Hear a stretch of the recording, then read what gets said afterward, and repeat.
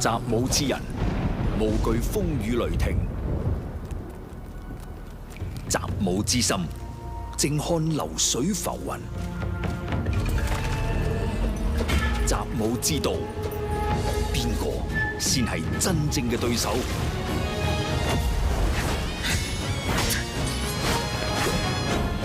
讓本帥看看，對手究竟有多少斤兩。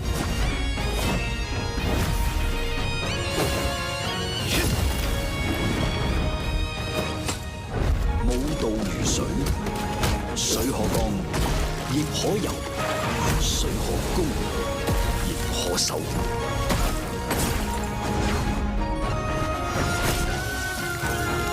滔滔江河，奔涌无形，无形为形，无道即道。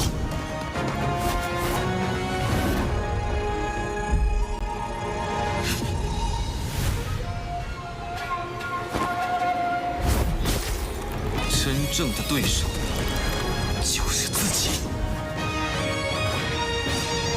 習武之道就係戰勝自我之道。霧係我，冰亦係我。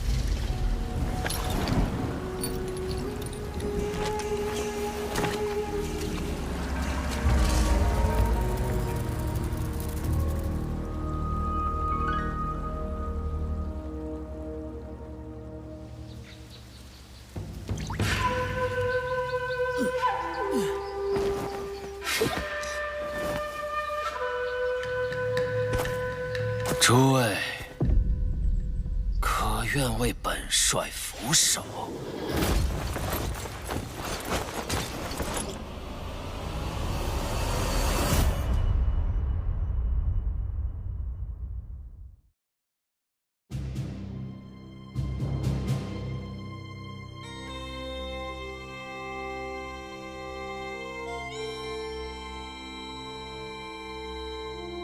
我就是你们要找的。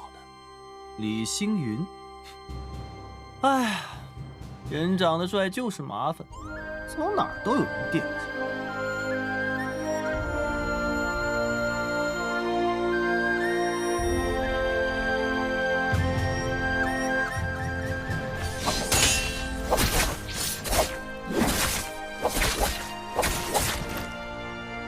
记着，本姑娘叫姬如雪，是幻音房的人。 幻音房的剑，从来不会迟疑。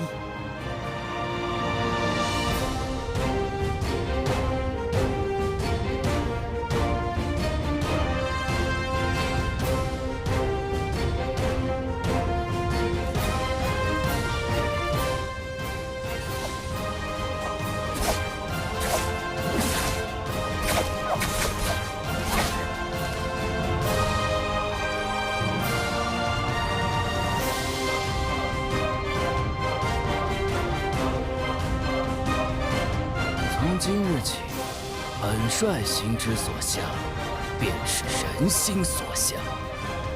诸位，可愿为本帅俯首？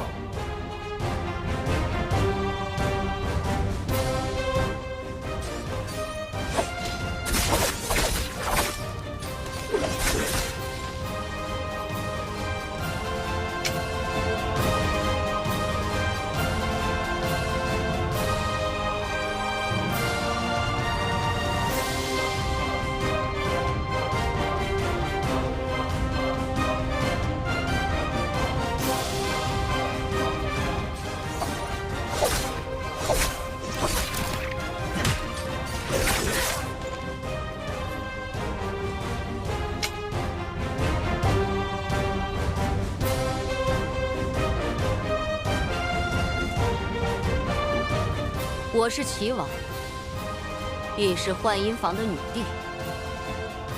太平只是这世间的面子，而里子早已烂透了。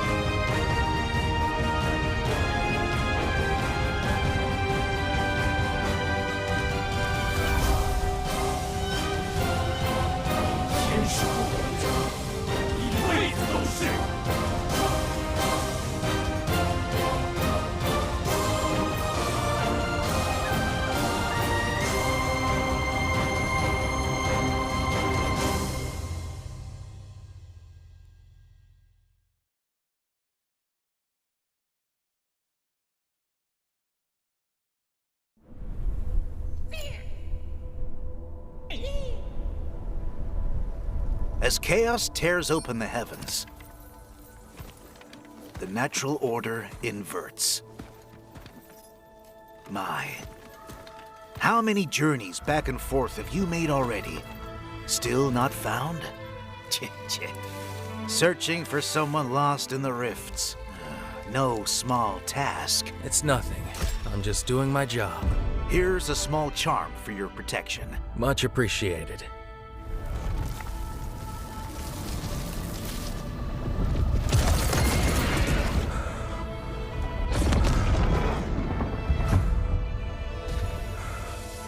This is nothing like I remember.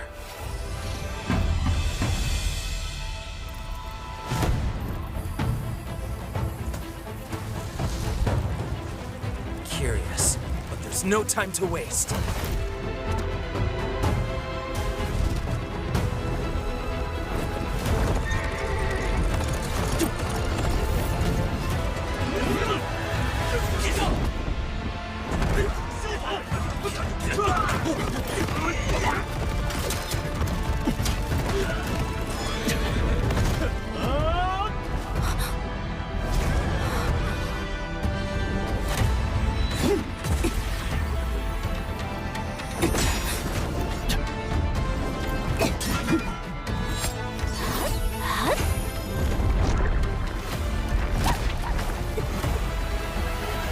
All that, Justina, only to become the matron. Traitor. I will not listen to Akira's lapdog.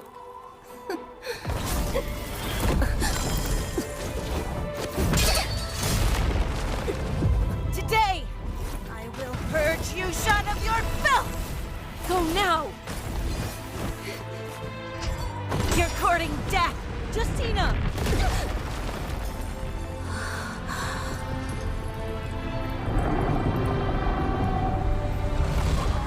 Excellent. It's taken the bait.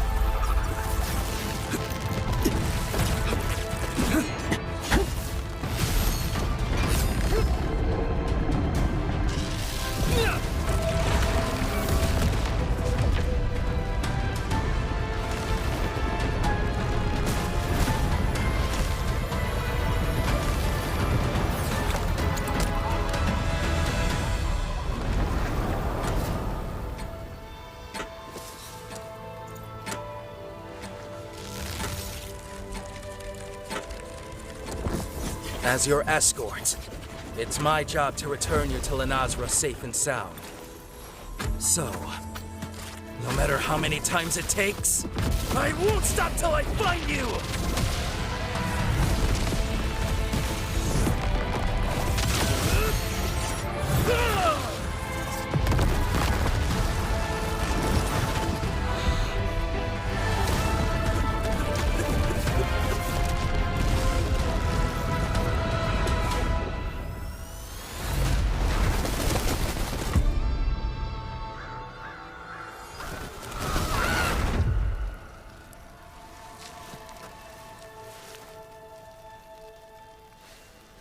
That light. Does it burn brighter than I do? When you find her in the rift, I'd like to see her for myself.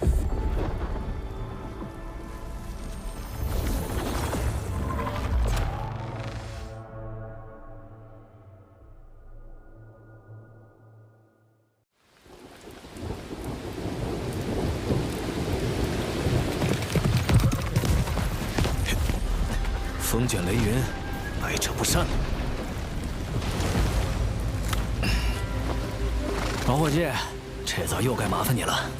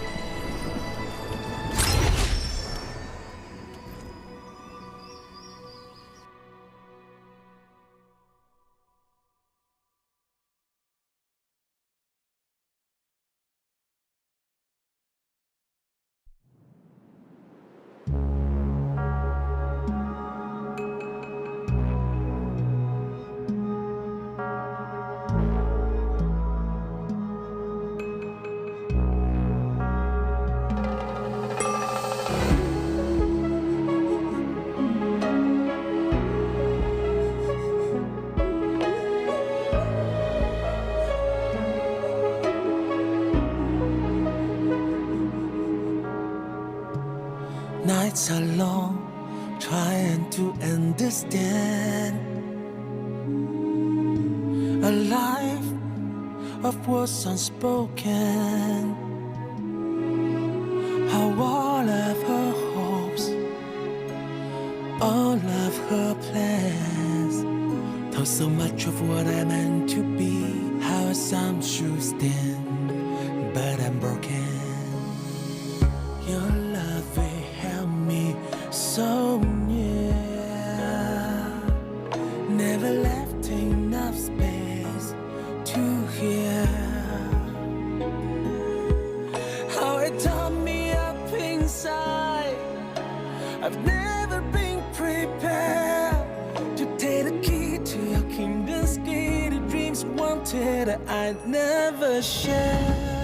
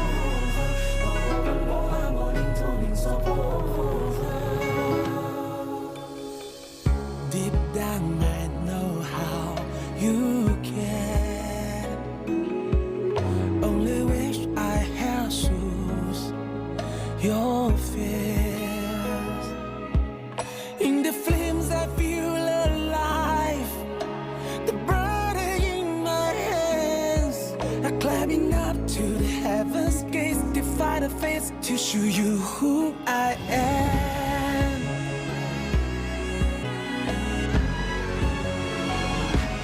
Break this throne now, trade for my freedom instead. I fight it on my own road ahead. I've got a fire in my soul, time to find my own demons. Just will never hold me back. Break this throne now, face the world with all that I have. Live forever held within my hand. To me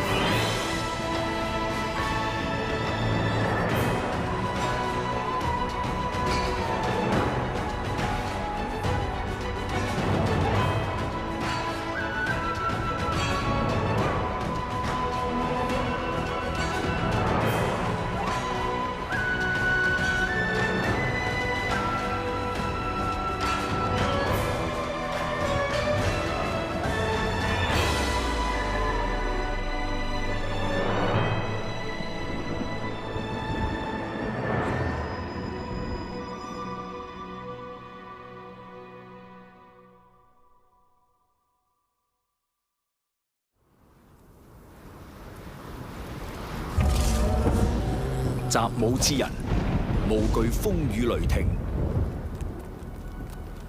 習武之心，靜看流水浮雲。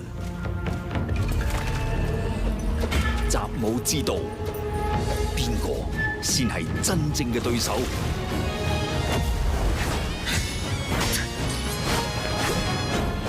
讓本帥看看，對手究竟有多少斤兩。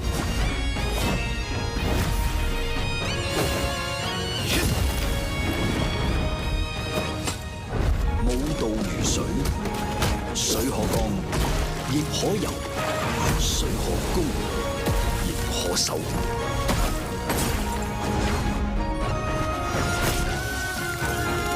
滔滔江河，奔涌无形，无形为形，无统即道。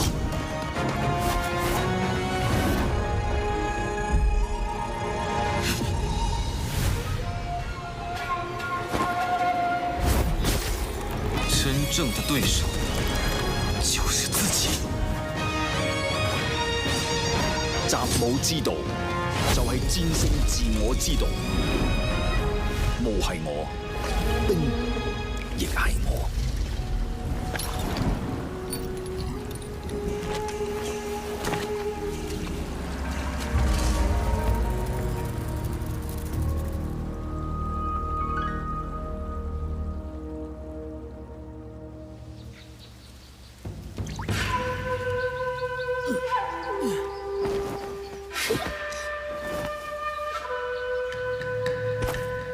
诸位，可愿为本帅俯首？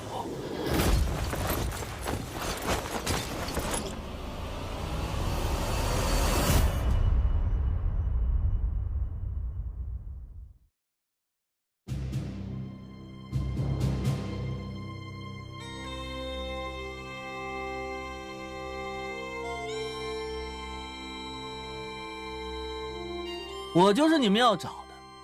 李星云，哎呀，人长得帅就是麻烦，走哪儿都有人惦记。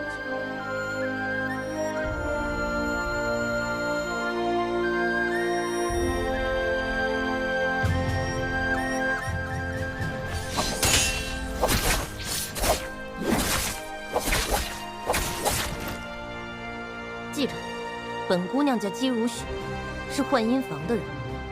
幻音房的剑，从来不会迟疑。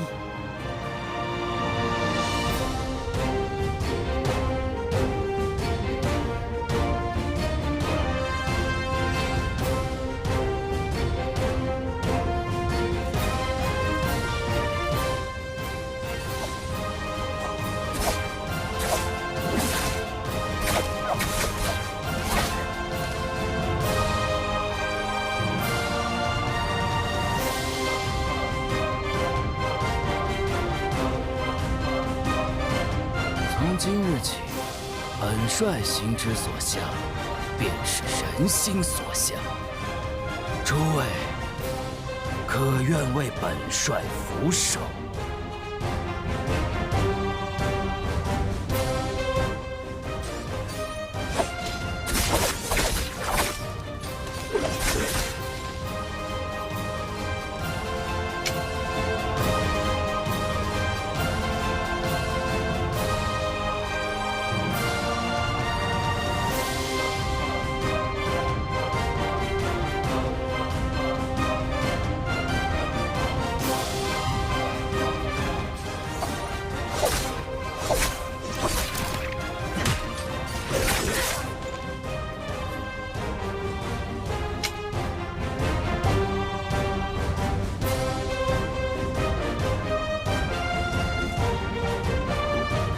我是齐王，亦是幻音房的女帝。太平只是这世间的面子，而里子早已烂透了。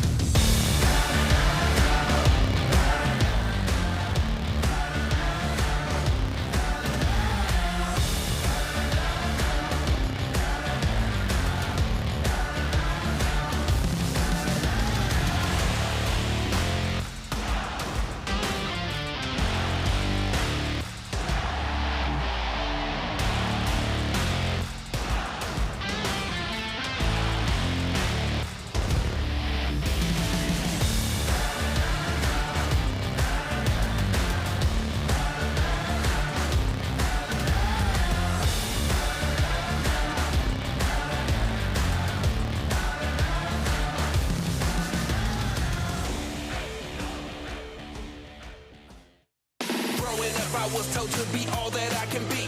You can get it too if you just focus and believe. Just as advertised, so you gon' get just what you see. I'm not you, not you. I'm M to the E, I'm me. Just as advertised, so you gon' get just what you see. I'm not you, not you. I'm M to the E. Ladies and gentlemen, welcome back to the NARAKA BLADEPOINT Pro League. I'm your host and caster 7. I'm joined alongside my man C8, the big creatives, Mr. Jump LMB himself in the cut. How's it going, bro? How you doing? Doing great, Seb. Doing amazing. Excited to see the trios. You know, haven't been able to find or see the trios with the new system implemented. So for me, it's a little bit of a training day, a little bit of practice day, just seeing out how these games play out. But we are on our third day for the bi-weekly 3 for trios. Finals will be this weekend for both solos and trios, but today we're going to be locking in our top 12 teams for trios alone, or to see who's going to be able to compete for that chip for the bi-weekly 3, which is, you know, always what these teams want. Overall, very excited to see. I do know it is the top 2 comps being played out for the first game. So I am going to be looking at that. Not gonna be surprised if it's the Enor squad or the one with Viper in the mix as well. So those two have been running it up from bi-weekly 2. But overall, very excited to see how these games are gonna be played out. Once again, Seb, you've seen this more than me, so you're gonna have to be, you know, taking me throughout the way and see how the overall day goes out today. And as you're watching, as the day goes by, make sure you are linking your NARAKA account to your Twitch account to claim some free in-game goodies. Today, we've only got the regular daily drops, but make sure if you tune in tomorrow, you can get yourself some bi-weekly 3 drops. But make sure your NARAKA and Twitch account are connected. Otherwise, you will not be able to receive the drops. And we want to make sure you guys maximize the amount of free stuff that you're getting in your NARAKA inventory. But yeah, C8. This is our trios game format from now on. Our new rule set, we've got 2 mirror matches coming in game 1 and game 2. Game 1, we're typically seeing, like you said, Viper, Justina, Syra. On that Syra V2, she's become incredibly dangerous with the double stun coming out from the Viper V1, the Syra V2, and then you have that lockdown freeze position 1 coming from the Justina. It is such a cool lockdown comp, and when executed perfectly, it puts numbers on the board. Yeah, I've seen a little bit of that, the Syra ult in the outer regions, and from what I saw, I was saying that it's pretty much like a better Viper ult, right? It's so much faster. You get the value of still applying pressure with the damage with the beam, and at the end of that cast, if anybody's around your AoE, you get the empowered dazzle, which is just insane. But, you know, taking a look at the overall standings currently here for the trios, WBG's at 22, YZG at 32, BBE at 32.5, OUG at 37.5, OA at 40, FPXZQ at 46. All these teams will be playing today, still having to play their second day. Bauda at 49.5, Alliance with 53, ASE with 63.4, Wolves with 64.9, 521 with 77.6. Good games there for 521. TE already played out their dual games with 91.7, or dual days. 2 days already played out there for TE. Everybody else still are going to be competing today for their second day to try to rack up as much points as possible. Now at the top of the pyramid, WZ locking in 93.5 in 6th place, GG with 95.7, DRG with 101.4, SS1 with 108, SR with 122, and JL with 154.7 points. That is an insane amount of points for 2 days there, Sam. Holy. Yeah, it is absolutely crazy that they put up those numbers. But one thing you have to keep in mind, GG got themselves to 5th place with 1 day of point scoring. They got 95.7 points in a single day. They finished first after day 1. 521 was actually in a close second at 77 points before we went into trios day 2. So I'm really loving that we're getting to see global regions starting to compete on the same level as CN. 521 has really stepped it up this season, and it's this bi-weekly especially. If they're able to keep the same amount of points that they put up, in that first day, they're going to get a top 6 placement for sure. And that is one of the first times that we've seen 521 place even in the top 12, let alone the top 6. Ladies and gentlemen, this is going to be our schedule for the day. Predoria Midnight starting it off. What a classic. Then we're going to the Holleroth Starry Night. We haven't seen this since before the mirror matches. We started seeing it after the mirror matches happened. We usually had a Holleroth Sunny there, but now we're getting Starry Night. Then it's to Morris Isle Dawn, back to Predoria, Holleroth, and then Morris Isle midday to close everything out. We're getting the Firefly maps early. Don't you love to see it? And taking a look, this is our most played comps so far. Yeah, I mean, like we would discuss right as soon as we started the show, just that Justina Viper Syra comp has been a big staple. That Syra V2, once again, with the Empowered Dazzle, it's just been very, very amazing here for these teams. And the Inner squad as well, now being implemented into the Pro League. A lot of teams really quickly formed a composition over that character, and you see it there with the Matari as well and the Feria, how well it does in these games. And, you know, the Monk Kylan comp has been a very runner-uppers comp right before these changes, and we saw it there really pretty much taking over the whole trio scene with how many teams prefer to play that comp over anything. But now we have a little bit more versatility. I'm very curious to see how it does in a pro player's hands. You know, this is the best of the best going at it. So definitely here for Biweekly 3 Day 3. It's gonna be an amazing time to watch these trios team compete and try to make it into that threshold for that top 12 for the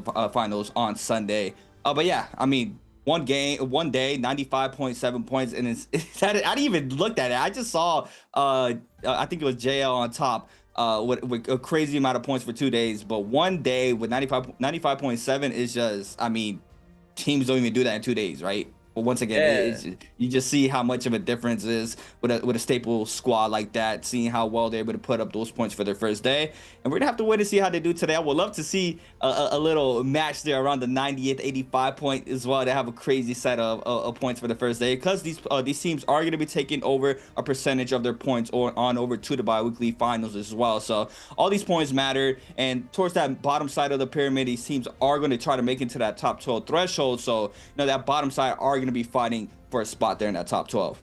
Yeah, keep your eye out for the bottom 12 teams all competing, the bottom 6 teams competing for a spot in that top 12, and keep an eye on GG. I'm going to predict it right now before we go through.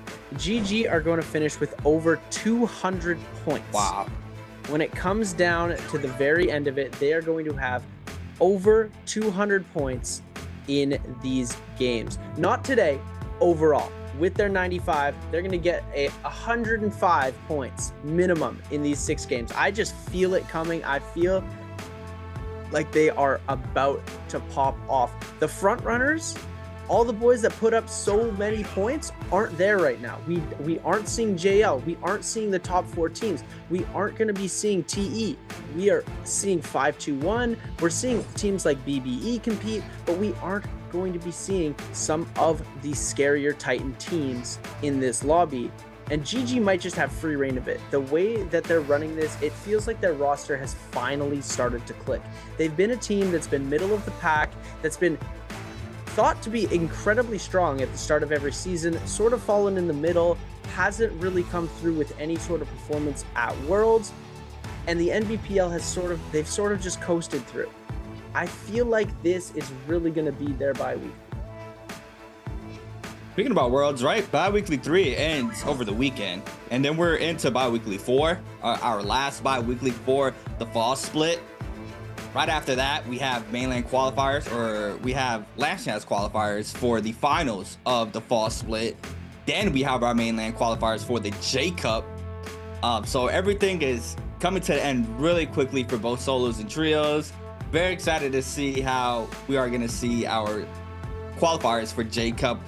For other regions, that is coming a lot more sooner than the Pro League. They still have another bye-week to be played out, but still, everything is pretty much coming to an end very, very fast. So overall, this is where all these teams are going to be at the pinnacle of their skill, how well they're able to play in these games. Every day, they're going to try to adjust for that J Cup qualifier. Because, you know, at the end of the day, that's the big chip. That's the big trophy that all these teams work hard for every single year to try to take that J Cup home. in just a matter of time. Next thing you know, we are already in J Cup. But overall, still locked in for our third day for the Biweekly 3. It's very, very interesting now. Triple Firefly maps to start off the day. I mean, the pace is going to be a lot more faster, right? Those Fireflies give you that ult as fast as possible. On top of that, the glyph board that these players are running for the Rage, it's always different than solos. But I think now it might be a little bit more towards the same side, because there's a lot of players who run Rage and solos as well. But overall, Triple Fireflies to start off the day. It's going to be really setting up the tempo for a lot of these teams. How fast they're able to get these fights done, how fast they're going to be able to collect these eliminations as well. Very curious to see how they do in Realm. That comp, the Syra comp, once again, I haven't seen it in the pro players' hands or pro players' team's hands. So overall, I'm very excited to see how that comp does, as well as the Enor comp being now implemented into the game, how well they do, and you know, what's the counters for each, right? How they do against each other in Realm, because for our first 2 games, it is a mirror match, and we see it here with the Justina Viper Syra. Yeah, the mirror match is really interesting because it really comes down to raw skill, micro ability, macro ability. Everything comes into your gameplay. When you go into that Realm of Yang, it is an isolated 1v1 with your ultimate abilities fighting against the exact same team. It is the ultimate test of skill. There's no excuses of, oh, they had the comp that hard countered us, they had this, they had that. No, it is, you get skill diff, right? There are a lot of different interactions that can happen that can lead to certain different outcomes, but the baseline of it is which team is going to have the better skill in that particular fight, who's going to crack under the pressure, and who's going to rise to the occasion and put up the points on the board. The multi-way fights in this, after Realm of Yang 1 finishes and the Vermilion lives come out, it gets absolutely Shadow Duncan oogly. It is insane to see that coming out there, as we are going to be seeing everybody running the same comp. The only difference we might see, I'm pretty sure it's gotten pretty standard, especially when it comes to the mirror match, nobody trying to play outside of the box. F1v1 on the Viper. There has been a lot of debate in the past, in our past bi-weeklies, in our past metas, whether F1v1 is good or we play F2v2, F1v2. There's been a lot of different combinations of the Viper ultimate, but F1v1 with this comp specifically has solidified itself into the meta. F2v1 for our Justinas, and F1v2 coming out for our Syras. That V1 used to be meta, but then we did see a slight altercation. You only get 3 of those Dazzle Ball throws, and you're not able to just perma heal your teammates. So that V2, that circle around the Syra that shows up, that if you get caught in it near the end of the ultimate, if you're an opponent, you get stunned. It also does healing to your teammates. So it has become a lot more beneficial in both of the senses of control and of support for the team, because Syra is that like battle healer hero in the game that is supposed to combine the aggressive tactics with the healing abilities. And it's been very well balanced out. I think it is really shining through with this composition. Nerfed, by the way. Nerfed. 100%. Nerfed, by the way. Overall, yeah, since Syra has been implemented into the game, you start seeing the Karumi being pushed out of the meta. Then you start seeing the Zaping. I don't even know if they still play, if a lot of teams still play Sand Siphon with Zaping on it. But I'll see that today. We had our drops starting off for our first game of the Bi-Weekly 3. Day 3 trios. My name is Creators. I'm here with Seb, locking in our first scrap off. 521 against ASC. Massive parry there from Fat Milk, forcing out the Syra F. Ivan is going to be stacking up elimination onto Xiao Wen. A player is going to fall there for ASC. Now in a 2v3. The response from Fat Milk once again onto Han. Big parry, missing the other hands, be eating a lot of damage. Swaps on over to the fan. The dasher from the Justina missed, still trying to fight for his life, but the freeze connects there for Ivan, and they are going to be snagging up the first 3 kills of game number 1. Oh, look at this Alliance coming for the tactical nuke drop down, but they get out of the way just in time. Fat Milk is going to get caught out. Wow. All 3 players aggress on. Viper trying to come through. Ivan, trying to come through with the peel, but it's not going to be enough. Pampy gets taken out. Now it's a 3v1 situation. Oh my goodness. Jung with the drop down ulti.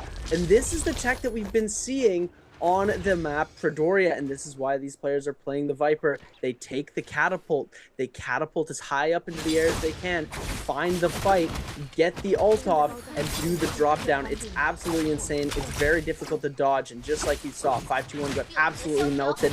Flipping over to Imperium now, we're going to be seeing ZGE trying to fight for his life here as Kiki tries to come in for the peel, but it's not going to be fast enough as Bauda's NY7 going to clean up both of those eliminations very quickly. BBE though, looking for the third-party opportunity. It looks like Bauda Zem is going to get caught into this mix, trying to see if they can go for the elimination here. Bauda Zem does have a huge weapon advantage, but he's going to get himself parried right away. The 3v1 situation, Zem does end up going out, and Dofu picks up, oh, Asbon actually picks up the kill. Yeah, straight aggression off drop. You see QGG taking out 2 here in the kill feed. YZG getting active against OA. The silence connects as well into Cuckoo. Cuckoo's gonna fall there, and YZG are gonna be cleaning up that fight there against OA. And yeah, I mean, the drop down ult there with the Viper in the early days of NARAKA got his name AC-130, right? It was a staple in Morris Isle, especially on the top left-hand side of the map, where all those trees are in the terrain. A lot of the teams would, you know, just wait on top and wait for a perfect opportunity to drop down. They hear any commotion and, you know, just invest the Viper ult. And now we see it here in Predoria with the catapults, just being able to do the same method, just in a different map. Now Wolves U still having good setup now. Purple armor off rip already. Still picking up a lot of resources. The outskirts of the map. Flying knives as usual. Not a surprise. Both modes. Super strong weapon. Mid, long range pressure. Focus attack. Full extensions. I mean, we don't have to keep talking about that weapon. GG LXM though. Fist blades in hand on the Viper. Full team scaled up on blue armor alone. Have to wait and see how the remainder of the team scatter up. We still have some aggression though in the center in the map in Imperium. We have double Viper ultimates being invested. The stun connects onto BBE. SS are going to be able to get that ultimate off. We do have the Syra ultimate is now being invested. Rishishi shows up to the mix, trying to get the dashes, the triple dashes connector on the Justina there from Baby U, being able to ice off that pressure, and SS still staying up since the 1.0. The parry connects to the back end. Rishishi trying to fight back there for his squad. Dufu in the back end drops very low. He is going to fall as well. F invested for Rishishi in a 1v3. Very, very hard task to do here, especially against OUG. The clinks and the chip damage there off the light attacks for elimination, and OUG are going to be cleaning up BBE and to start off this fight. And we see overall the teams who have been picking up those 3-piece kills, that being 521, Wolves, Alliance, Bauda, OA, OUG, and now YZG running up the leaderboard with 5 currently. 521, the other hand, coming out the resurrection. No reset after if they do get eliminated. Still trying to find up some more resources. They're potentially going to be running in onto YZG. Bauda still scattering out. See NY7 going for the long route here, looking for more resources to be able to set up for that first Realm of Yang that we're about to see form up in just a couple of minutes. Now snagging up that purple Hong sword, still scaling up. See the remainder of the teams now with aggression has stopped for now. Overall, the damage has been done in the early game, and now we're going to be setting up for the mid game. And mid-game is about to roll on through. We're going to see Realm of Yangs dropping very shortly, as well as a few other things that are going to get locked in and rolled underway. We're getting our caves and our spirit wells that are going to start to open and give access to these players some very high-tiered loot if they want it for their scaling. They can opt to go into that Realm of Yang to try and get themselves the buff, or they can try and go for the spirit well, get themselves a buff and a bit of extra loot as well. Not as beneficial as getting the 3 eliminations that you would get going into that Realm of Yang.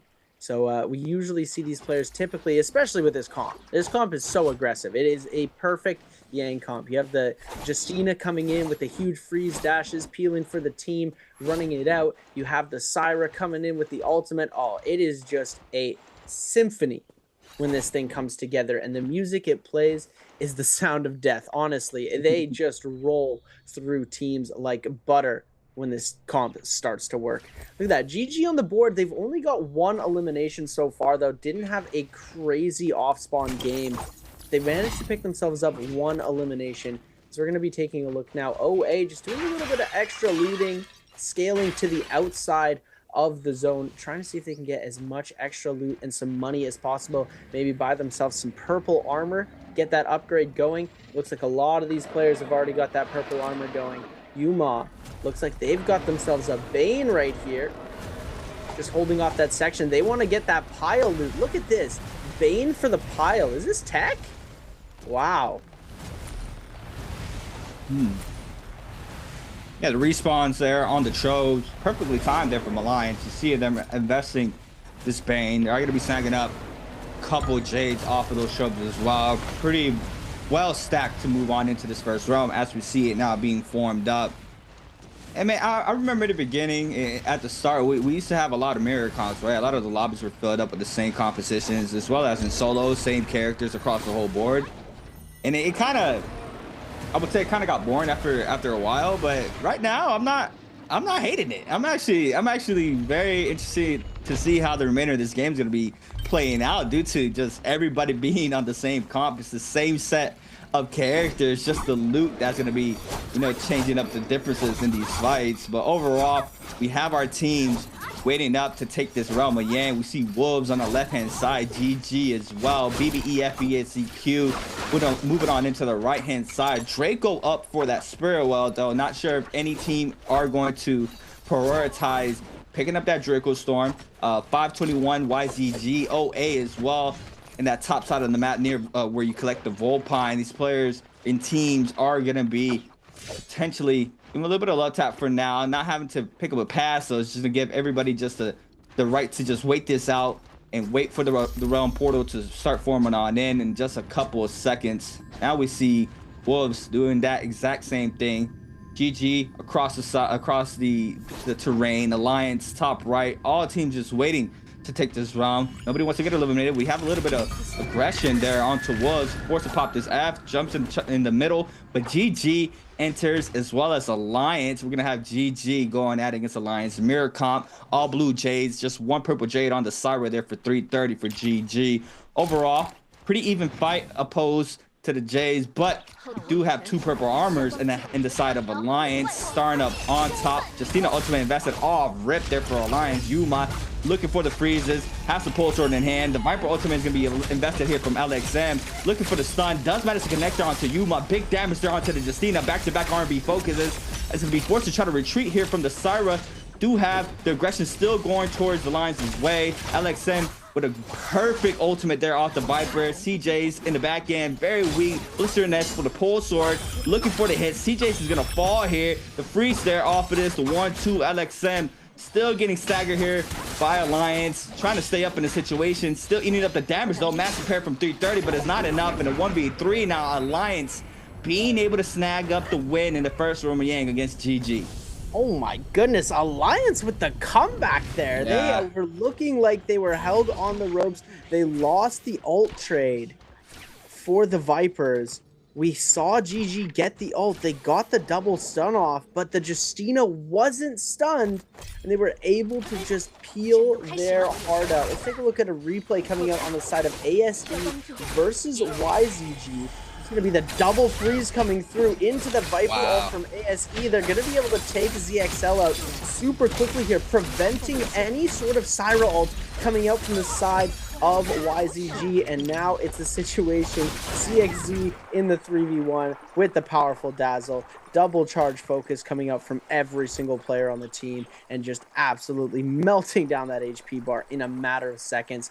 Pick themselves up some nice bit of loot as well. That's going to be one purple armor on the side of Mist. Mist being the one to dive into those fights, so they need to get him stacked up on armor as much as possible.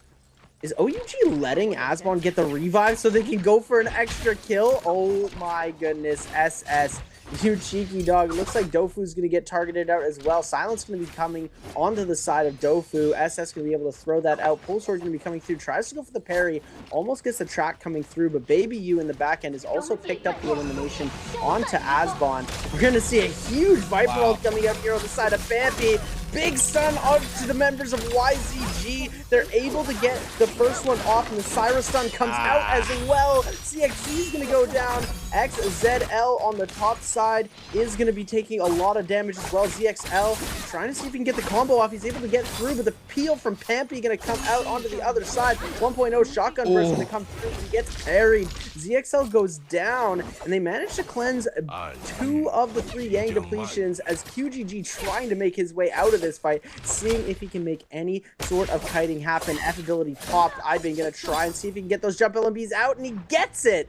Oh my goodness, 5-2-1 on 6. Wow, amazing. ASC though, against Bauda, do have the elimination going towards ASC's way for now. Now the Vermilion's Bird Smite is going to proc. XM, last one standing. He is going to be eliminated here, and ASC now having all the blooms in the world there. They need it back for their ult, but a lot of congestion and a lot of aggression happening towards the lobby now. You see OUG, very weak. GG in the mix as well. Currently with 2 eliminations on the board here for GG. Looking to lock down their 3rd, and they're able to do so here onto Zenyu, OUG's member. Another Viper ultimate is going to be invested from both squads. I believe GG's not going to be able to get no value. He does onto AB. Ab now is going to be, ooh, massive parry from Cuckoo there for the beautiful peel. And now he's trying to retreat off the situation. Everybody looking at LXM now. OA quickly see the aggression, quickly adjust there onto LXM, and LXM is gonna fall there to AB. 2 on the other hand, go ahead and back on up. See the potential of another squad showing on up, and that's going to be Epi at ZQ, but aggression is going to be going towards CJ's way. Another member here from GG tries to take the win, Gus. Has a little bit of time to do so, though. Had a little bit of movement error. We see the retreat there from OA due to Epi at ZQ trying to get aggressive off of this, and one of the members from Epi at ZQ has that Yang depletion, so they have to try to get that for the Syra to cleanse out that Yang depletion. Gonna have to wait and see how they're able to do that. Wolves on the top side as well. Potentially be running on in here to FPSZQs. You see them still getting aggressive. CJ's is still weak in the back end. Lots of ults are gonna be invested here in this fight as well. Syra ultimate now called in here for Keki. He's gonna be looking for the Syra stun after this ult duration runs out. Do have a member from Wolves there drops very low. The Justina freeze catches 2 freezes. The Viper ultimate from ZK to try to counterattack against the opposing squad. FPSZQ managed to stay up. They managed to pick an elimination onto NHQ on the other side. Still have the aggression happening towards you this time around. The Justina for the squad, or the Syra, sorry, is going to be taken out as well. And FPSZQ cleanses now trying to back on up. Do not want to get another third party into the situation, so they are going to full retreat, but Bauda is already there looking for the trail onto that squad. We see ZGE potentially being the first one being picked out, but no, ZK with a sneaky little play picks up NHQ and potentially gonna be picking up you as well, and Wolves are right back into this fight. This is such a fun comp to watch. I absolutely love the mirror matches. Back in the day, if you would have told me we would be having more mirror matches, I would have been so upset. But watching how these players are able to fight through to these mirror matches, it is so much fun. And look at that, ladies and gentlemen. As I predicted, the 200-point day, GG is already out with only 3 eliminations on the board. YZG also eliminated with 5 on the board. They were looking really strong right out of the gates, but it looks like they did end up falling short trying to cleanse that Yang depletion. Oh my goodness, Xiaowen getting hit with a huge overhead slam, trying to get himself into the Yang, and it looks like his teammates managed to secure that for him. Going up against 5-2-1. 5-2-1, another team that's been managing to perform incredibly well and staying consistent throughout this entire bi-weekly. And let's see if they're able to continue to do it. Ult going to be coming out right away into the Spear Bog, into the freeze, but he manages to miss the freeze. The Combo Breaker ult is going to be coming out on the side of Pampy. Looks like ASC going to be the ones. Oh my goodness, what a double dash from Xiaowen coming out in the back end. Huge damage going to be coming through onto Ivan. Forced to go for the freeze again. Ivan on the back end now trying to go for a combo, but it looks like he's not going to be able to hit it. Gets the dash onto the other side onto Miss. Now it's a 2v1 situation. Fat Milk against Han and Xiaowen. They managed to pick up 1 elimination, weren't able to pick up any more. What a peel from the Justina on the side of Xiaowen. He's doing such a good job. Fat Milk going to get himself parried here, and that is going to be it for him. Oh my goodness, the Justina play coming out here is absolutely insane. The way that they're able to just run through their opponents so fast. Kiki going to get eliminated on the outside of the zone. to Alliance. Alliance now buy us some of these resources. We have Mystic Might for ASC. Wolves coming out of losing 2 players, but the reset, going into Realm and snagging up the White Tiger's powers, winning out that Realm of Yang. See now Baby U, that could potentially be Spirit Wealth though, because a lot of these teams are snagging a Mystic Might for the second buff, as we see it now as well for OUG. The silence there for ZK onto one of the members of, I believe, BBE. Dufu trying to make a break for it, but it's going to be a lot of aggression here from Wolves, looking for the last and final hits. The Siren Ultimate is going to be invested there for that player on the top side for BBE, looking for the damage, looking for the dazzle, but now it's going to be forced to create the space. The grapple LMEs are good there for Wolves, and now caught up in the corner, lots of stagger, trying to make a run for it once again. It's going to be so hard to try to live out a situation in a 1v3. Spins back to R&B focus, gets the damage for now, has the F once again. Doing a really good job cutting out the pressure for now, seeing if he can potentially get some players to move on in, but looking at the mini-map, it might potentially not be the case with now getting counter grapple. Overhold sends it outside the door, but the parry is there, and Wolves NHQ with the last and final hit there onto Dufu, and BBE is gonna fall out of game number 1 with 1 elimination on the board. We still have a couple more teams left, well, the majority of teams left. We have OUG in the Realm of Yang. A little bit of replay here from our second Yang. Looking at it, looking to double tap dodge on out, managed to do so. The Viper ultimates are going to be called in. Who's going to be able to get the first stun? And it's going to be OA there against OUG, being able to get the damage onto SS. SS managed to stay up, but then Power Dazzle is there, beautifully done. The pressure goes towards his way as well. He is going to be eliminated. Now OUG, Baby Juice, trying to make it see if he can find the value onto Cuckoo in the backside, playing dual blades on the Syra. Goes in for the jump parry. Is going to be AB, being able to get the parry there onto Zin Yu. Still cutting out the pressure. This is a 2v2. R&B focus is good there for AB. Kites out the pressure. Copper Blue flies in there from Cuckoo in the backside. Baby U sees the aggression. R&B focus is good there for the spear. Cuckoo falls out of that interaction. And now Abe in a 1v2 trying to stay up, but the 1-2 from Baby U being able to snag up that elimination. OA and 521 now going at it outside the round. And this is 521's chance to try to cleanse out this Yang depletion. Yeah, 5-2-1, not looking too hot right now. 2 minutes and 32 seconds left on that Yang depletion. OA trying to cleanse as well. Big parry coming up from the side of AB. Two-Tick going to be able to get a parry as well. AB with the parries today going absolutely insane. Another parry on the side, but that's going to be Pampy hitting that one. Two-Tick force out that F ability, trying to go for the combo breaker. Overhold's going to connect on the side of AB. He's got that purple ban, absolutely lethal damage. So many purple bans in this fight, actually. You're going to see, oh my goodness, the double uppercut from the fan coming out on the other members of 5-2-1. Big parry going to be coming through on the side of Cuckoo too. Two-Tick going to be able to connect on the 1.0. Another parry going to come through on the side of Two-Tick. Wow. And oh my goodness, OA managed to turn that around and absolutely wipe out 5-2-1, fully cleansing their team and putting themselves on 9 eliminations. As we flip over to Fun Plus Phoenix getting fully eliminated as well. That's going to be ASC's Han with the cannon shot from downtown. Xiao Wen going for the chase on to SS with that Justina ultimate. We're going to be seeing that Viper ultimate getting released now. Uses that last dash just to create some space. And it looks like they're going to be able to avoid both the Syra and the Viper ultimates on to the side of OUG, as ASC are going to jump back in as soon as those ults drop down. Shinyu in a lot of trouble. SS going to try and jump through with the peel, but it looks like SS is almost nowhere to be found. Grabbing the pull sword away from him. Shinyu trying to continue to guide this out, but it's not looking too good for him, as Alliance could be jumping in on the third party here. And this could actually spell trouble for ASC if Alliance do smell the blood in the water. It looks like they have ended up spotting out Shinyu. Shinyu going to be able to pop that F, trying to kite this out for as long as possible. Keep in mind, SS is still alive. He's just nowhere to be found at the moment. He's going to try and get out of this, but it's not going to be too easy for him, as there we go. ASC's miss, picking up yet another elimination, putting them up to 11.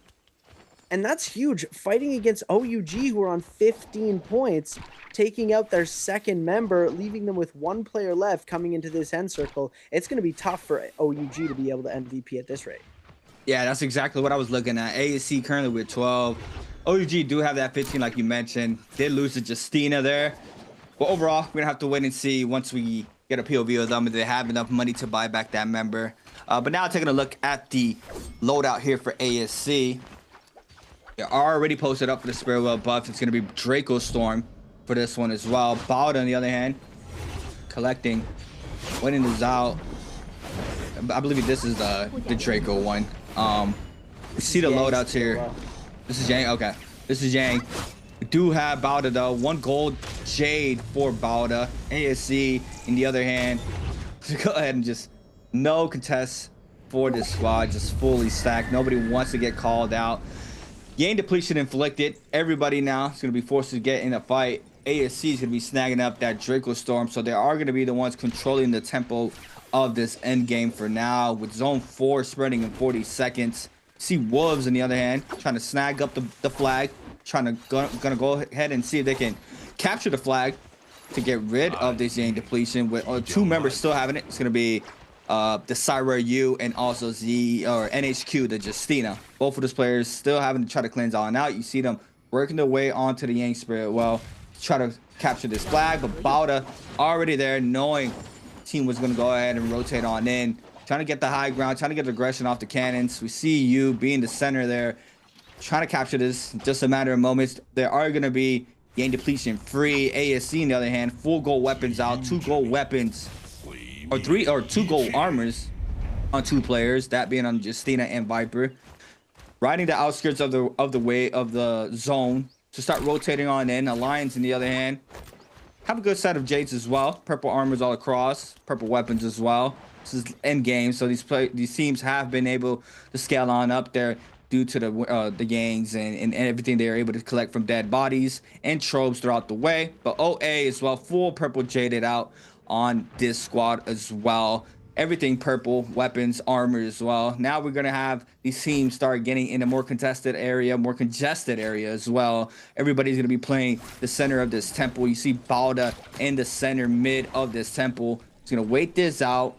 All these teams rotating on out. WBG, see them a little bit silent throughout the game one. Did see them there in the back end, waiting this out. I think potentially already lost 2 of their members, or even just 1. But on the other hand, Alliance trying to get aggressive onto OUG. Justina ultimately is going to be invested there onto SS. The freeze connects there, caught up inside the zone. SS trying to make a run for it. We have the Viper ultimate now invested here for SS. Is not going to be able to snag up a stun. He's going to go ahead and see if he can find a full reset inside the zone. The zone is ticking very hard though. It looks like he's gonna be eliminated to the zone, and he is. SS is gonna fall, and OUG are going to lose a member very early here to this end game.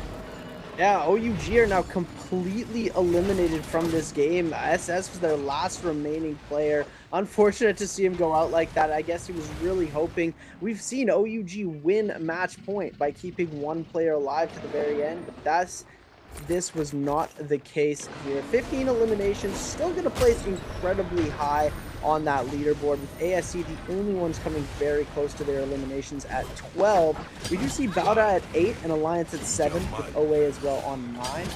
There is potential for teams to pass that threshold, but they will still be placing in the top 5 of this lobby for sure. The amount of people already eliminated, we've got 18 players left as the 90% Bane, covering 80% Bane, covering 80% of this playable area, has struck onto this map. Everybody clamoring for safety on the outskirts, holding with their golden jades. They're using that weapon extension just to block any ranged projectiles, make sure they know that this space is theirs and no team can come in and mess with them. Final Spirit Well going to be coming through, and it looks like Jiangjiang going to push ASC out really fast. We are going to see the no ultra pop as well on the outside. Oh my goodness, the stun coming through, and Yuma with the final bow shot. Everybody sharking in as soon as the ult comes out. As one person gets caught, they are absolutely finished. Mist is going to end up missing on that side, and OA moving in. Mist going to get parried here, but oh my goodness, the peel from OA. OA coming in for the huge peel, and oh my goodness, Yali getting absolutely minced by Cuckoo 2, trying to bring this around, seeing what they can make happen with this, and it looks like they were the ones who managed to claim that Spirit Well buff, and now they're controlling the entire pace of the lobby. ZK coming in with another huge Viper ult. Xiaowen gonna get caught on the outside. OA gonna pick up that kill. Wolves, you actually gonna be able to get that with the pistol onto ASC Xiaowen, and I believe ASC has lost 2 members now. ZK getting absolutely blitzed down by ZU from Bauda. Bauda jumping in and picking up a couple of eliminations as they jump into this. Circle is closing. Bodies are dropping. It's absolute chaos. Yeah, all these bodies have been falling now. We do see around 5 to 6 teams still in the mix. Just one dual pair there being WBG. Nope, just a solo now for WBG. 5 elimination. Wolves now with 6. Looking efficient. We see the aggression there. OA still has that Draco for 105 seconds remaining, so they are going to be able to get aggressive. We see ASC taking a lot of the damage. OA trying to get this elimination on to Alliance. Are going to be able to invest this Viper ultimate. The stunt does not connect on the top side. We do have the remaining players of OA still applying the pressure there, and they are going to be eliminated 1 member from Alliance, and now OA trying to clean up the rest of the lobby. WBG's Euron is going to be able to eat up a lot of damage here, and they are going to fall as well. And OA now with 11, matching the energy of Alliance and closing out pretty much this member of this game. Baldi on the other hand, NHQ are going to be eliminated there to XM. XM is going to be snagging up that kill. Overall, OA still posted up on the top side with 69 seconds on the Draco. They are going to be having the upper hand. Alliance Yuma, though, on the top side. Lone Wolf staying up, being able to get that full reset in. The pressure from Bauda and OA is going to be the top 2 teams going at it. We see Alliance still alive, though. 1 remainder member there for Alliance to Justina. Going on takes the hand. A little bit of love taps there onto ZU. ZU, on the other hand, to go ahead and back on up. Are going to be able to just claim this bottom side of this terrain, but they are going to be pushed on top side of this end circle. ZU can go ahead and invest the Viper ultimate early, looking for the stun, catches onto Cuckoo on the top side. He's going to fall, take a full reset, and Yuma is not going to allow that to happen, though. Justina F is going to be invested. Draco Storm up for another 30 seconds as well. Dazzle's called in. NY7 now with the Syra ultimate, looking for the damage onto OA. For Balda not being able to snag up that damage, though. Turns right back down, and Power Dazzle connects there onto OA's Justina member on the top side, looking for the hits. XM, though, looking for the Justina freezes, not being able to connect off the first 2 dashes. The third one doesn't connect as well. Lands on the top of his head there from Yuma, gets the freeze on to Jinjang. We do see the F called in the backside. Viper ultimate called in for AB. Another Viper ultimate called in for opposing squad as well. No stuns. Yes, it does connect there on the bottom side. Looking for the last elimination. It is going to connect there for OA, and OA looking so good right now with 13.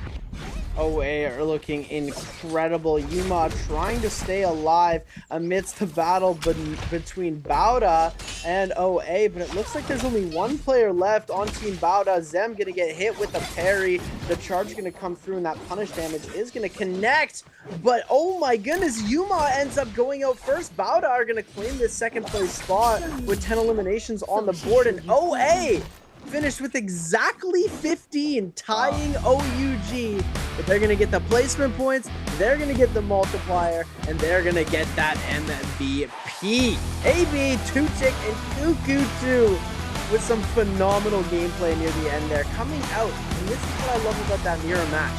You can see teams pop off in the beginning, but once it comes down to that end game, it can all change in a heartbeat. We thought it was coming up all OUG. We thought it was coming up ASE. Both of those teams were eliminated going into that final circle, and OA had everything to do with it. They claimed that Draco Storm on the last Spirit Well, and it won them the game. The healing that they got off it, the stuns that they got off that ultimate. You saw that first stun, that first Viper stun in that no ult zone. They got the 1 player from ASE, and he just got absolutely deleted. They hit 1 button.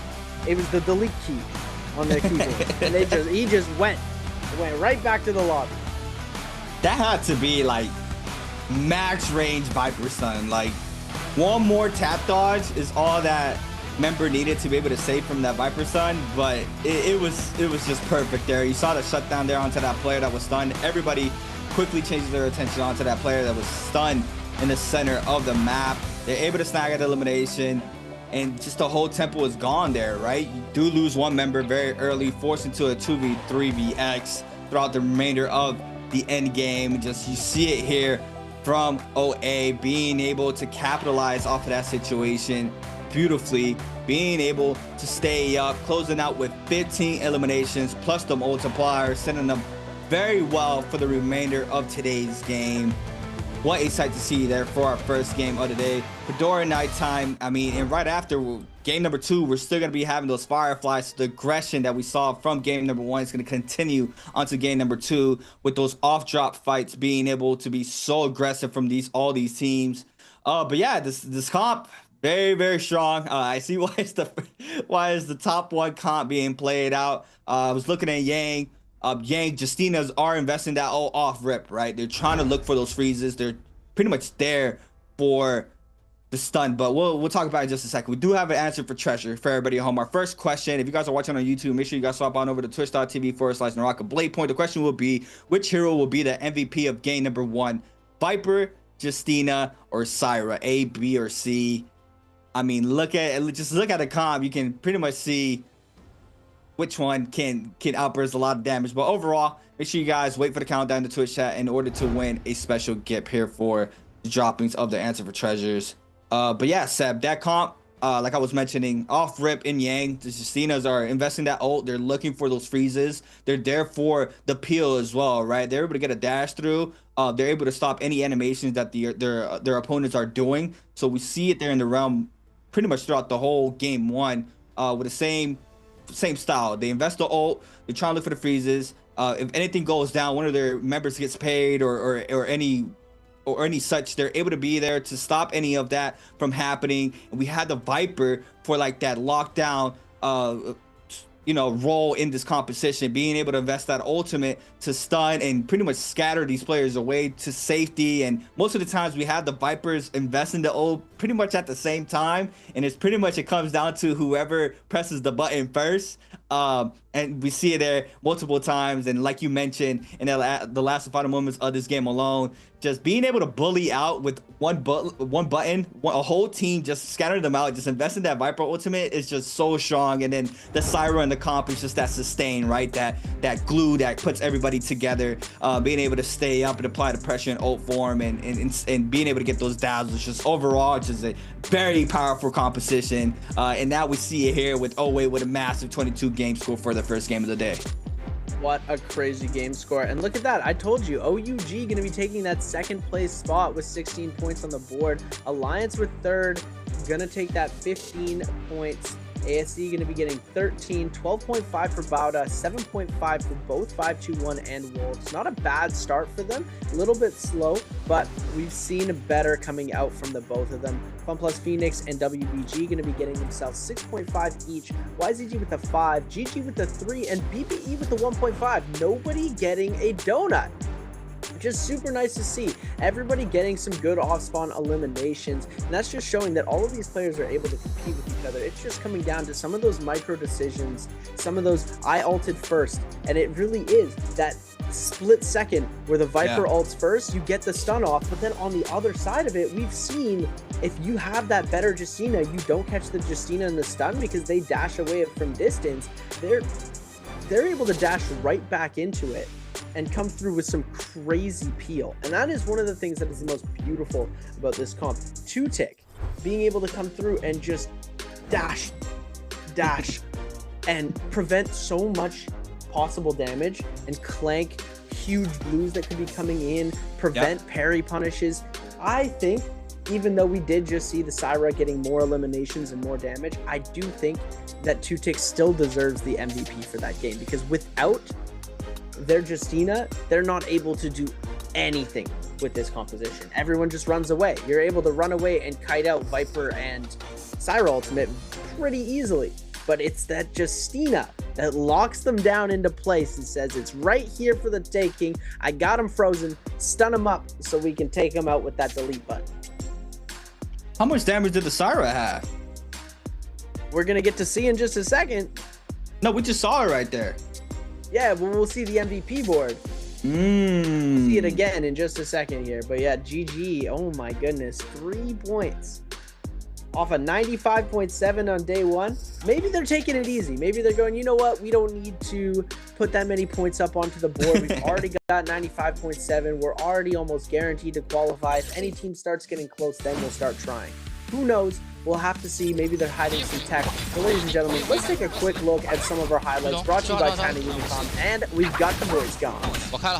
Yeah, we got the voice cons. Fight for Volpine. Here. AB. Shot very low. Looking for a place to take a reset in. The other hand, stop out and over. Full highlights of OA. Being able to get the Viper weak from the opposing team. We hit the bell as well. Get the call in from all the remainder teams. Moving on in from the motion. Yeah, we see it here. Back to the top side of the map. Oh, gets the silence into the raw uppercut. The peel was good there for 521, but unfortunately the health was not in their favor. They eat up, I believe, 3 to 4 parries there from AB. That was some 2. Being able to get those 3 parries back to back, being able to snag up those kills. Now, in this end game, looking for that full momentum once again, coming off of those eliminations. The R&B focus is good. Now investing the Viper ultimate to lock down the remainder of the players. They managed to get one stun on the bottom side of the terrain. Cuckoo dropped down for the elimination, I believe. Yes. He's going to be snagging up that kill. Massive parry for the Viper. Saves up. Everybody's still fighting the scrap off. No ult online here for OA, but it doesn't even matter. They're able to sustain anything throw their way here in this end circle. The silence is good onto the Justina. No overhaul release, but do see the Syra, like you mentioned, taking the MVP for this team, OA. What was the damage? Because the Justina had 29,000 damage. Oh, we're going off eliminations, huh? Yeah. That's why they do it. They do the eliminations. But I gotta say, the Justina was putting in so much work. 29k damage? That's crazy. Almost 30,000 damage to Cuckoo 2's 13,000, but the 7 eliminations coming out. I just think that this comp doesn't work without Justina. You can put Justina, you can take the Justina out of the comp and it just doesn't really work too well. I think that Justina should always be the MVP of this comp, especially because you have to be so coordinated when to throw your freezes. You've got to be able to hit those double freezes, first thing.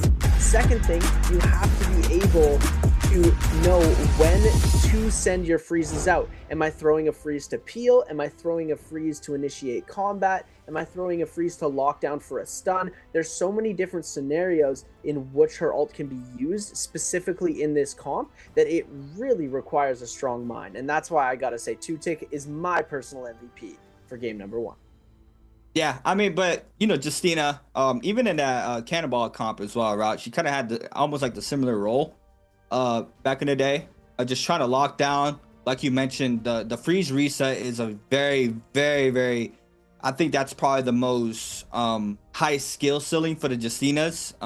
Being able to get those resets, right? After those 3 dashes or 4 dashes, they're gone. You're not pretty much not gonna do much. So the resets are very important. Like you mentioned, being able to get those perfect timings, when to throw it out your dashes is the highest skill ceiling in her kit to try to make these compositions work. And we saw it there multiple times with all these teams running this comp, looking for those lockdowns on those freezes, going for those resets when you're able to go past 2 players or more, being there for the peel as well. Everything that this character has is so good in a trio setting, as we've seen it here.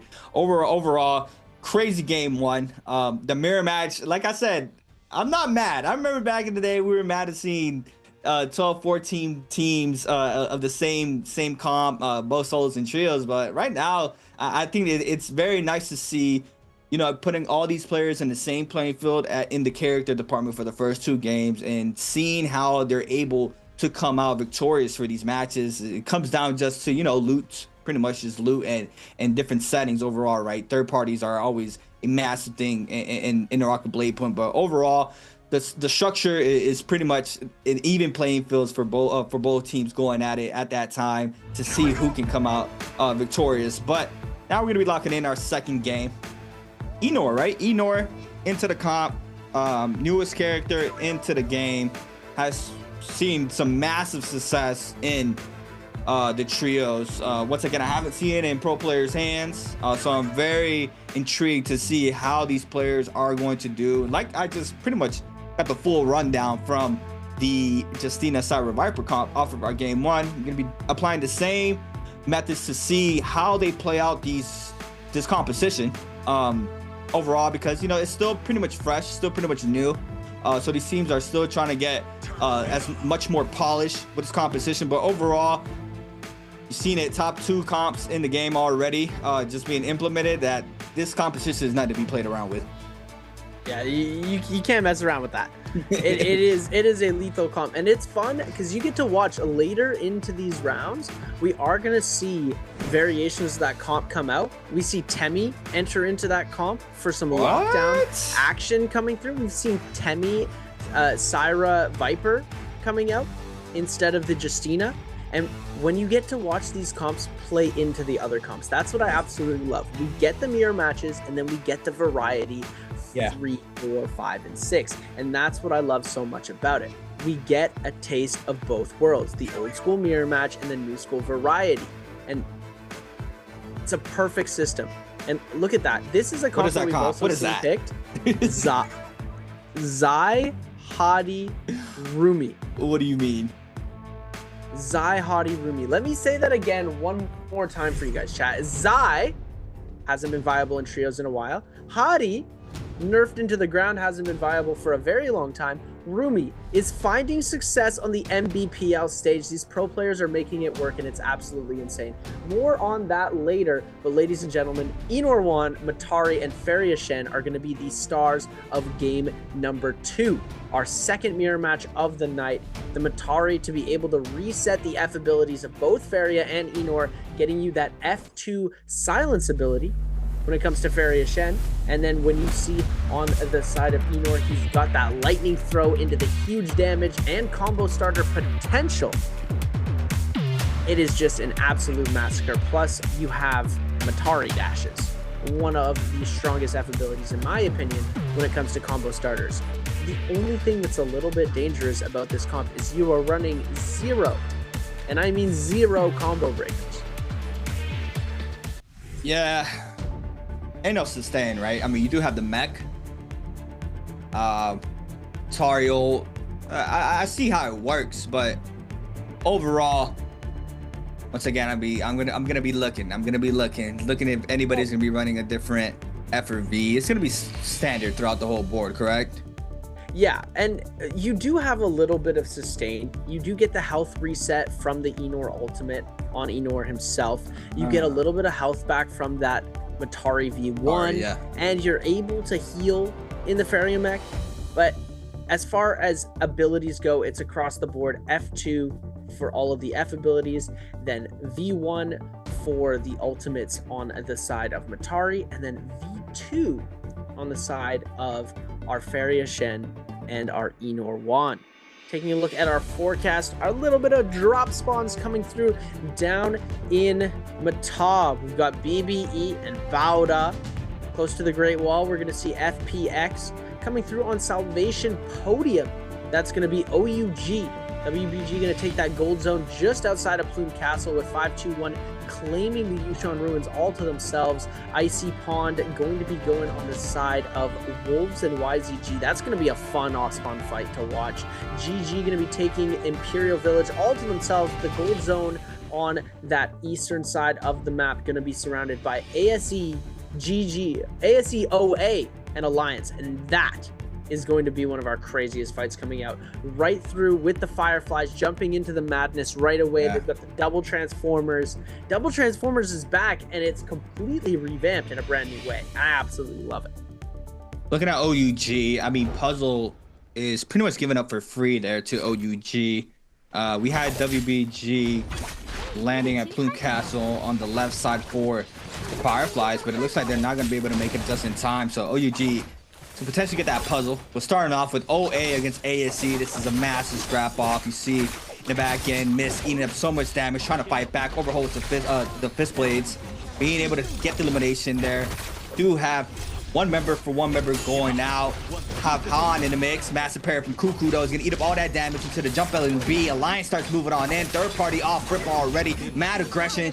Jiang now on the Enor ultimate, looking for the hits. Gonna be able to get a little bit of damage there. Has Common Greatsword in hand, slow weapon, but still potentially get a lot of damage, but just overall a very slow weapon. Not being able to catch up to OA. You say Yuma in the back end trying to retreat and trying to live out the situation. The Farrier mech already up for OA, I believe. AB being the one piloting that mech.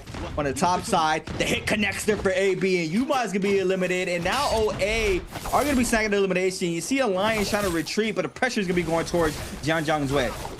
Jiang going to be using that F ability, but gets answered with the F from the other side. Ult's just in time, as we are going to be seeing the members of GG trying to come in on the third party as well. BBE picking up a kill in the feed onto the other side. SS going to be getting a kill on the side as well against the members of WBG. Jiang doing a really good job of tracking 2Tick through this, seeing if he can get some extra damage off. But 2Tick does have ult available. He's going to pop F just to send himself further into the sky. And Jiang just going to end that ultimate pretty quickly. They still do have that reset available. Cuckoo 2 going to get hit with the fist, or the flying knives combo into that, and that is going to be an elimination for GG's LXM, as CJS trying to bring up the rear of this fight, seeing if he can find any stragglers coming through.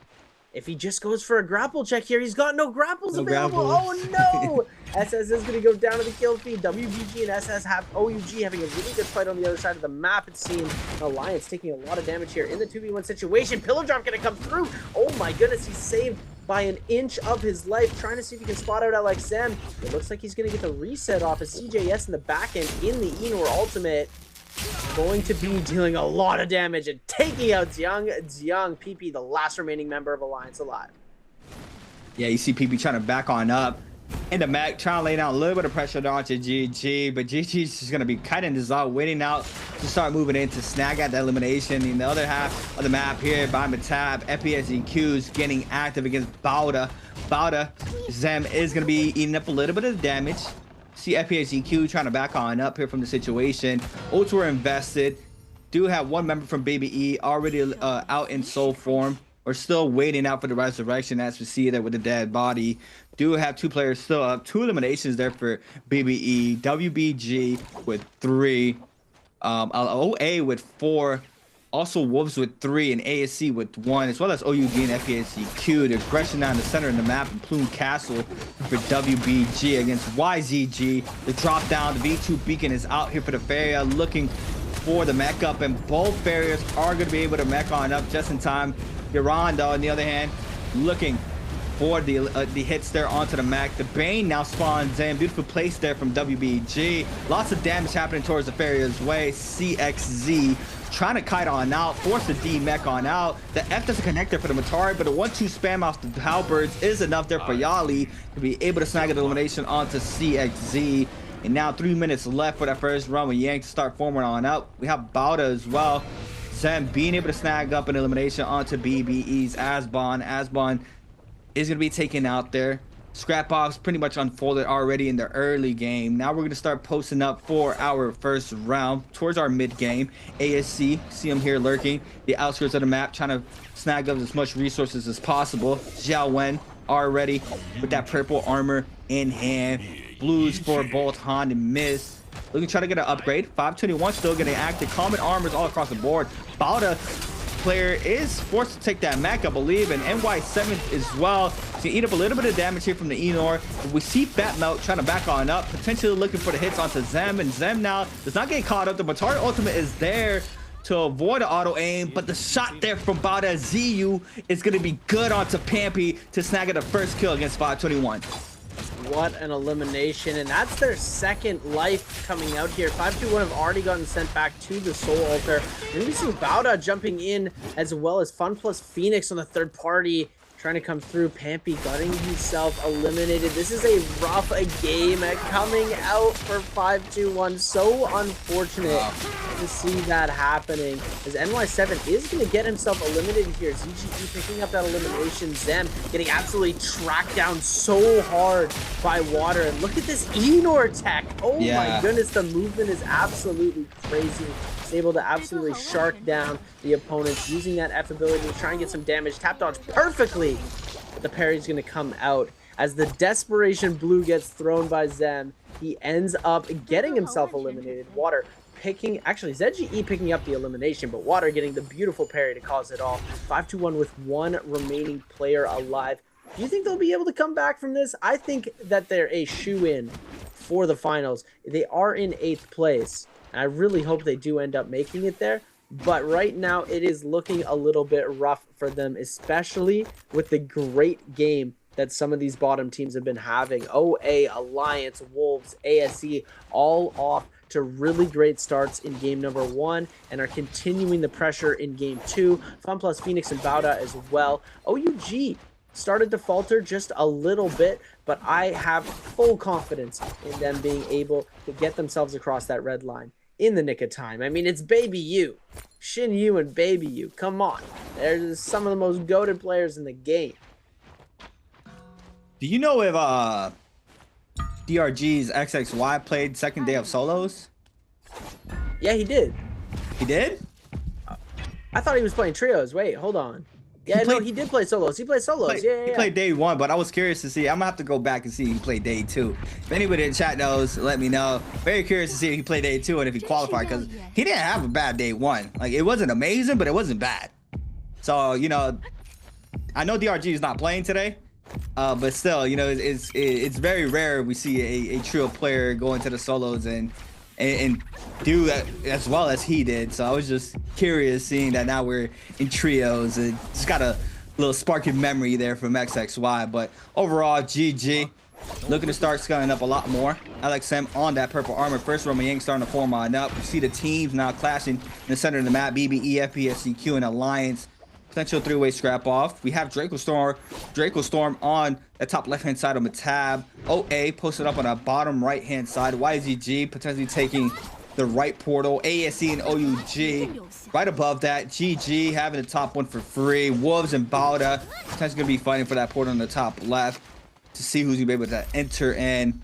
And for that first comp, we saw the Justinas investing the F in the center to be able to get out just in time to be able to interact with the portal. So I'm very curious to see if there's any insider tech with this comp alone as well, how they're able to try to make it into the Yang. But right now we're going to be seeing Wolves, just 2 purple Jades out on one player. Everybody else, blue Jaded out, damage reduction plus attack Jades. And we are going to be having Wolves against YZG on the mirror comp. 2 purple armors for Wolves opposed to YZG with full blues. Starting up high, ZK looking, seeing what he can grapple onto, not being able to get the second grapple, so we forced onto the ground. This is the F early on. Now it's gonna go ahead and call in the Eno ult. Fair and B2 beacons are down. CXC is gonna eat up a lot of damage on the corner, and the elimination is gonna connect there. Beautifully done there from ZK, quickly making it a 2v3. And now the Faramech is gonna be able to sustain a little bit of this damage for, but how long? Shen, on the other hand, the missile shots connect times 2. ZK, beautifully done on the Enor now in a 1v3. The opposing Enor trying to stay alive here in this situation. Now this Enor's ultimate is gone here for ZK, as well as for YZG. The missile shots flying on in, and this is a quick Roma Yang here for Wolves against YZG. Yeah, they managed to clean up QGG very quickly near the end. We're going to flip over to WBG versus GG. It looks like WBG in a 2v2 situation. Now it's the 2v1 though. Jing went for the heal, but oh my god, he's gonna get himself buried, and that's it. The 1.0 from 330 on the longsword to finish off the elimination. Oh my goodness. They let him get the 2v1 off while Shing went to heal. Shing comes back and it's a 2v1 onto him. Oh my goodness, so unfortunate. But I wanted to take a second and talk about that first fight. The Enor tech coming out from these players to be able to, you get the first spear jump confirm into the throw, into the lightning strike, and you're already dead. And then using the Faria mech to get the stun to be able to get that extra damage follow-up from the Enor, almost guaranteed every single time if you're aiming at the right spot, and these pro players always are. Oh my goodness, it was just cinematic masterpiece coming up from this comp, as well as the other comps. But look at this, ASE's Han gonna be going up in the mirror match, gonna be able to get the picks off just like he did in the previous round, when we saw in that first Roma Yang, using that spear throw just to be able to get the lightning down. SS taking so much damage there. Pillar Truck gonna be coming out onto the side of OGG. SS gonna get himself into that mech, gets another lightning drop onto the members of OUG. Basically taking so much damage. Seeing that F invested right away, using that throw to actually gain a lot of damage. The Faria Blasts are going to be coming through On taking a lot of damage. Xiaowen doing a really good job at healing. And the backside, oh my goodness, the bow shot. Brings out the bow, goes for the throw there, able to have an assist from Mist on the backside as well. They were using that ability on the F and the ultimate cast to be able to just shark down that extra little bit of HP coming through with the bow shot confirm. Oh my goodness. We're getting some spicy plays coming out today. OA already on 7 eliminations. GG looking pretty good. They've climbed up into that 4th place position on the map, which means they've crossed that 100-point threshold. Now all they got to do is get 100 more. My prediction will come true. But OA jumping into a fight right away here, getting that F ability invested. Tutik almost getting absolutely melted. Pops all just in time. Gonna be using that Enor jump to get some extra movement coming through. Trying to see if they can shark down the members of Fun Plus Phoenix. They catch that GE out, and there he goes. He's absolutely melted, but GG gonna steal the elimination. 330 with the musket shot from downtown. CJS now has become the target of OA's Tutik, taking so much damage. CJS gonna go down, but YZG gonna steal the kill. OA is getting all of their kills stolen left, right, and center. Then AB goes down. Tutik goes down. Kuki goes down. YGG picking up all the kills on the third party. 330 gonna get himself eliminated as well. Kiki getting eliminated, Cold View getting eliminated, everybody going out so fast in this mid-game. It is an absolute free fire. There's so much blood in the water right now. Now QGG coming out of ult, getting spotted by the members of WBG. They're not gonna let this kill go. Absolutely relentless in the chase. QGG, can he make it out? No, he can't. I do believe he had Vermilions though. No, he didn't. That's gonna be his life here. WBG able to cleanse all but one here as they try to continue to get Xing that cleanse. That was an insane sequence. That's like 5th parties in play, but now FPS EQ's Water looking for the value on the Enor, not being able to find that ASC's gonna be able to find this player. No, it's gonna be OUG full investing, trying to look for the elimination onto Water. Drop down now onto Water. The Water is gonna be able to invest the F for now. But still the aggression is coming towards his way there from Zenyu. Zenyu getting a little bit of chip damage there onto Water. Water trying to kite inside the zone, but gets caught up there off the Scare Rush, and the 1-2 finisher there for OUG on Baby U to take out Water. Then we would snag up the remaining resources here from this body, and oh my god, that was just straight chaos there for all the lobby. All these scenes move on in from that Yang depletion and just find value, and we see YZG snagging up their 4th, but OA still in it with 7, as well as Wolves matching that with 7 eliminations on the board. ASC with 5, OUG with 3, Baldo with 2, BBE with 3, but WBG coming in pretty much the last team to start moving on in are going to be having 7 on the board. On the other hand, CXZ to be rushed down here by Wolves. Wolves trying to cut out the pressure, trying to be able to get the damage, and they are able to do so there with the 2 charge off the focus there from the pole sword. Gold pole sword in hand, to be able to outburst a lot of damage. But look at the mini map, they are going to be met up by GG, I believe. A couple teams in the zone buying up some resources. We see WBG laying low, do not want to be eliminated, currently only with 2 members up, that being Yuran and Yali. OA posted up for the second run with Yang, already ready to take it. Do have them being able to enter it. That's interesting. I did not know that they do not get ult resets in trios. So no, I see that. Trios, you don't get the ult reset. I've made that mistake plenty of time. I popped the ult beforehand just to gain space on that Yang. I realized there's no Yang pass, and you're good. Always Tutik though, gonna take a lot of damage off the F from that Enor. The backside gonna be able to get the full reset in those. BBE doing not too much to capitalize against this. They don't know that OA doesn't have those ults available, so they're not investing the ultimates right away. They're waiting for the investment. They could have a really easy push here, but now ult is going to be claimed, and now the ultimates are going to start to come out. Roy Kiki coming through.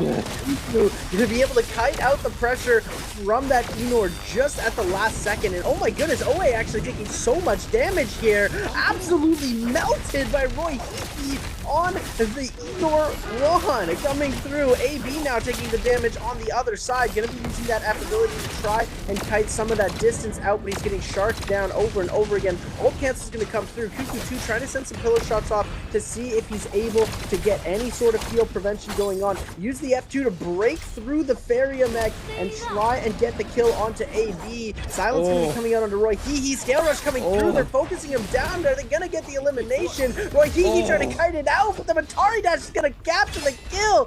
Cuckoo 2 trying to go for that blistering edge on the pole sword. Silence gonna be coming out though. AB, the last remaining player, 2v1 situation. Is he gonna be able to kite this? Perry's gonna come out, and the riposte punish from the hung sword, taking him out, and Bamboo Esports beating OA. What is going on right now? That's an insane sequence. I mean, yeah, you wait, right? You wait and see until the opposing team invests that, ultimate, and then you match it. After the match, you can invest that Matari ultimate there to be a deadly mech or transformer in the field. On top of that, the Faria with the beacon being able to snag up that chip damage and a lot of pressure as well, being able to appeal as well for the teammates on the Faria, as well as one of their members this week. They're able to take that and stay safe in the fight to not get eliminated. Just overall, you see how strong this competition is as well. But WBG still with 7. Currently, no, they're not. We have ASC and Wolves now, as well as OA being the kill leaders with all 8 apiece. Quick replay here for the other half of the Roman Yang of the second Yang. ASC against Wolves. Miss takes the mech. Sihan looking for the hits here onto the opposing Enor, looking for the peel there to avoid any sorts of pressure there. We see ZK getting hit up a little bit. Han just kind of around looking for the perfect opportunity to start moving on in. NHQ in the other half on the Faria to be able to try to jump out and avoid some of this pressure, but the drop down there onto ZK is good there from Han into the ground slam, but the peel there from the Faria is good there to avoid that player to get eliminated, even though they still fall right after. ASC's Han looking for the scare rush, beautifully done with the last hit onto you. Now against NHQ in a 1v2, 1v3 at that against ASC. It'll be a very hard task in the realm of Yang to try to stay up and try to pick up these eliminations. The silence does not connect. Just a matter of time. The R&B there for miss for the elimination, and that's how ASC manages to snag up the second Yang, picking up more resources. Gold armor onto 2 players, that being Han and Zhao Wen, the Matari for ASC.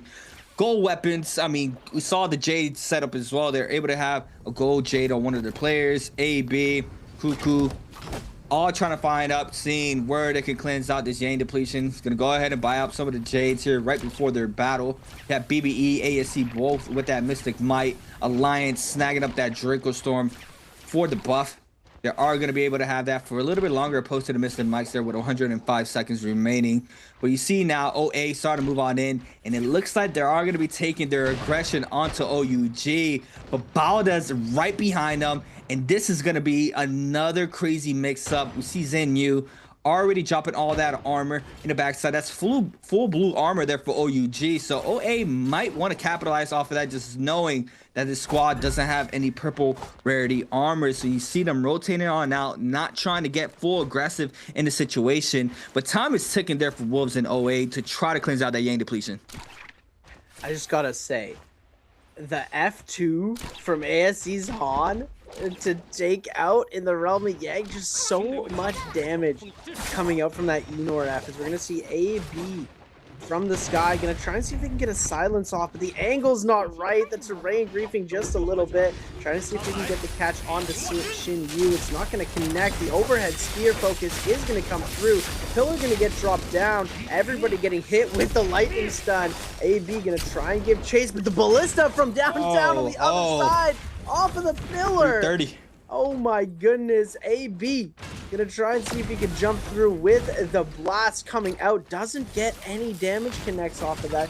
See if he can make the same thing happen again onto this side. Shinyu gonna be dropping out of the Enor and coming right into that Faria mech. The peel coming out perfectly for the members of OUG. SS doing a phenomenal job of getting that support coming out for his teammate there. but Shinyu just taking so much damage. He's not even able to get the full reset in. Gonna be able to get a little bit of a reset though, but the F2 coming out, the no ult zone has been popped, jumping in, coming fast. Oh my goodness, the F2 takes out Tutik in less than a second. Shinyu with the spin back on the other side. Tutik was on Yang depletion as well. That's gonna be his entire life gone. Shinyu now 1 HP in a dream, trying to kite this out. ZU gonna get the elimination. I believe OA was able to snag at least one bloom from this instance. CJS now trying to see if they can get the members of OUG. And it looks like GG is going to be able to pick up the elimination onto Baby U. That's LXM picking up the kill there. And Cuckoo 2 getting the elimination onto SS. OUG going out early with only 4 eliminations on the board. It looks like their mid and end game is really not coming into session. Their first game, same thing happened. Mid-game, they ended up getting crushed super early into these mid-game fights. Unfortunate to see it happen, but some teams do just gotta go. And we're gonna be seeing ZK now with the gold pole sword in hand, trying to peel out some damage as they are getting absolutely onslaughted by the members of Alliance. Yuma here trying to make something happen, as well as Jiang with a beautiful F2 coming in. So much damage, and oh my goodness, he goes out to Yang depletion. Yeah, that's just unfortunate. All the ults were invested there and no value, not being able to snag an elimination. Now you see Han, on the other hand, fishing here onto John. Does manage to connect off of that last hit there, and now the Eno ultimate is going to be invested there for Alliance to try to respond here onto Han, but Han's ult is gone. ASC still on the trail, looking for the hits onto John. Trying to cut out the pressure. WBG in the other half, Wolves as well, trying to run him into potentially get fourth party here in the situation, but it looks like he's gonna be cutting it up on top. Han still full throttle in with 7 grapples remaining to his name, not being able to get that scare rush on out there to close out the distance, but the Matari is there. John, a little bit of kiting pattern here, pathway being able to re-back towards the backside. Oh my god, the F2 from Midtown being able to snag up the silence and the counter grapple as well, forces him in his weird positioning there inside that cave. Now the R&B focus there for Miss, and they're able to snag out the elimination, and that is just an unfortunate but an insane F2 from the fair there from ASC to be able to stop the movement there from that player. BBE on the other hand, still in the mix. Spada still having to cleanse. OA Alliance and Wolves still have one remainder, and all that being the Mataris having to try to cleanse out the Yang depletion. You see you for Wolves eating up a lot of pressure. Quarter of the white HP gone. Eats up with damage there in the back end. CJ's with the elimination there off of the Enor F. So strong from what I'm seeing. Now that F is being able to utilize to pick an elimination off of 1 HP like that. It's so fast, has a good amount of damage. It's so well-rounded, well for that character. WBG trying to take a full reset in. This is Starry Night. We might have a little bit of griefage there from the stars falling down. We do have Zem on the other hand. Look for the quick reset in. Bada's looking for some sorts of pressure against OA, but now we have the griefage there from the stars. Aspon's gonna be snagging up that elimination there. He's gonna be forced to pop his ultimate. Tutik is gonna be able to get some sorts of hits there from the stars as well. And we see Zem looking for the blast and final hits. The bounce back onto the star is good there onto OA. And Baldas Zem being able to snag at his elimination, going for the bloom, manages to pick it up. Cuckoo now starts moving on in, going for the reset. Zem staying in the pocket, does not want to let this happen, making sure that his player backs on up, and Cuckoo now turns his aggression onto Zem. The F called in there for Zem. Not gonna be able to stay in the pocket though. Is gonna go ahead and back on up. Has eyes on that dead body to make sure it doesn't happen, but Cuckoo, we see it on the top right hand side, still going for that resurrection. Zeb with the grapple staggers there to stop that from happening. We see the aggression still happening between both of those players. Now the Bane in the center of this map could be a big catastrophe there for any of these two players. Yuma now joins the mix. Cuckoo in the backside manages to pick up the resurrection. Now to have the Eno ultimate invested, but Cuckoo's gonna fall there to the Bane, and Yuma eats up the damage as well in the back end. Mitch starts moving on in. Yuma in a bad situation. The Eno ultimate there from Tutik is gonna be snagging up the elimination. No, it's Asbon there with a musket shot for the elimination out to Yuma, and now this could be bad here for OA. The ultimate is gone, snags up the bloom, cannon shots flying on in. So much pressure now for 521. Fat Mel starts to move on in. The counter grapples there for Fat Mel. Gets the LB focus as well. I've been Max on up there for the fair. Dreadful well for ASC. Everybody starting to apply the pressure onto this lone wolf. Tutik eating up so much damage. Massive parry there as well.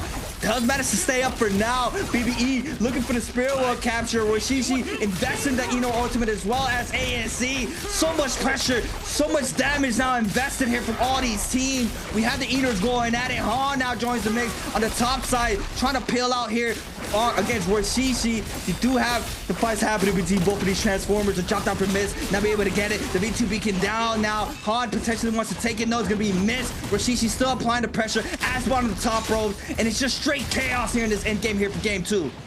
Ivan gonna go down. CJS picking up that elimination, and it looks like ASE is gonna be able to claim that. That Dreadful Whale putting in absolute work for them. 330 forced to mech up pretty early into this fight as CJS onto the backside, and LXM no ult available. Han trying to make something happen with that F ability coming through. Back-to-back Fs with that Matari ultimate invested there, as we are gonna be seeing on the bottom side WBG's Yali trying to see if they can jump back into this mix as well.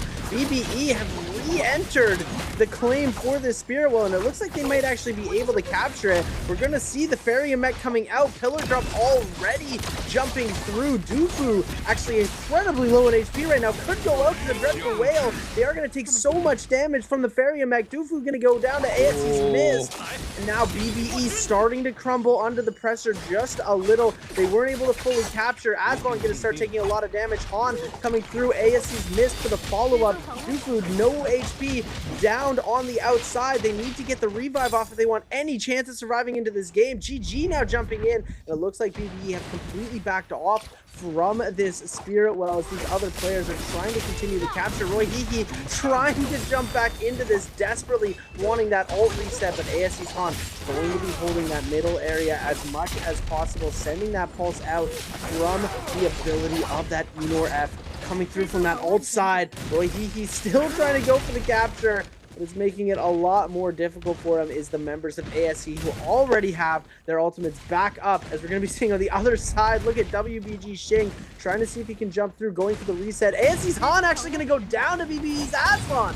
Oh my goodness, is BBE going to actually be able to claim this, or are they going to take so much damage? Roy Hee with the ultimate again on the Enor, going to try and go full aggressive onto the members of WBG. Now backing off, trying to see if they can claim that Spirit Well yet again. Xing on the top side has the perfect aim for the entire lobby, gets demeched too fast to make any sort of value happen, and it looks like nobody getting that Spirit Well, going to a stalemate and expiring. It's not something you see every day. Fat Milk going to get himself eliminated right out of the gate of this fight here through GG's 330, looking for a pillar shot. He's going to be able to connect onto the members of WBG and ASE. Miss getting extremely low. He hits the shot and finishes the kill. All he needs to do is see Roy Hee, but Xiao Wen going to pick that one up.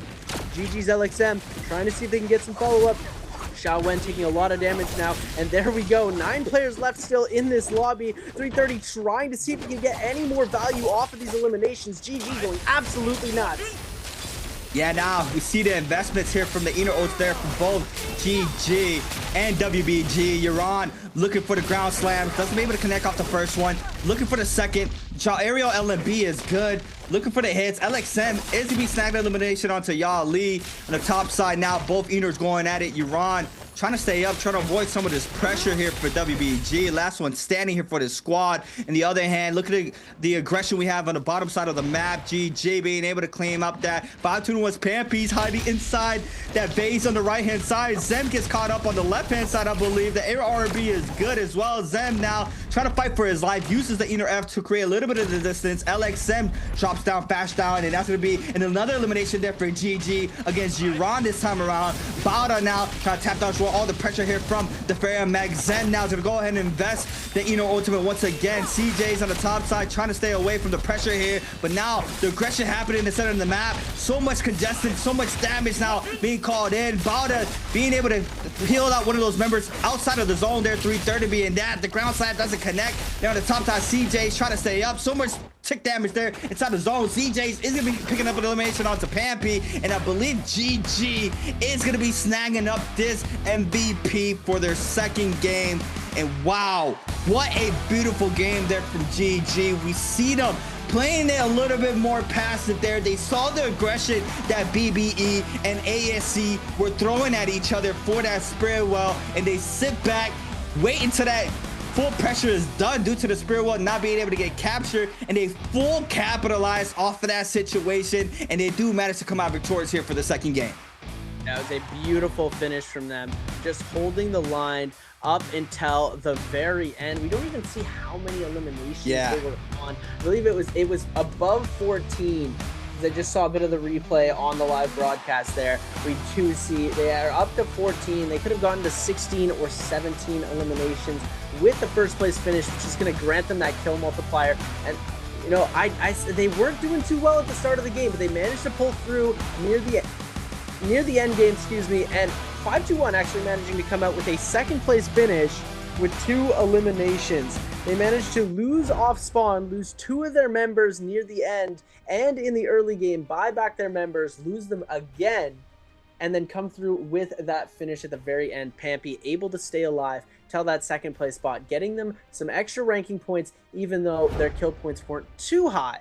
It's still really nice to see. We're going to take a look at the standings. Oh, first, we got our answer for treasure, though, ladies and gentlemen. Which hero will be the MVP of game number 2? Same question as game number 1. We got 3 different slots for y'all to pick. Is it A, Enor 1, B, Matari, or C, Faria Shen? Take a look at all of the eliminations in the game. Take a look at who's got more kills on which team, and you'll be able to know who's the MVP. We do see GG finished with 19 eliminations there with the first place finish. Absolutely insane coming out on the side of them. It was just such a good finish. The the Spirit Well, trying to capture that Spirit Well was one of the most entertaining things. It was BBE jumping in. They had their ults. Now it's WBG. Now it's ASE jumping, climbing, and clambering all over each other to try and claim that Spirit Well. Nobody was able to claim it. It was so close to being able to get claimed by BBE, and it would have been a complete change of story and complete change of pace if they would have been able to capture. But alas, the team stepped in. They did their thing to defend that Spirit Well with their life. They let the timer run out, and they played the fight with the recurring Enor ult over and over and over again. Faria ult after Faria ult, invisible mech after invisible Enor.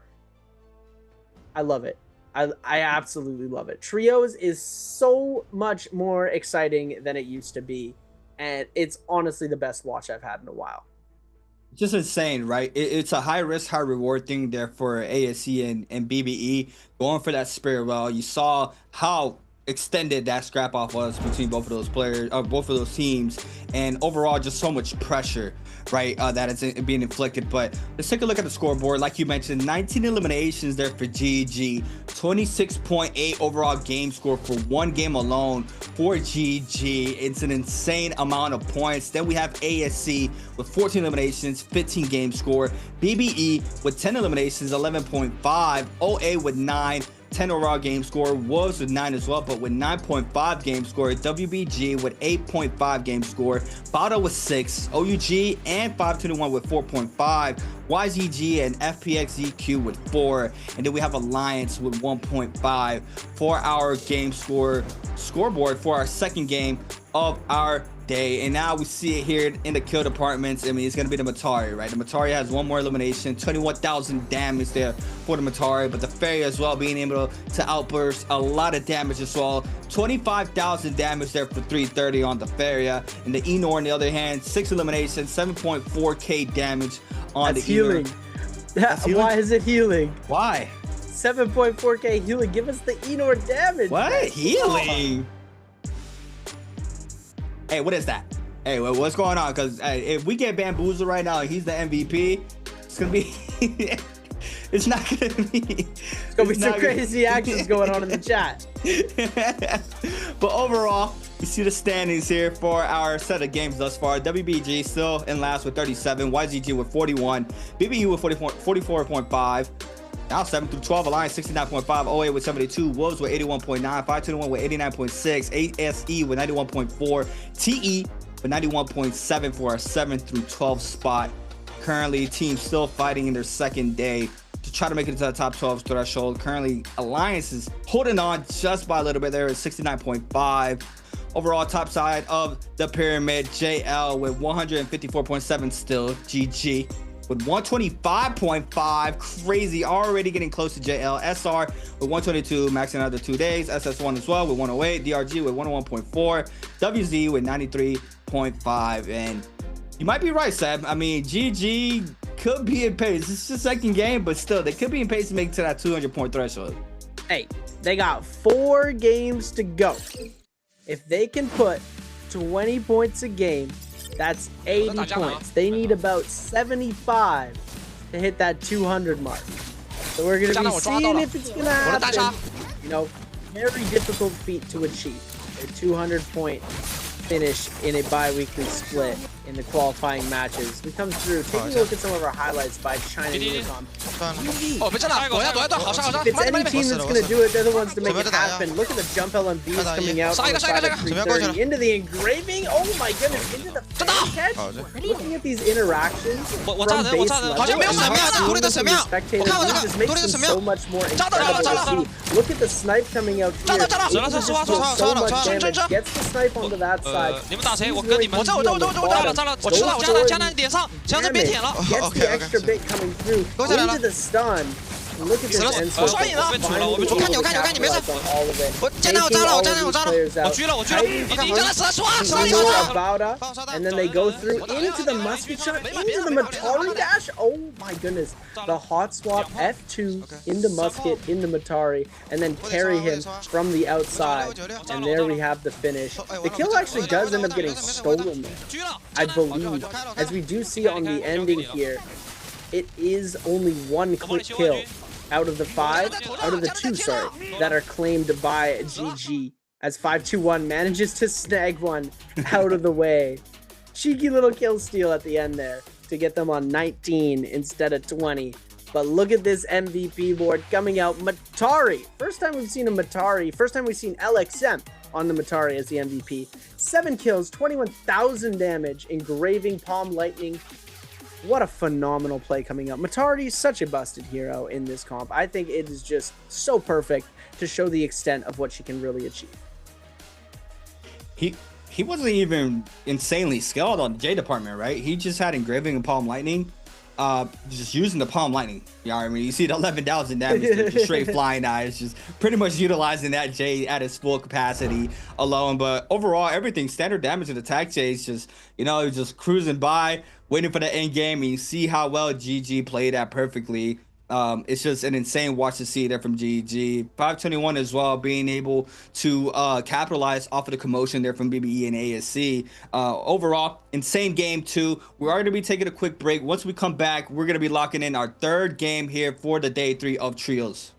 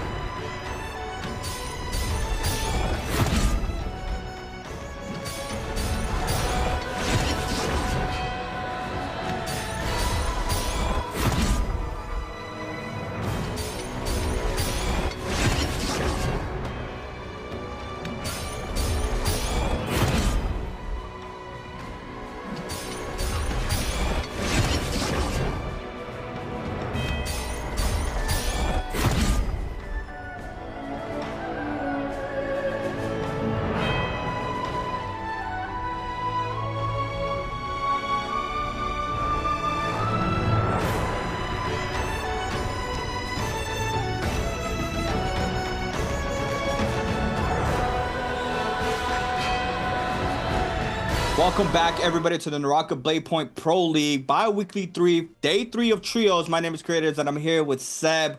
Just saw our 2 mirror matchups already concluded here for our 3rd day of trios. We saw that strong Viper Syra comp, as well as the Enor comp, with the Matari being played out. Very, very strong compositions as we see it. They are top 2 for a reason. But now we are going to be locking in our 3rd game of the day. It is going to be Fireflies in Morris Isle. This time around, we are going to be having a character or a team comp selection for our 3rd game. But overall, an insane sequences, seeing out how strong these compositions are. Our Battle of the Spirit Well for game 2. We saw ASC and BBE going back and forth to try to snag up that last Spirit Well. It does not work out in their favor, and the Spirit Well times out, and we see GG and 521 capitalize off of that, being those 2 teams who play a little bit more passive and waits out the aggression, being able to come out on top like GG did with 19 eliminations for their 2nd game, snagging up a 25+ point game overall. I mean, it's just an insane way to end that game alone. And like how Seb mentioned, right before that end circle, they weren't really doing too hot, and they pretty much snagged up a massive amount of their eliminations towards that end game. And you see it here once again here for Team GG, how well they're able to capitalize off of situations like that. Yeah, they did a really good job of biding their time and choosing when to pounce on which targets. They found the weak slots, they pushed them through, and they managed to capitalize, picking up so many eliminations into that mid game, and finally finishing things off and carrying through into the end game, where we saw them take a total domination victory near the end. It was absolutely insane. When you have 3 players as skilled as they are, and they manage to all make it to that end circle, there's not much you can do to stop them. Even without the buff, they're still absolutely stacked, using their skills to create these insane plays that are getting them so many kills. You saw the target selection on the Feria, the comms coming through. Yeah. He's low, get him. I know it's all in Chinese, but they're communicating on another level, and they're able to do this and find these eliminations so quickly and so easily. It's looking absolutely amazing.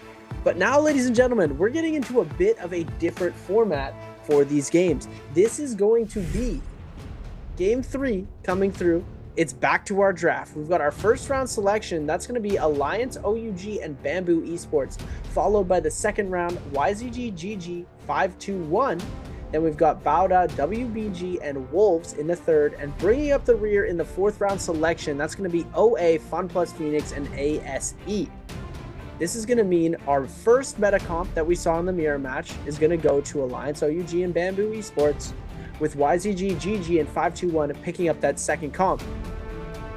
3rd round and 4th round, that's where we get to see some of the very cool variety comps that have interchangeable parts. We see a little piece from the meta comps coming in to an off meta comp, and it brings it around and builds an entirely new composition based off of different heroes, but with some similar building blocks. As you will see once we get this draft started, we get to see some Yueishan coming out, Hadi, Zai, but we've always at least have one of the staples from some of the meta comps. We do have that 3rd pick comp coming out as well. We've got the zipping Kylan Monk, but as you can see, look at this, we're seeing the Tumult variation coming up from Bamboo Esports. This is Syra, Viper, Temi instead of Justina. Some of these players aren't able to play the comp with the Justina to the best of their potential, and they feel more comfortable using the Tumult. It is a little bit less damage guarantee,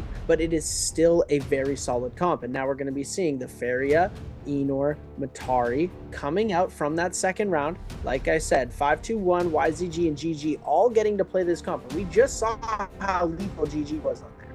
The hero is going to be going for all of those players, all of those heroes. Temi is not going to be picked out, and that is the one character we're not going to see. Look at this. I love this. Weibo, WBG, Takeda Monk instead of Kylan Monk. Monk now being parryable. Little bit sus to play. Or Kylan now being parryable, sorry. Now we're going to see Bauda running the same thing. Takeda, Monk, Karumi instead of Monk, Kylan, Zipping. And now for our last round, this is where we're going to get super, super creative C8. This is where we're going to see some of the crazy stuff start to pop out. ASE, I want you to play an absolutely wild composition. Bring it out here. Look at this. Valda, Hadi, and Yueshon coming up for both OA and Fun Plus Phoenix. This was labbed earlier in the bi-weekly by 521 and was proven very successful. It's what gave them so many points. And look at that, all three across the board are going to pick that. Huh. Get confused, eh? Yeah, because the comps are completely different now. Like, I think I casted trios bi-weekly 2 or 1, and they were still a little similar to what what I was used to. But now, I mean, we just have an overall just full different comps. I see no Wuchen Viper Tessa. I see no Sand Siphon. Like overall everything is just new right now. Starting off with that Temi comp with the Viper, it makes sense, like just wombo, right? You lock down with Temi ult, and then you invest Viper ultimate, try to get the lockdowns inside and try to potentially get those quick eliminations. You're gonna be kind of that, lockdown, catch someone lacking couple one or two players, if not being able to catch all three, to just fully eliminate them inside that Temi ult. But I'm looking at that Hadi Valda comp with the Yushon. That one's very, very intriguing to see how well it's going to do. Overall, the Enor comp, we saw how strong it was there for game 2. We have GG once added once again here with that composition as well. So now looking at it, I'm very curious to see how the bottom sides there from the 3rd to 4th round selections are going to do against these staple comps. We only have one team, I believe it's OA, running the Justina Syra. It's actually OUG, sorry, OUG running the Justina Syra Viper there for SS, Baby U, and Xin Yu. Overall, yeah, like you mentioned, the Kylan now being able to get parried is just very rough, and we see the mix up there with the Takeda, another interesting comp there for Bauda, changing out the Zaping for the Karumi and the Takeda for the Kylan, which once again Karumi has really been pushed out of the meta, but having that tether on the Monk is very good to have on a competition like that. WBG as well is going to be running that comp, same mirror comp there for both of those teams.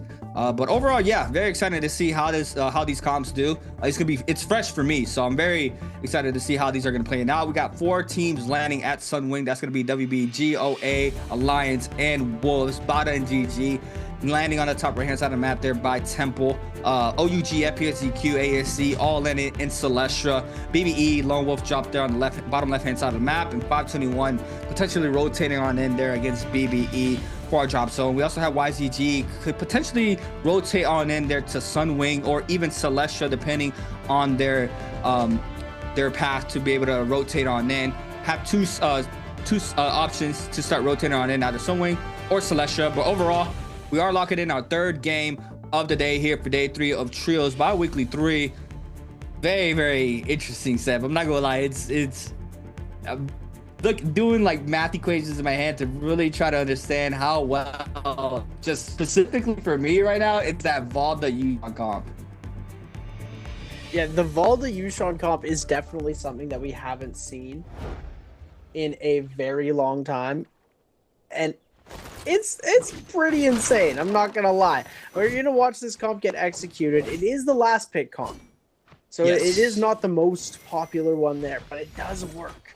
There's the crazy stuff going on as we see the peel coming out on the side. It looks like GGCJS has managed to find himself all of the balloons, getting himself ready for that ultimate as soon as possible. There we go. CJS bringing out that ult, and look at the members of Bauda already incredibly low, trying to get out NY7 here as they're seeing if they can get that elimination off. They get the lightning strike. Wow. LXM gonna pick up that elimination, trying to see if they can get the last pick off on the members of Bauda, and there they go to the lobby immediately. NY7 actually still alive, only fists in hand. This is going to be difficult for him. Atari Dash going to come through, not going to connect. Enor ultimate is going to end at the very end there. And oh my goodness, the damage from the F2 coming out from CJS, picking up a beautiful elimination right at the start. 3 on the board. That jump animation cancel on the Enor ult, it's so good. I mean, it closes out so much distance if you miss, right? We saw it there in the cave. He goes for the, I don't know if that's the LMB, but where he's slashing the spear down on the ground while he's moving, and then he cancels it with the jump LMB to get that distance closure. But now OA against WBG here at Sunwing. So much pressure going towards WBG's way. You have OA being able to snag up the elimination onto one of the members from WBG, that being Euron.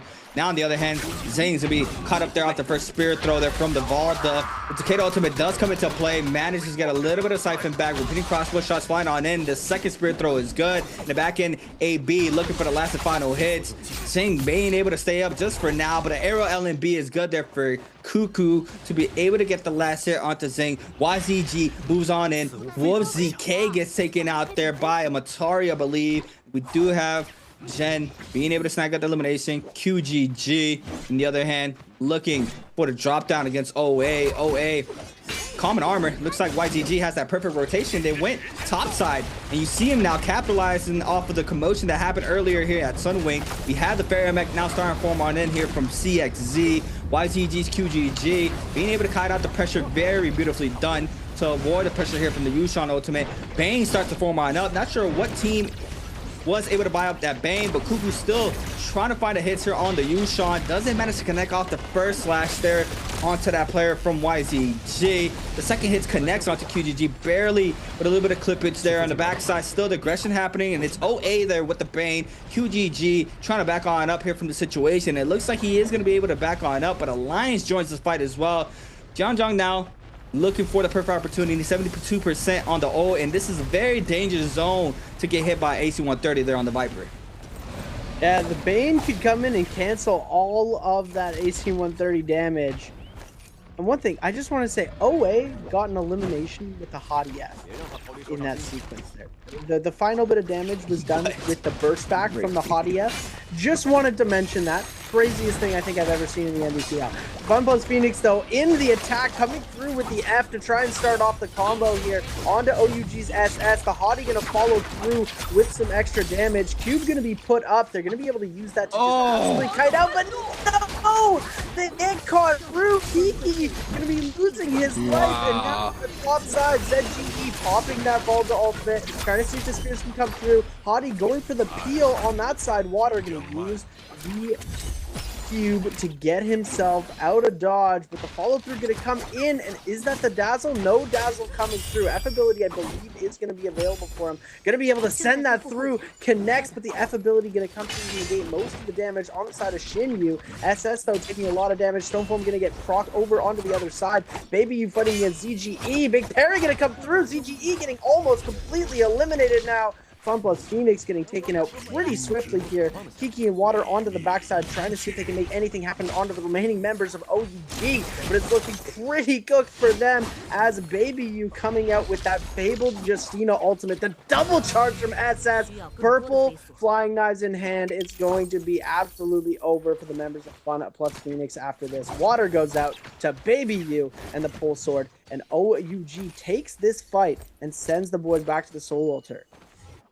I mean, it's just rough, right? When you don't have like a sustain like Syra. I mean, pretty much through into the last segment of that fight there between both of those teams, OUG was so healthy throughout that whole scrap off, being able to stay up, outbursts so much damage. Unfortunately, therefore, one of the members that took the prism there for the Hottie gets hit by the Viper ultimate, and that makes it a 2v3. But overall, you see how strong that comp is, especially against a comp like that Valda competition with the Hottie. Now we have it going at it once again, this time around against the most played comp in the league right now, and that's gonna be Alliance. OA though responding with a lot of damage there onto Alliance's Viper, trying to cut up the pressure. Hottie slashes are good. John trying to stay up here in the situation, gets a little bit of the heal backs there, does manage to create a little bit of the space. Cuckoo in the back end gets dazzled. Yuma starts to move on in, trying to look to see if they can try to cut out the pressure. Looks like Alliance is going to be able to retreat. OA not being able to catch on up. One more grapple for Cuckoo. So the aggression is going to stop for now. They are able to go across the bridge. But on the other hand, BBE looking for that Temi lockdown. against, I believe, YZG. Now, going back into the pocket, Roshishi is going to fall there against QGG. Asbon sends it, gets parried, and QGG, but a lot of damage. All the teammates see it as well. Every R&B is good on the staff. Silence is not enough there, and Asbon's going to fall, and YZG snagging up another one. Clean up the third onto BBE, and now you see YZG moving up to 16th spot with 5 kills on the board. But OA, 7 eliminations currently there on that Valda Hadi comp as well. Being able to get 7 kills early game. We are going to be stopping the aggression for just a little moment until we start moving into that first game that it's already forming on up. Usually we get the aggression in the first 2-3 minutes of the match, but this game alone, we are able to drag it out into the portal, start forming. You see it now in the overhaul of the portals. 521. Posted up on the left-hand side of the map. YZG, potentially BBE are going to resurrect. We still have aggression happening here in Celestia, and it's going to be OA against Alliance. Alliance just not looking too strong right now, as OA has been relentless in their pursuit for the elimination on a Jiang. He's been so close to death so many times. They've been really close to getting an elimination off of this. Jiang has kept his ult through this entire thing. Ultimate going to go down for Cuckoo, and Jiang has an opportunity to pop that Viper ultimate. Silence going to be coming in on the side of 2-tick. Poopy's going to get the elimination on a 2-tick very fast here. Cancels the ultimate, gets a little bit of that charge back. Going to be trying to go for the drop down R&B. Isn't going to connect. Spear going to come through. Throw is going to connect on the Jung, but the peel's going to come through. Big parry on the backside. NY7 going to get himself parried. AB taking so much damage as well. Bowda trying to come in on the third party. OA is not looking very hot right now. AB is still trying to kite out this pressure. NY7 popping that Takeda ultimate already in gold ult as well. PP is actually going to end up going down, though. We do see the cube coming here. Oh, look at this. NY7 is going to try and snipe the cube, see if they make it through. Cube's going to come out. NY7 going to be able to get full pressure onto AB, but AB able to kite this out. Beautiful movement from him to be able to dodge the attacks from NY7, as they have lost one of their members. OA's actually got all of their members back up into this fight. Coming through the F from the Takeda coming out. AB popping that F ability of his own to be able to create a little bit more distance. Where's his team? Teammates are nowhere to be found, able to kite so much of this out, but now all 3 members of Bowda have got him in an uppercut combo, and it's absolutely cooked. We're jumping into the realm of Yang. OUG versus ASE. We have OUG. Justina Viper comp looking for the freeze. It looks like one player did get froze, but in the back end now, Cyro Ultimate is going to be invested here for Zen Yu. Looking at mids in the backside, the Valda for that team drops very low. Han eats up double RB, focuses back to back, and they are going to lose a member very quickly here in the Zhang. And OUG now looking for Xiao Wen. Xiao Wen in a 1v3. He's going to go ahead and invest the Viper Ultimate just to secure this kill as fast as possible. Does manage to tap dodge away there from the Viper stun, but now it's just so much. Just gonna be playing ring around the rosy to wait out the timer to be able to snag up this buff as long as possible. As you see it here for OUG.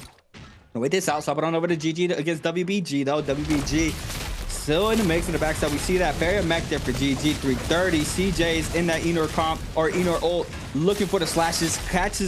Does not catch it. Catches this time around off the second hit. Goes for the third as well. The jump LMBs is just so good. Or jump RMBs, whatever that is. Overall, still being able to close out the distance. In the backside, Yali eats up so much damage. Does fall. The F here for the Enor. CJ staying up. The last hit connects, and GG manages to snag up the Yang, the realm of Yang. Bowda and Alliance. Oh my god, it's just so much aggression happening right now. Alliance PP looking for the hits here off the Syra beam. Now we have a Monk ult coming invested here from Bowda, but it's a little bit too late. NY7 is gonna fall. The Monk try to create the distance. They have Vermilion's Bird's Might, as we see here on the top right hand side of the screen. The pressure going straight towards the Monk. Zem, so much damage, so much pressure, and Zem's gonna fall, and the Lion's gonna be snagging up their 4th.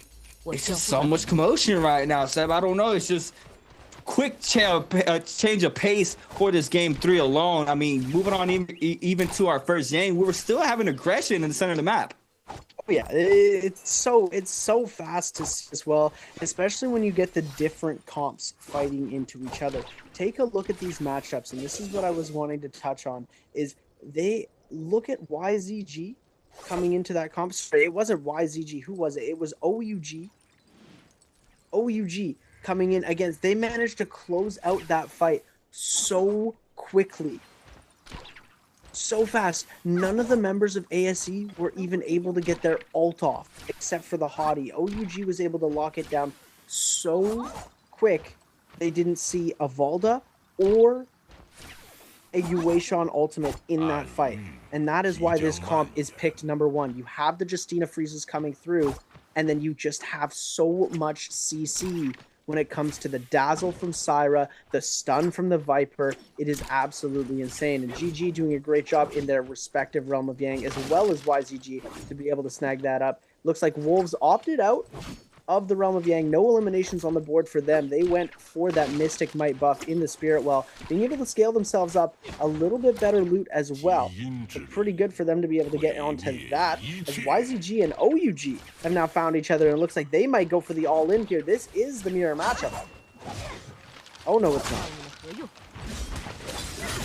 Yeah, somebody got called out. I believe that was Zen in the right side now. Massive parry from SS onto CXZ. You know, so much damage. VTB is not out. They have the Vermilion's Bird's Might as well as OUG trying to stay up.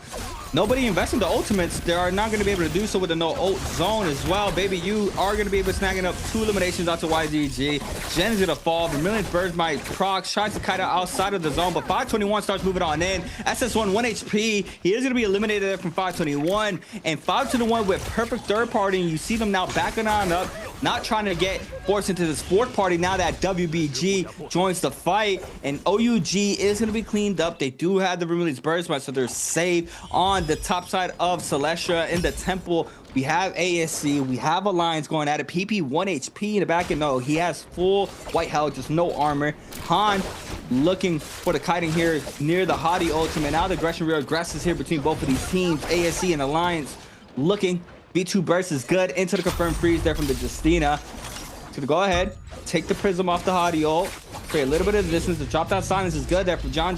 Looking for the Viper ultimate as well. Overholds Han, trying to kite out the pressure, gets frozen as well. And it's gonna be so much blues there onto Han, and Han is gonna be eliminated. Alliance now in a 2v3, had the advantage. Miss is gonna fall. Looking for the third for the cleanup. The Hottie not being able to tap dodge away, and Zhao1 is gonna fall as well. And Alliance with beautiful showcasing there, picking up their 7, now moving into WBG against FPSGQ and the third party from OA as well.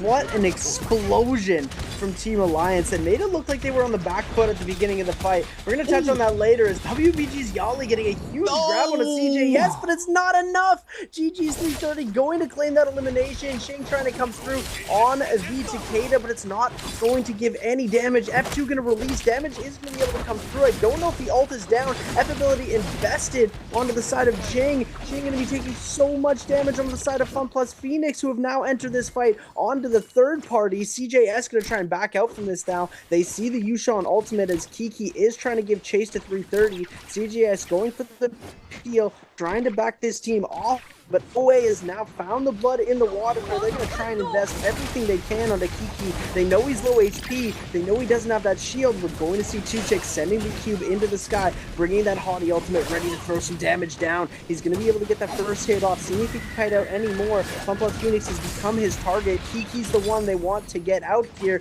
No ult zone has been popped, but Kiki still goes down. OA does manage to snag themselves that elimination, putting themselves under 10 kills, and we're seeing eliminations come through, and we're already in the second Realm of Yang, ladies and gentlemen. OUG fighting against Alliance real quickly here, and we saw a fight coming through earlier from OUG, and they managed to clean up so fast. Syra going to be coming out from Alliance's PP, and Jiangjiang now in a lot of trouble. They're trying to see if they can get the ult off, but the stun doesn't come through, the overhead doesn't connect, and now we see the ults coming out from the other side. Alliance is the answer back. No ult connect on the other side either. Shinyu going to try and see if they can get the dazzle off. They get the freeze. Jiangjiang goes down. PP now in the back end. Yuma with the Nezhus Might going to be able to connect. The double charge coming through onto SS. SS going to get grabbed up here into the freeze, into the Nezhus Might. Yuma in that gold focus, not able to get interrupted. Back on the side, Baby You doing the exact same thing to PP. Overthrew. The heals coming out from SS. Yuma with another Nezhus Might. We're seeing the spear throws coming out over and over again. Nezhus into Nezhus. Double charge coming through into the parry. We're going to see the double charge on the backside from the flying knives. Now Yuma taking a lot of damage. He is going to go down. Now it's a 3v1, but the double charge is going to connect. Can they do it? No, they can't. OUG's SS claiming the kill and finishing it off and winning them the Realm of Yang. What a crazy fight.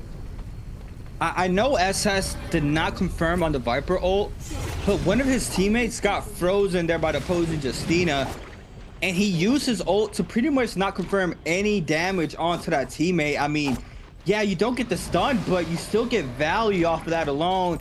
Opposed from the opposing squad, they just didn't get any sorts of value as well on the Viper ultimate opposed there from that interaction that I just mentioned. It was just, hey, it just works out. That's just beautiful work there from OUG, being able to stay up. And now with 13 eliminations, as well as OA, 2 teams with 13 kills. You see Wolves running inside the zone to potentially get an elimination out to WBG. Iran, very weak on the Kurumi.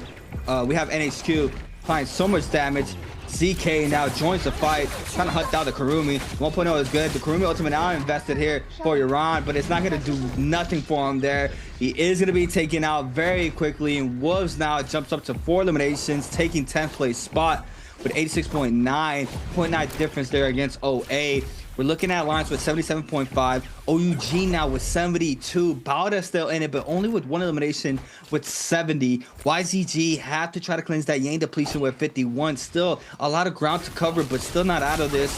3 games remain after this game alone. Quick replay here for the 521 Drama Yang against, I believe, YZG. Looking for the hits. Enor's going at it back to back. I mean, that's just the appeal, right? Both of these characters are going to be going against each other, as you see it here. Fat Mouth trying to stay up, not being able to move for just a second, trying to force out the hits there onto the Faria. The Faria's Matari ultimate now is going to be invested there for YZG, as well as for 521. Back to hits there onto Fat Mouth, not being able to get any sorts of value. And we see it here for YZG being able to get the upper hand for now on the white health against Fat Mouth, and the overholds managed to get the prowl there onto Zhen. So much damage with the overhold, but QGG went for the pill. The raw uppercut there. Oh my god, the jump beast for the elimination, and Fat Mouth now making, I believe, a 2v1, and 521 win that realm of Yang beautifully there, with that beautiful hits there from Fat Mouth to be able to snag up that elimination. And now they're able to continue scaling up, winning that Yang with gold armor onto the Mortari, that being Pampy, with that Mystic Might, plus the gold weapon, as you see it there on the Flying Eyes for Ivan. Playing the outskirts of the map. Gonna go ahead and start rotating a little bit more later in. Alliance, on the other hand, still having to cleanse out this Yang depletion, playing near Shipwreck, looking to see if they can find any of these teams who are playing the outskirts. I believe Wolves is right behind them, and now they're going to be potentially moving on into a squad. Everybody's dead in the minimap. BBE is gone, so not going to be able to find anybody thus far. Still have a little bit of time left. They have 2 minutes and 22 seconds remaining to find out a squad, potentially cleanse out, but now that just makes it more aggression and more eliminations for these potential teams who are running it up, like OAs and OUG, as you see here for YZG as well. 12 minutes or 2 minutes and 12 seconds. Posted up now with a little bit more skeletons here. 2 purple armors. Go Hongsword here for QGG off that first round. Now having to try to cleanse out. They might be running it in against Bauda, as we see it there in the mini map. See QGG waiting this out, looking to find anything. OA starts to move on in. And this is a team currently with 13 eliminations, and they're ready to get active, as you see it here for YZG. Waiting out. Alliance lurking in the back end. Bauda as well. They are going to be posted up for this next fight. See it here. Nice skeletons here for OA. We're going to have 2 gold weapons. Gold Jade here for the Hongsword as well. Waiting out. 2 tick. I mean, this is just a waiting game now, but aggression is going to happen very soon. Potentially around 1 minute that these teams are going to have to try to get active to try to cleanse out, that being Alliance and YZG. Speaking of Alliance, I just wanted to mention as well, I just noticed this in that last Yang fight. Alliance PP, he's running V1 Syra. He's running the 3 ball. He's not running that stun. The only Syra in the lobby that's been running that. I'm pretty sure he's been running it the entire time. And I would love to see his perspective on why he thinks that ult is going to give them more value, because they've been running it every game, and they've been performing extremely well with it, even without that super stun that's coming through, like the ult from Shin Yu that's going to be dropping out with the ult from SS in combination. But now Zhang Jiang getting absolutely rolled over. Oh my goodness, OUG's SS doing an absolute madness, hitting the delete button on 2 members of Alliance. Now PP coming out of that Syra ultimate, forced to fight in a 3v1, getting himself parried, and oh my goodness. F ability invested. He's going to be able to get out of that for a second, but the Dragon Roar for the nunchucks coming through as well. PP taking a whole lot of damage. Parry going to come through. SS with the bow shot, and Alliance gets taken out extremely quickly. We're going to see YZG actually claiming that Mystic Might Spirit Well buff, being able to get themselves a nice, a little bit of an extra ult coming through, seeing if they can get any value off of that. And it looks like that Yang Spirit Well is going to have a crazy fight going for it right now. As it looks like Bauda ZU's going to go out to Oa's too, take the cannon shot coming through. Now in the back end, YZG's QGG trying to get the focus off onto the members of Bauda, seeing if they can cleanse it. It looks like they've already cleansed that Yang depletion, coming through onto the side, seeing if they can get that extra ult to come through. Second ult going to be invested. They had that Mystic Might coming through. NY7 just taking so much chip off from all of these players in a 3v1 situation. And ulted Enor coming at you is not what you are wanting to see. It looks like Wolves might be able to play this completely for free now that everybody has gotten their fights going up. He backs out here as he knows the drop down is going to be coming through from SS and that Viper ultimate. And it looks like 9HQ going to be taking so low, but oh my goodness, the amount of health he just regained. Immortality proc saved him there on that Kylan ultimate. He's able to get the health back from the sword, replenish, and YZG not going to claim this here. Who's going to claim the Yang Spirit Well? Oh my goodness. Oh no, they did claim it. They did claim it. They just didn't get the buff because they already had the Mystic Might. QZG is going to go down though as OUG's SS picks up that elimination. YZG Zen 1 is trying to see if he can get out of there as fast as possible. OUG managed to cleanse one bloom already. Fat Milk getting absolutely chased down on the side. Two players left. On the side of 5-2-1. There goes one. NiHQ picking up the elimination. ZK going to hold the bloom for his teammate as NiHQ going to be able to claim that. Pampy, the only one left alive for his team. No armor available for him. And SS going to try and go for the capture the flag. The aggression is not going to stop. I mean, look at the left-hand side of the screen. So many players with Yang depletion. And we see it here in the zone. Pampy's going to fall to OA. OA being able to get another bloom there for their squad, I believe. And now, still the aggression in the outskirts of the map. Wolves potentially going to be aggroed here from that squad. See OUG and Wolves going at it in the top side of this terrain. The rocks, OUG's SS trying to back on up. Still in the pocket. Look for the mid-range focus attack. They are able to snag an elimination onto ZK. Wolves now only with one player remaining. Two players, sorry. There's a ping in the Kylan. They are going to be losing that Monk for that squad. OUG, though, on the other hand, still having to try to cleanse out the Syra for their squad. We see it with 3 minutes remaining. Looking at you, Wolves is you. There's a ping there for the squad. Baby you, the first one in, sees that player from very downtown, sees them. Both players start moving on in. The silence there onto the ping, not being able to invest anything for a couple extra seconds. And now all three members of OUG starts to hunt down you there inside the zone. YZG could potentially third party this as well. The ults are online for both the Syra and the Viper if that does happen. But you is going to be eliminated here for Wolves. And now OUG jumped into that 12th place spot with 19 eliminations, 78.5. They need the multiplier to sit more comfortably in the pyramid to be able to make it to that top 12. But currently already with 19 eliminations is a crazy set of kills already for one game alone. OA now standing front and center of the next Spirit Well, this being Mystic Might. LB proud here for 2-tick, being able to go for the 2-1-1. SS gonna eat up a lot of damage there. The Haughty ultimate now to be called in here for OA. Cuckoo drops very low in the back end. The Prism dropped just in time for him to be able to stay safe. The Justine ultimate invested there for Baby U for OUGs in the back end. We see 2-tick trying to stay up, trying to get some peelage here for his squad mates. The freeze connects out to two players there from Baby U. Has the Prism to stay safe for now. On the top side, looks like OUG is going to be able to claim the center of the Spirit Well for now. Wolves not being able to move on in thus far, only with two players remaining for that squad. They don't want to get super aggro. We see OA now backing on up, going for that full reset, and the Hottie still having to try to cleanse, but it looks like OUG is going to be snacking at that Mystic Might.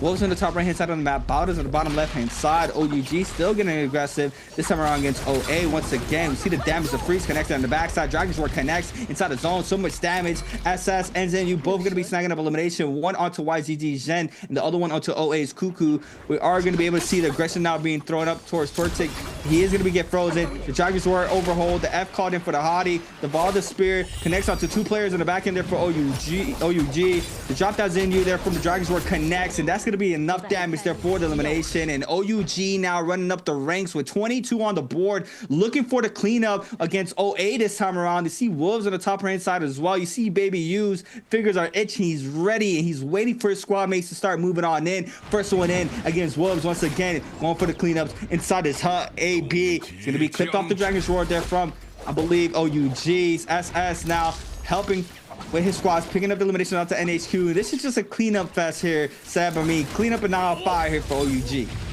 One by one is how they knock them down and get them away. We see the freeze coming through. The stun's going to come out. The V ult's going to come through to kite any stun damage. Big Parry going to be coming out on the other side. It looks like it was a mistake. He popped the bell and went for a blue, and Baby U was there to answer. Shin Yu coming in as well. Big Dash going to be coming out. He's still got 3 dashes remaining. Always AB coming out. We see the Velocity Untold coming out on the side of AB. 3 dashes still. He cancels the ult for 50% remaining. Gonna pick up a gold armor swap as well just to get that out of the game. Shin Yu just gonna be going for some follow-up damage on the ZK, but ZK gets the grab. He does get the slam. A little bit of health regen gonna be coming in on the side of that as well. Always AB and Wolf ZK, the 2 remaining solo players in this game. Can ZK make a crazy play with a double grab? I don't know if he's gonna be able to make anything happen here. As we are gonna see 1.0 tried to come in here. He has that Dragon's Roar. ZK knows that that's available for him. He needs to time his bell perfectly. It looks like they found AB though, and they're gonna finally eliminate OA. ZK gonna take to the zone now. They're gonna go for the grapple check, see if they can get any remaining tick of damage. They get the freeze. Baby U with the clutch. That's why he cancels the ult, ladies and gentlemen, and that's why he's the GOAT. Baby U, best Justina, OUG, MVP. They finally got their endgame rolling, and when they did, they absolutely stomped out everybody else in the entire lobby. OUG taking the MVP for game number 3. What a finish. I mean, it's just insane, right? You see the momentum carry there from the start of that end game, being able to capture that spirit well, win your fights right before that as well. And then after all that, after you have the buff, you're able to control the whole tempo of the remainder of the game, as we saw there for OUG, being able to clean one up one by one after the other, snagging up, I believe, 25 eliminations plus the multiplier.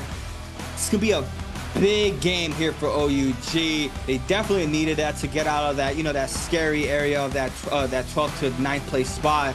And off of this game alone, they are going to be snagging up a good amount of points for game 3.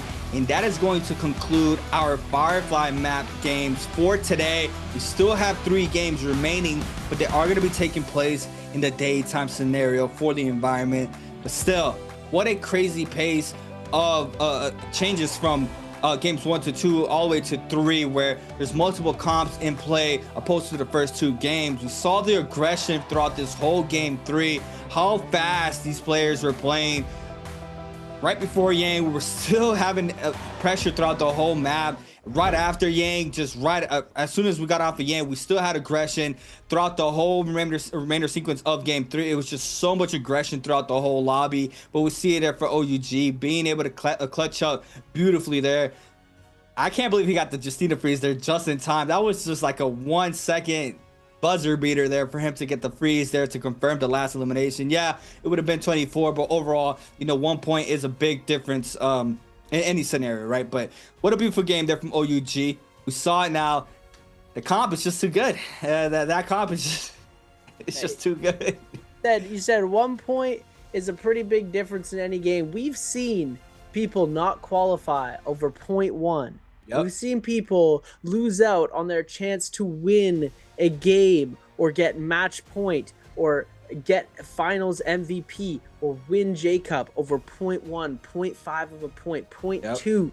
1 point could be all you need to set yourself away from the rest. So that extra point is always going to be worth it. He said, for honor, for country, and I'm going to Justina dash my way all the way into the zone, and I will get that kill if it kills me myself. And that's what he did. He gets the elimination. It was such a beautiful play. And now let's get an answer for treasure going, ladies and gentlemen. How many players chose Syra in game number 3? Was it A3? Was it B4? Was it C5? Or was it D6? Ladies and gentlemen, I'm going to give you a small hint. Think about how many teams are in each round selection.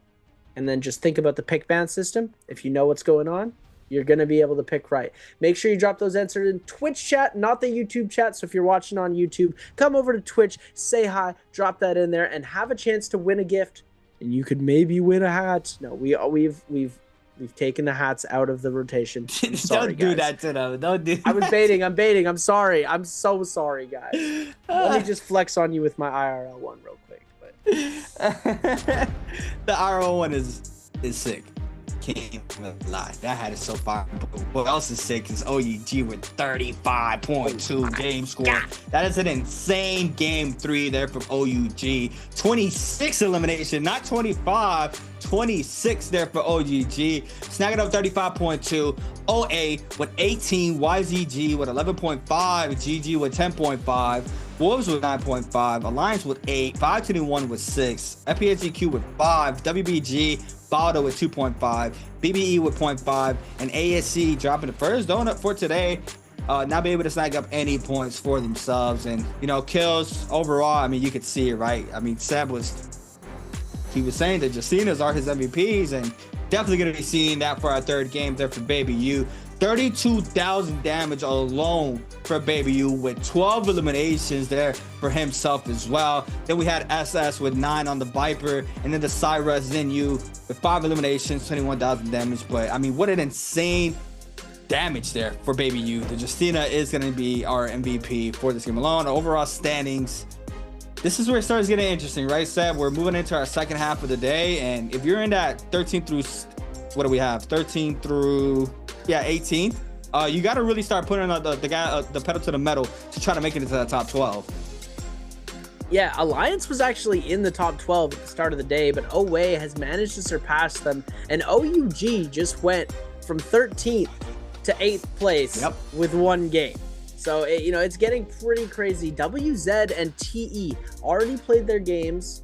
Day 1 and day 2, they're at risk of being knocked out if the pace keeps up like this. But taking a look at the top side, 521 has finally climbed their way back into the top 6 at 95.6 points total for them. And then we're going to be seeing GG with a 40.3. They're at 136. They're getting closer and closer. They are 64 points. 64 points, ladies and gentlemen, away from getting that 200 points that I predicted at the start of the day. But before we get into that, let's take a look at some of our highlights brought to you by China Unicom. OUG just off to a tear right from the get-go. They're able to get this crazy stun off onto Kiki and Water, and the stun is what changed the whole fight. They take Kiki out. Kiki does manage to get himself rezzed into this game. He gets ZGE completely eliminated here as well. And then they come back onto the other side, taking out Water with the double charge.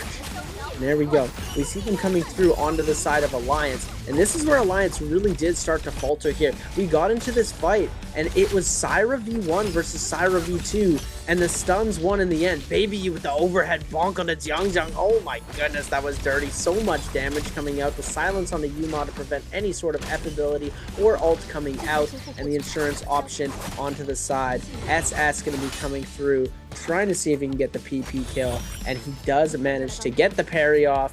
Finish the elimination with a bow shot from downtown. Oh my goodness. And the cleanup crew. Look at this. Dragon's Roar and Nezra's Might all in one. Look at this. Bang, bang, bang, bang. Fan follow up. Fan follow up. Nunchuck follow up. Baby U on the spear. Look at this. Ult. 1, 2, 3, 4. Oh my goodness. He did it on the last one. The last too. one. Oh my. It looks so much better from Baby U. Yeah, that was sick. 4 dashes invested. For the freeze, plus elimination, and making it 26, plus the MVP here for Baby U. 32,000 damage, 12 eliminations there for OUG's Baby U on the Justina. Just running Assault Smolder, Heartstopper Kit, Group Heal, Cavalry Blue, and 2 standard damage reduction J's. 22,000 damage alone off the spear. Just an insane amount of damage off of that weapon alone. We see it here. It's his 4th MVP of the fall split.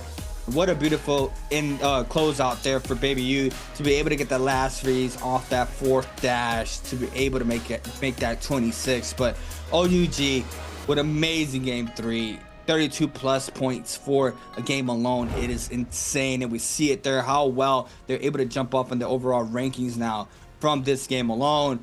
And I mean, what are we like? Top 12 is around 90 game points for top 12 right now. I mean, how high is this gonna go, right? How high is the bottom top 12 going to be to make it to that top 12? But we're gonna have to wait and see. Once we come back, we're gonna be going to a quick break. We are gonna be locking in our 4th game of today's games.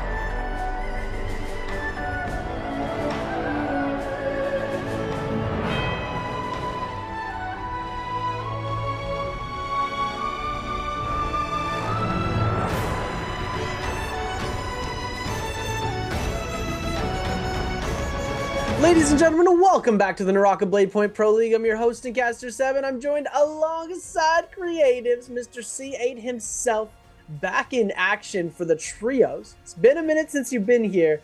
Let's hear from you. Let's hear from you. You've been seeing the new stuff coming out. You saw the mirror matches. You saw the new comps. You saw the crazy stuff that these players have been implementing to try and get themselves the win.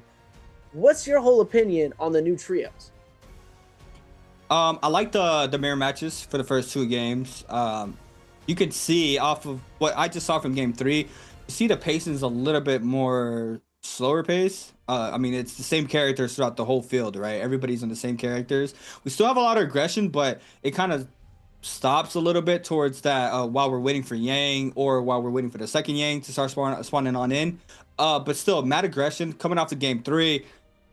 I can't really say much. The top comp won game number 3, so I'm very curious to see how the remainder of the games go, just in the aspect to see how well all these other comps can do against that composition. But we saw how well OUG did there, right? They're able to perfectly play out that mid to late game for game number 3 beautifully, right? They snag up the spirit well, they win their fights right before that. I think that is a big aspect of how well they're able to come and you know, capitalize off of that end circle. But you see it there, they're able to win their second Yang, capitalize off of that, get eliminations towards the teams that aggressed them, that needed to cleanse that Yang depletion off the second Yang. They stay up, they're fully scaled. We had Dragon's War for one of their players, and the other one had, I think they had the Spear Jade. So overall, they're just full juiced out, gold armor across the board, gold weapons, just, you know, very hard to try to knock down. They claim the spirit well pretty much like nothing. They're able to snag up the spirit well, and they just start cleaning up one by one. I like the aggression. I really like the aggression. I'm just very curious to see if that's just something that comp can do. Like, they're just able to full steamroll across the mid to late game. Or that was just the situation that was presented there for OUG. So that is something I am going to be looking at. That was a Firefly map, so I think the tempo might change in the daytime. That's another aspect that I'm looking into. But thus far, I like the mirror matches. And yeah, I actually do like the versatility of the different comps that we have in trios now, right? Valda, Yushan. Never would have thought I would have seen that with Hottie. And then we had the Temi Viper comp, which we didn't really see much of. And that right there really reminds me of like a duo comp with Temi and Viper, where you play the lockdown to play the wombo. But overall, we didn't really see that much success with that Tumult comp in that aspect. Valda Takeda, or was it Takeda? Takeda Monk. Takeda Monk got absolutely rolled. No value exactly whatsoever. And so I don't know if that Justina Sour comp is just Thanos. I don't know. But we're going to have to wait and see here for game 4. It feels like it. I feel like every single time Monk ults up, he just gets absolutely melted through. Yeah. There's no grab value. We didn't see a single double grab, double slam. I'm starting to think Monk is just starting to slowly creep its way out of the meta, even though Monk Kylan is still technically 3rd picked right now. It's you know, it's iffy, because in a lobby full of Monk Kylans, it definitely is a super strong comp. But when you have this new Justina Syra Viper comp coming out, it is incredibly shorthanded. So we're gonna have to take a look at this draft in just a second and see exactly what these players are gonna be choosing for their picks coming out, because this is going to be an interesting one. I think because we're on a different map, because we're running a little bit of a different setup coming through here, we're back on Predoria. I think we're going to, definitely, I've been on 521, and YZG and GG, they're definitely going to be running that comp. They're going to be running the Justina Viper and the Temi Viper as well. We saw the Temi Viper coming out on the side. Look at that. Temi Viper coming through for YZG as well. Interesting pick. It didn't work for BBE, but with a team like YZG, they might be able to make some crazy situations happen. Bauda, WBG, and Wolves coming in for this second round. Ooh, what? Enor, Monk, Valda, Enor, Matari, Faria. Okay, well, I like it. Pop off. Let's see how this goes. Original Siphon, for OA here. I like to see it. Bringing back the classics. This is one of the comps that was tried and true in the meta for, I can say, literally forever. We're going to be seeing Monk Takeda coming out on the side of FPX. And ASE last to pick in their selection round. We're going to see where they're going to be going with this. Do you think they're going to be I think they're going to go more traditional Siphon. I don't know if we're going to get to see the Monk come out here. We might. Oh, Hadi, Zai, Kurumi. There we go. There's another one. Another crazy comp coming in. And, you know, that's another comp we didn't really see much of in game 3, right? Like, we didn't see it at all. We had it. We did? We just didn't. I guess they just got shut down so quickly, right? This is while here with the Kylan Hadi. This is another one that catches my attention with the Saping in play. You're able to get that sustain with that Saping ultimate. Kylan Hadi, man, I don't know what's happening. I don't know if this is stuff they're trying out. I don't know if this is that has already been implemented in games before, but now we'll see it with 2 teams running that Justina Syra comp with the Viper. If they're going to be able to steamroll throughout this whole lobby like OUG did for game 3, we're going to have to wait and see how that pans out. We don't have Fireflies.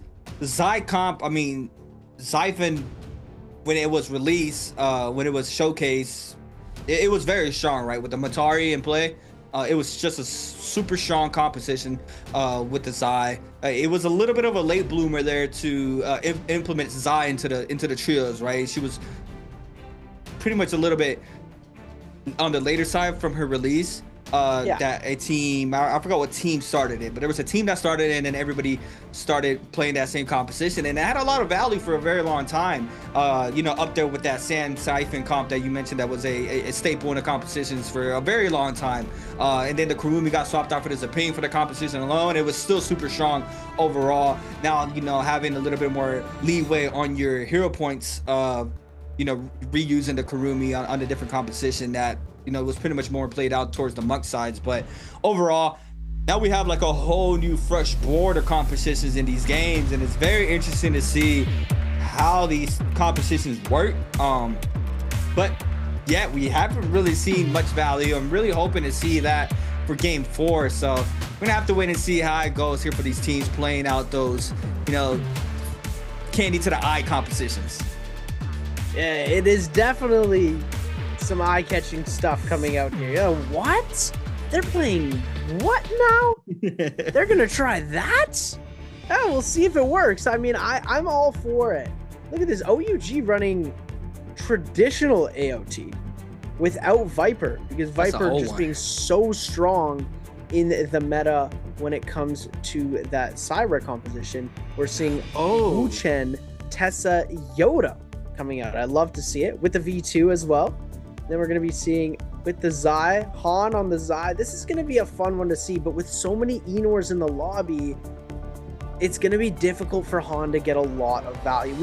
There are only 3 Enors in the lobby, so it might be a workaround, but when they come up against an Enor, if ASE is ever fighting against WBG, Wolves, or Bauda, it is going to be a struggle for them to get a lot of value off of that Zai ultimate. Even though the burn damage is pretty big, Enor is going to be able to burst through that and just completely kite out all of the damage and counter and peel for the rest of the team onto that Zai and just take it out before it has even any sort of value. Taking a look at our spawns, we're going to see Imperium getting a couple of teams, whereas the east side going to be getting 521, YZG, and WBG. Bottom east, southeast side is going to be getting ASE. Southwest is going to be getting Wolves and GG. Top side by Arcadia is going to be getting OUG and OA. That's going to be a fun off spawn. And then Fun Plus Phoenix and Bamboo Esports taking that upper west side of the map. I can't wait to see this Imperium fight. This is going to be a very, very fast one. And then the 3-way fight on that eastern side of the map. WBG, 521, and YZG. Those are all teams that are in the bottom. 521 is not in the bottom, but WBG and YZG very, very low in scoring right now, and they need to put a lot of points up. So a downfall for one could mean the victory for the other. we're going to have to see as we're kicking things off. I'm Seb. I'm joined alongside Creatives, and we're going to be taking a look at Wolves picking things up against GG right off the bat. This is going to be a tough one. Yeah, the Viper looking for the scale rushes off the fourth or the 1-2 minks there for NHQ. Since the 1.0 gets a little bit of damage onto LXM, we see the aggression now with the main ridge focus off the focus attack there from ZK. The poison splash is good off the jellyfish, and LXM is just a ticking time bomb. He is going to be eliminated there. Yu's going to be able to snag out the last hit there. GG330 snags up a bloom plus a resurrection. Wolves NHQ drops down, but the pill now from the other player for GG. Going on in, 330 goes right back on in, massive parry onto NHQ, and CJ's and Co 330 being able to snag up the elimination, and GG are going to be winning their off spawn drops. 521 against the Alliance. Silence here for Pampy onto Yuma. Look for drop down will be focused. If it cuts there for Jong, doesn't manage to do so. Overhold since it double parry there for Pampy, spins it back onto the Hottie. The F invested there for the Hottie, gets caught up there on the side of the terrain, not being able to kite out. Doesn't eat up a lot more damage, but Pampy with another parry this time around against PP there from Alliance. So much damage in the corner that's being F invested. The Hottie Yuma goes right back on in. He does fall on the top side. PP is going to be forced to pop that Zaping ultimate, drops on the R&B focus, gets the damage, but the eliminations will be going towards 521's way, and they are going to be snagging up the third elimination here for game 4.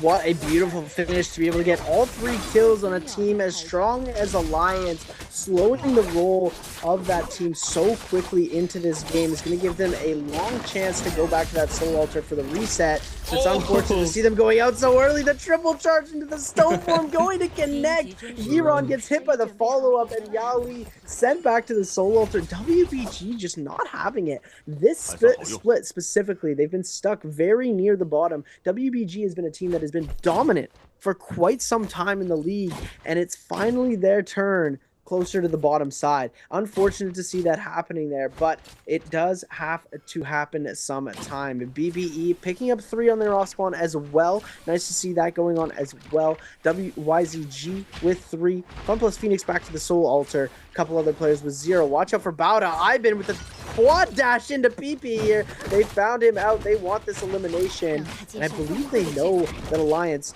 this could be their elimination to get them completely out of the game. PP eliminated. That's his respawn. Oh my goodness. It is his respawn. Yuma and Jung in absolute shambles right now. They're going to be able to buy him back later into this game, but that's so unfortunate that that happens right here. OUG against BBE. So this is a comp this is a team I'm really keeping my eyes on, right? This is a very OG comp there with the Tessa and Yodo with the Wu Chen. SS looks like they are going to be having the Bane on their sides for this scrap off alone. Jin Yu trying to lay down some of the pressure there from the range shots, but BBE being able to kite outside of the Bane. The aggression still happening here for Baby U, being the first one in. SS trying to get some of these hits there on to BBE. Do have, I believe that is a massive parry from Dufu onto SS. The Yodo F is there for the pill. The Yodo ultimate invested here for OUG as well. We have the Tessa ultimate now called in from SS, being able to double jump away to be staying up, and Dufu's gonna fall. Baby U's gonna be snagging up that elimination, and BBE running that ball. The Yushan Hottie comp are gonna be losing the Hottie, where Shishi trying to pill here for his squad mates, being able to get those second slashes as well. Gets the hits there onto one of OUG's members, but now the aggression off of the D form there from the Yushan. The F is good since it gets parried from you. This is Wolf's third party on in. Need to be real careful here in this situation. Looking at the mini map, OUG is still up there in the backside. We see Roshishi trying to kite out the pressure, trying to run out potentially there onto the other squad, but OUG is fighting one of, I believe, Wolf's member in the back left. Roshishi's gonna fall. OUG take out Asbon in the kill feed. YZD take out Pampy as well. Wolves now with perfect third party on the Enor comp, looking for more. See, there are going to be snagging up more of these resources. And just off of, I'm not familiar with the finals, how the finals work with the new system now in play. But I believe what I'm seeing OUG, this is a very OG comp. Are you forced to play different comps towards the end if it goes to 8 games? Is that why they're potentially trying to get some reps in here with this OG comp like the Tesla Yodo? I would have to say I think that would be the case. I'm not 100%. Oh my goodness, WBG with the F2 snipe. Just gotta mention that shout out there really quickly. No value off of it, but AB getting absolutely sniped out. But yeah, I'm not 100% sure. We're gonna have to clarify on the rules during a break, but I do believe that you are going to be forced to play more independent comps when it comes to that finals, if it does go all the way to game 8. So maybe they're labbing with some stuff. Maybe they're just ready to play this tried and true comp, don't want to spend a Viper point onto this side, because there are no hero points in the qualifying days now. In trios, you don't get a single hero point. So if anything is banned out, you are not able to play it. And oftentimes lots of stuff does end up getting banned, and these players are going to have to start playing some off-meta stuff. And this is a pretty OG comp, but they're seeming to make it work. It's 5 eliminations for them on the board so far. They are 1 behind the kill leaders YZG, who are on 6 eliminations right now. GG are also looking pretty strong, but they're so high up in the leaderboard, we can't actually see them on the scoreboard. They give us a quick sneak peek. They're on 3 kills right off the bat. And looks like they might run into OUG. This could be a crazy fight. Baby U does have ult available. He's going to set that portal down at any second. It looks like they might go for the full aggress. Oh, they're trying to go for the pile. It looks like SS is going to get there first, but GG looking ready for it. Double charm going to come out on the side of SS, using that F ability to be able to prevent any sort of cleanse to come through. Oh my goodness, the one charge from the fist blade is going to connect on the other side. Charm going to be getting hit again over onto the members of GG. We're going to see that Syra ultimate getting popped from 330. SS starting to take a lot of damage now. Perry going to come through. He's taking a lot, but the Wu Chen port is going to save them. They are incredibly dazzled though. Into the Viper ultimate. This could be it for SS. He's going to be able to dodge away. Maybe he's going to go down onto the bottom side. Dodges the ultimate into the Mercury River. What a play. Shinyu coming in for the peel. Now they're back on the attack. LXM on the backside tries to go for the crouch here. We're going to see the clanks coming in. YZG, OUG's getting huge damage coming out. LXM absolutely outplayed. 330 getting carried. OUG bringing it back in. CJS the only one remaining. Oh my goodness. OUG with the masterclass. Wow. And that wasn't a great Wu Chen port as well. I mean, really didn't have a lot of distance there or terrain to get a reset in. They were quickly reaggressed there. But that play there, taking a dip into the Mercury River to avoid the Viper stun, was just beautiful there from Baby U, being able to stay up. And now you see OUG. SS still have Vulpine Essen as well, and they did not proc it. And now they're posted up for this first realm of Yang as well, as we see it here starting to form on in. And OUG on the Yodo Tessa comp showcasing. They still got it in the bag, currently with 8 eliminations on the board. First was to take the realm, and it's going to be against FPXZQ. That's looking like a Monk Takeda comp. One of the, you know, the little crazy comps we see with the Kurumi though in the back end as well there for Kiki. Both teams starting up high. We see Zenyu looking for the drop down. We have the Monk forming on in early here for water, looking for the grab. Zenyu in the pocket though, trying to get aggressive off of this alone. The Gooba Stomp is good, but no grab. The Tesla Ultimate connects there on to the Monk. Zenyu playing around the pillars, looking for the perfect opportunity, starts moving on in, gets the Scare Rushes on out. The Monk not being able to find any value thus far, still not being able to find anything there for water. Zenyu to go ahead and overhold the Yoda ultimate. Now the Yoda ult is going to look for the damage to the backside.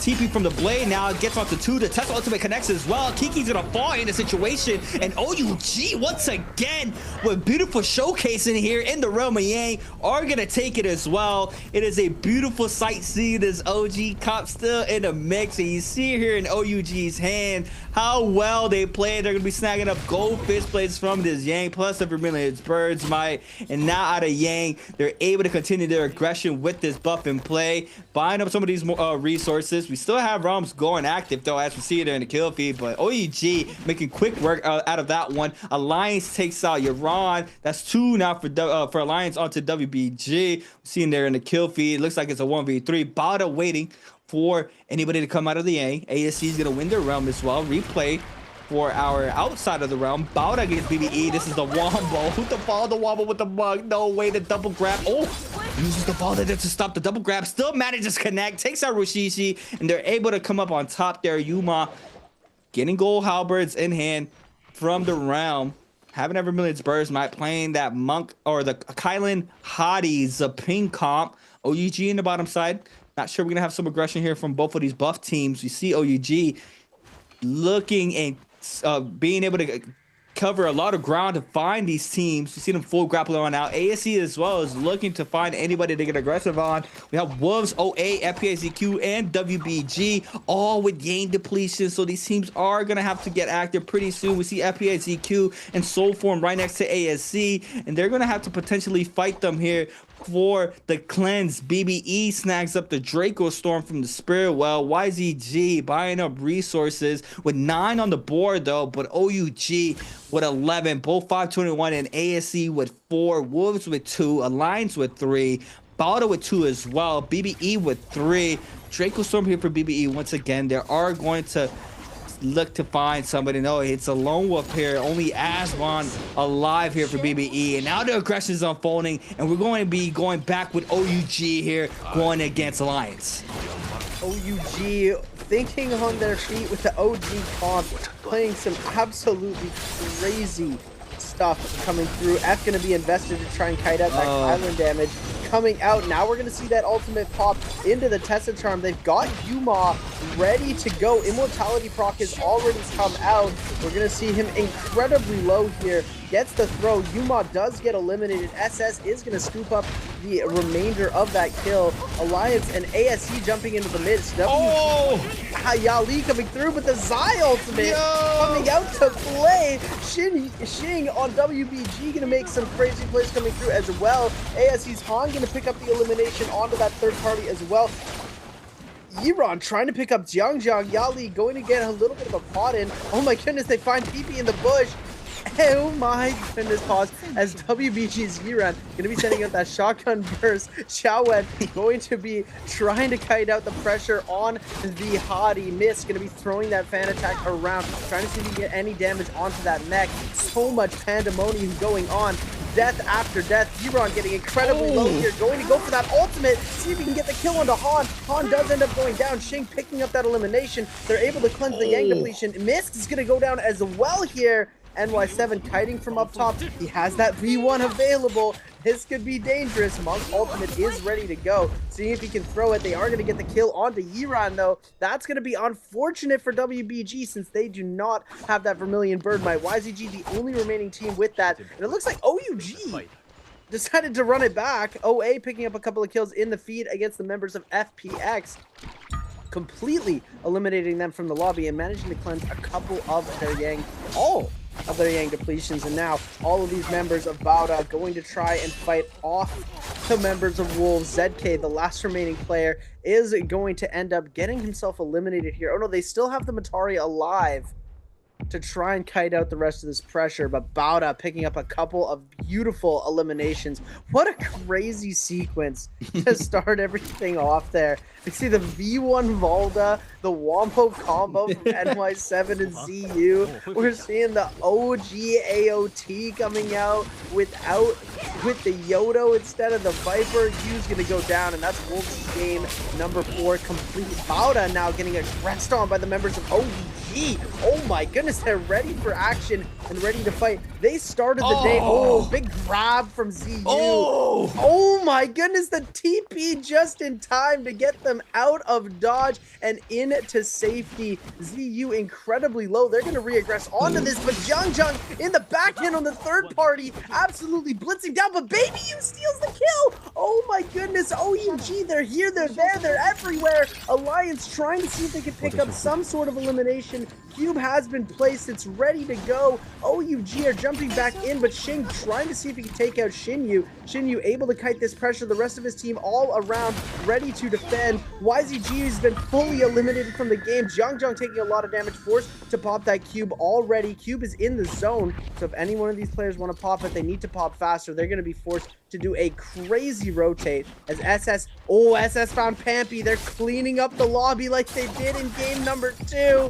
Oh my goodness, the jump LMB, Xinyu with the pick, and there you have it. They have jumped so high we can't see their score. We cannot see their score anymore. Baby U in the back end using that F ability to get out. The beautiful peel on the side with that Tessa ultimate. They're going to be able to get some crazy follow-ups on the members of WBG. WBG's trying to get out of the zone now. 1 HP in a dream. Can Yali make it? He goes down. Baby U gets the kill credit, but Baby U has gone down. Oh my goodness, their reign of terror might be over.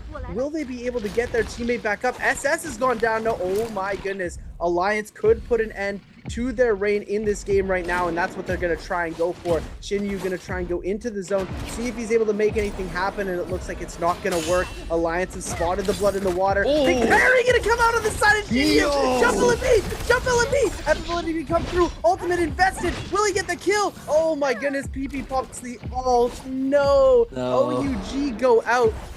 They have so many kills, it doesn't even matter. They started the day in 50th place, and now we can't even see their score. C8, what is going on? Yeah, that was insane. I mean, just to start off, right?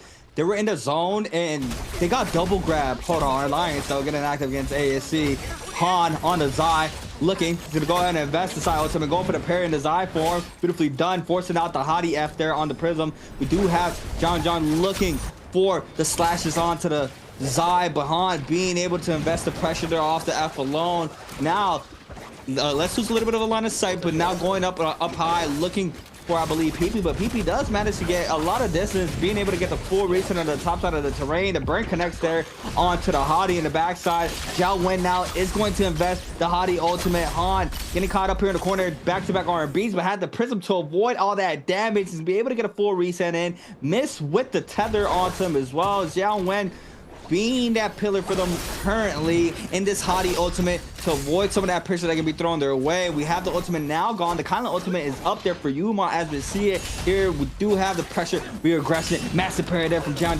Double parry this time around for Zhao Wen. He's gonna eat up a little bit of damage, has to have to stay up for now. PP trying to go for a quick reset in. Raw uppercut is good. The Scourge connects as well. A lot of the pressure to be thrown towards the Ping's way. The Kylan trying to go for the pill. The drop down R&B there for Alliance's Hottie is good. On the top side, Zhao Wen is gonna juggle just a little bit. Another team starts moving on in, I believe. Alliance still in the center. ASC's still fighting the way out of this with only the Kurumi ultimate online for themselves. The CGG with 8 eliminations on the board. OUG get eliminated with 17 kills, 110.7 points for them alone. GG starts to move on in. They see Alliance Yuma, the vulnerable one here for that squad. Does manage to clip off of that Scare Rush. LXM looking for the Palm Lightnings here for the Flying Knives. The counter grapples on the top side are good just for now, but Alliance try to scatter on out. GG, the ones being the ones hunting down these players and teams currently. PP is out currently. Alliance still trying to fight their way out. ASC as well,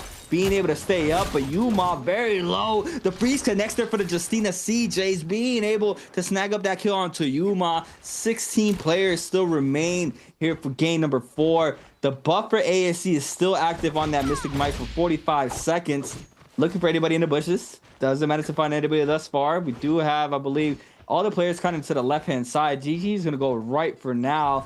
ASC went left. Replay for our fights earlier in this game. LXM invest in the Viper ultimate here against YZG. The freeze connects up to CJ's in the back end, and that's just so much damage, right? Back-to-back R&B focuses. The 1-2 foot elimination. The Temi ultimate lockdowns call it in, but it's just not enough.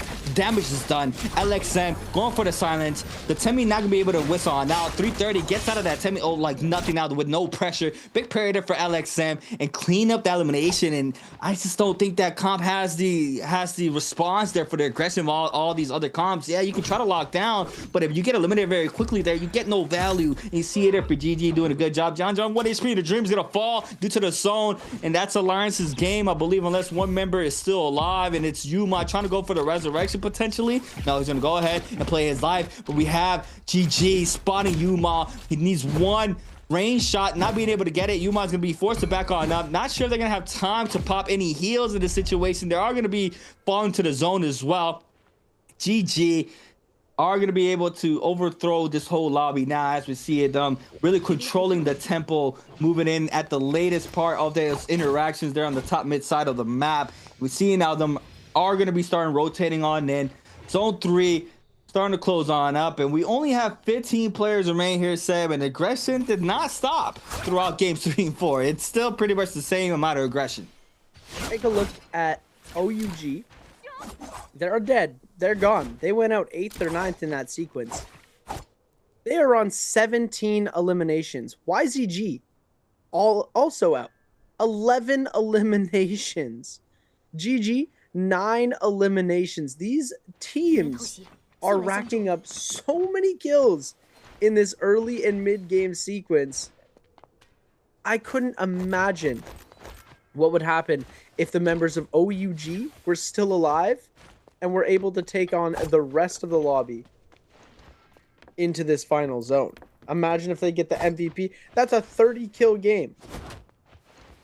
Yeah. That's absolute insanity coming out on the side of OUG. Really great performance from them. Even though they went out early, they're still going to be placing high in this game. ASE right now, little bit of momentum gain coming through onto their side, as now lots of the top competitors are out of this lobby. They only have 6 kills on the board though. Very tough for them to make MVP. They are going to be fighting against GG right now. Mist going to be breaking out that ultimate on the Zai. We're going to be seeing now coming through is that ultimate from the Syra. Will the stun be able to capture anybody? But oh my goodness, the cube at the last second is going to connect. The Palm Lightning coming through. Han trying to jump in. F ability to avoid the Justina dash. Zem coming in out of nowhere with the Enor jumping in onto the fight, trying to see if he can get any extra damage, pushing these players off of that Spirit Well. But now Bauda and GG and BBE, everybody is on that Yang depletion. We are going to be seeing these players getting absolutely decimated. GG now in a lot of trouble. LXM going to get eliminated, and he's fully gone due to the Yang depletion. GG's run has been stunted as well. This is so unfortunate. All the teams that are performing well getting caught out and griefed. Here we see OA. Now they're on 3 eliminations this game. They have the Yang depletion. They're going for the cleanse with the capture the flag, and we're going to see that happen. CJS already on the rebirth charm. Going to be able to get his teammate back in a matter of seconds, as they're going to try and see if he can rescale his loot to as high as it was before, though it might be a little bit difficult. Han with the velocity untold onto the members of BBE. Roy Hee with the meter dump into the 1.0 from the fan from his teammate. Ultimate going to be coming out from Asbon, trying to see if he can make anything happen. Able to get a double slam over. Gets the double spear into the members of OA, but gets no value off the damages. None of his teammates are there to support. Roy Hee is going to go down. Mist picking up the elimination with the musket. Han has that Dragon's Roar available. Big Parry going to be coming out on the side of Asbon. He is looking pretty cooked at the moment. Scale Rush going to be coming through. Palm Lightning to finish it off. Oh my goodness, Cuckoo going to steal the kill away from the members of OA. Looks like ASE still having to cleanse there. Only on the Kurumi. They're able to get 2 cleanses out. GG as well now has 2 cleanses that they have to complete that for the Justina and the Syra. 9 eliminations there for GG, 8 for ASC. Still have a good amount of players and teams up for this game, but they're going to potentially be waiting for that next Spirit Well to start forming on out. See Bauda fully juiced out there with 2 gold armors. 1 player on blue, that being NY7. CJ's another hand also has that gold armor in hand. Xiao Wen is as well having that gold armor. Gold pulsar here for CJ, still having to try to cleanse out his Yang depletion. Looking for the perfect opportunity. We have the Bane in the center of the map already implemented. Got to be real careful not to be called out. They spot a Zai in the corner. CJ is going to eat up a little bit of the damage off the 1-2. Now the Zai ultimate is going to be called in. CJ is going to respond with the Justina ultimate of his own. Looking for the dashes. Does manage to connect there onto Han. The 1-2 is good. Miss takes out GG's LXM in the kill feed. Looking for another one. Cuckoo eating up so much damage. The reset off the Justina dashes. That's the last one being invested. Han 1 HP in a dream. CJ's cleanses off of this as well, so he is safe. 1 player still having to cleanse, and that's going to be 330. Going for the quick reset in. OA starts to move on in. F invested here for the Justina. So much chaos now. The Takeda from the ultimate Fury called in, and CJ's going to fall. OA now with the cleanup. 5 kills on the board. We still have the aggression going towards Xiao Wen's way here by 330. Catches Bravo, LMB 1, 2, 3 into the jump LMB as well. Beautifully done there from Xiao Wen. being able to pick up the elimination onto 330. But OA, on the other hand, they're looking for the remainder of these eliminations to tick now. On the other side, looking for the hits off the fan. Have the Hadi ultimate now invested. Cuckoo investing that Kurumi ultimate as well in the top side of this terrain. Looking for the drop down since it gets parried there from Han. Beautifully done, but no damage due to the terrain. And now the spin back off the wind spout doesn't manage to get the damage that second time around. We see him trying to cut out the pressure, but Bauda on top side, forming on up there on the monk, looking for the grabs from downtown. NY7 oh my God. For 2 Valda wave connections there onto Han and Xiao Wen. The tree doesn't even matter. Gets the double hits plus the elimination, and Bauda now with the shutdown onto ASC. Beautifully done there off the wombo combo. Zem, on the other hand, is looking inside the zone, looking for the marking. Doesn't manage to connect. Misses 1 HP due to the zone. The 1-2s, the purple armor is depleting so quickly, and Bauda snags up the third onto ASC. Beautifully done there, and now they see him there on the top side with no ults, but OA is posted up on the opposite side. We have the great sword tune invested here from NY7. Big juggle there onto OA, so it take their argument forced to move on in. Trying to move on now. There goes to Tomok ultimate. The Vault ultimate invested here for NY7. Only gets 1 player, and that's going to be AB. Goes for the grab. 2 tickets, 1 HP in the dream in the back end. Looking for the Gooba stomp. Doesn't matter to connect. Grabs him in the air. Double grab is good there from ZU. And now the damage is implemented. Bauda now with the spin back, getting the eliminations out to OA. We see them now retreating, but the damage is done. And Bauda now ZU's with another grab onto Cuckoo. Looking for the repeating crossbar hits. Doesn't manage to get the slam. He does not manage to get the resurrection just yet. Since the soul break, AB now with a massive parry with a gold pole sword is gonna be able to inflict the damage. Another parry this time around from NY7. AB now trying to stay up. Palm lightning is good. Zam in the backside. No, it's Cuckoo with another parry, and these teams are going back to back in a 2v3. It doesn't matter here for OA. Bauda snagging elimination onto AB. Now looking for the last onto Cuckoo. They are managed to get the R&B focus plus the Kurumi ultimate's invested, but it's just a matter of time here for Bauda to get the cleanup to make it 11 here to win out game 4. But I'm not sure they're going to get the MVP due to the damage there from OUG with 17 eliminations. But we're going to have to wait and see how that pans out here for game number 4. No. C8. C8, my boy. Did you realize what just happened? We saw OUG wins. OUG wins because they had so many kills. Does not matter. We just saw Wombo Combo first place a game in 2025 in our fall split of the NBPL. We just saw, let me say that one more time so chat can hear me clearly. Bauda on the Wombo Combo. Valda V1 and Monk. This is a meme duo strat, and this is why they are laughing so much. This does not work. It is a troll strategy that people made up in duos. They turned it into a trios comp, and they won. I don't care if they didn't get MVP.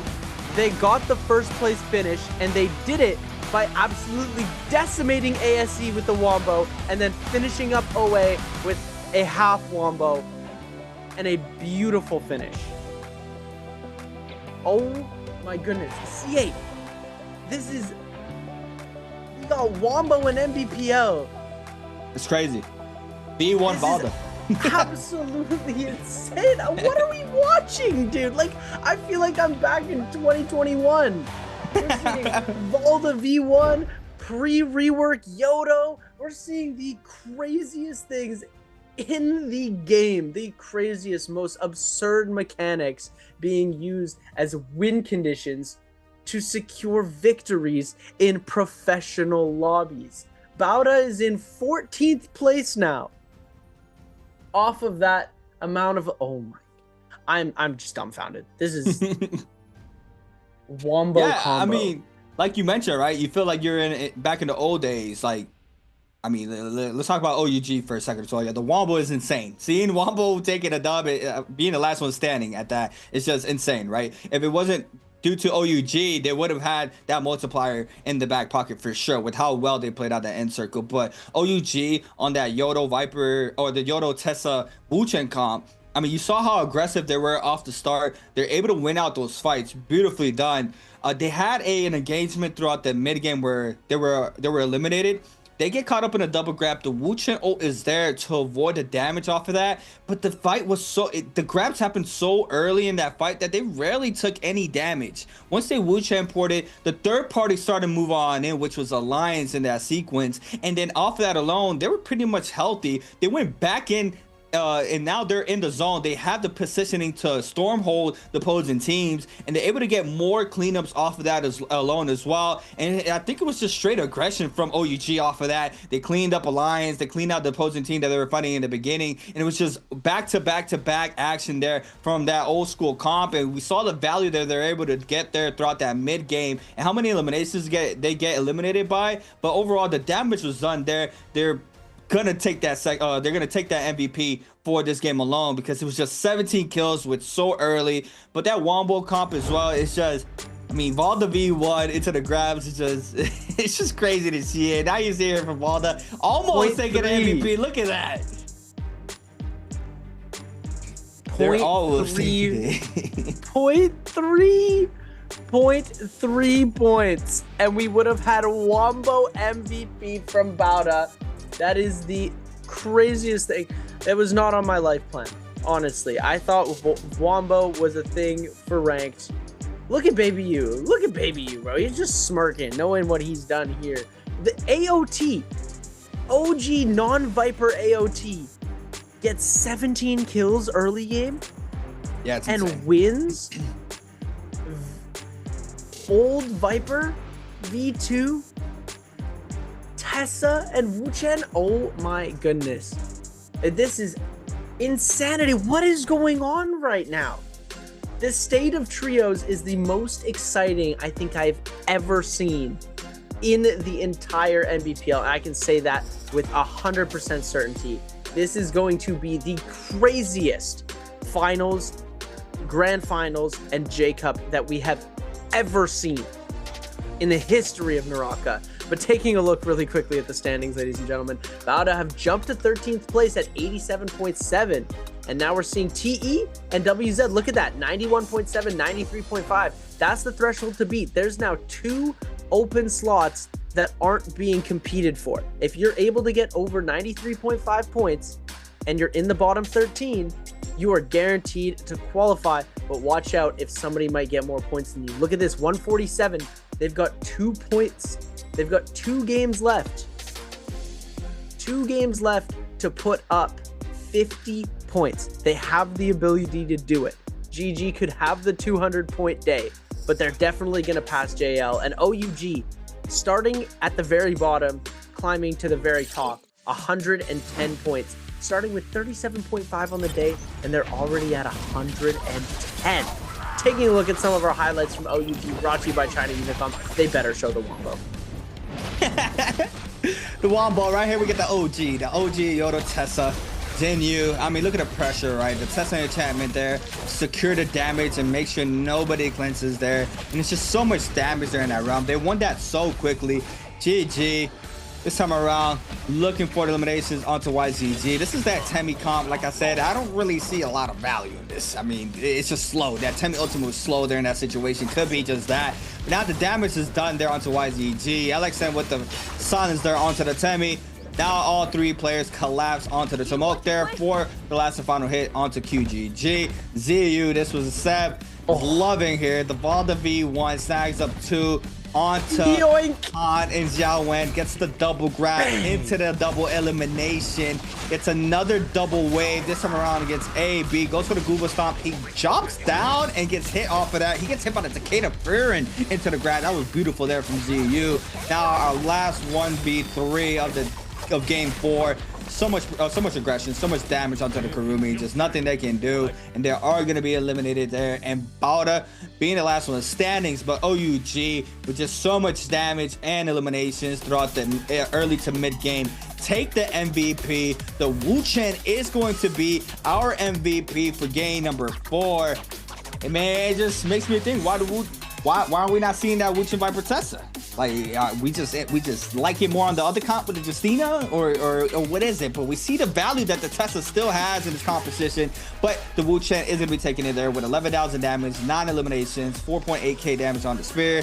It's running Sap Soul J, damage reduction ×2, Juggernaut, Assassin Lens, another stab, and a standard attack damage Jade for himself for the J setup. Wow. Yeah, I feel like we just went back in time 2-3 years, right? Just being able to see all these compositions back. Overall, very excited to see. We're seeing some new comps as well in the mix. Not a fan of that Temi one, not gonna lie. Yeah, I gotta say too, Baby U has won MVP so many times, they've switched his pose picture up. And you know what he's still doing? Smirking, because he knows everybody's gonna see it again and again and again. He's like, yeah, I know this picture gonna be up everywhere because I'm gonna be MVP so many times. This is 5th time MVP just for the split. That means his team has had to win 5 times, and he has had to get the MVP every single one of those times. Ladies and gentlemen, quick answer for Treasure. Which team got the Spirit Well buff in game number 4? Oh my goodness. Oh, actually, I do know this one. The last and final Spirit Well buff, who was able to claim it? If you just watched the highlights, you saw who had it in that ending sequence. Was it A, OUG, B, ASE, C, Bauda, or D, GG? I can tell you one thing. A couple of these teams were not even in that last end circle. So make sure you answer in the Twitch chat, not the YouTube chat. If you're over in YouTube, hop on over to Twitch. Make sure you try your best to win some free goodies. We'll be whispered, and then you got to send NARAKA your UID so they can send you some free in-game goodies. Make sure you don't miss out. Beautiful set of 4 games thus far. We still got 2 games being played out. Going to Holleroth for our 5th game. Overall, right, the mirror matches are very different pace, I would say, how they play out, how the scrap-offs are between the 3v3s.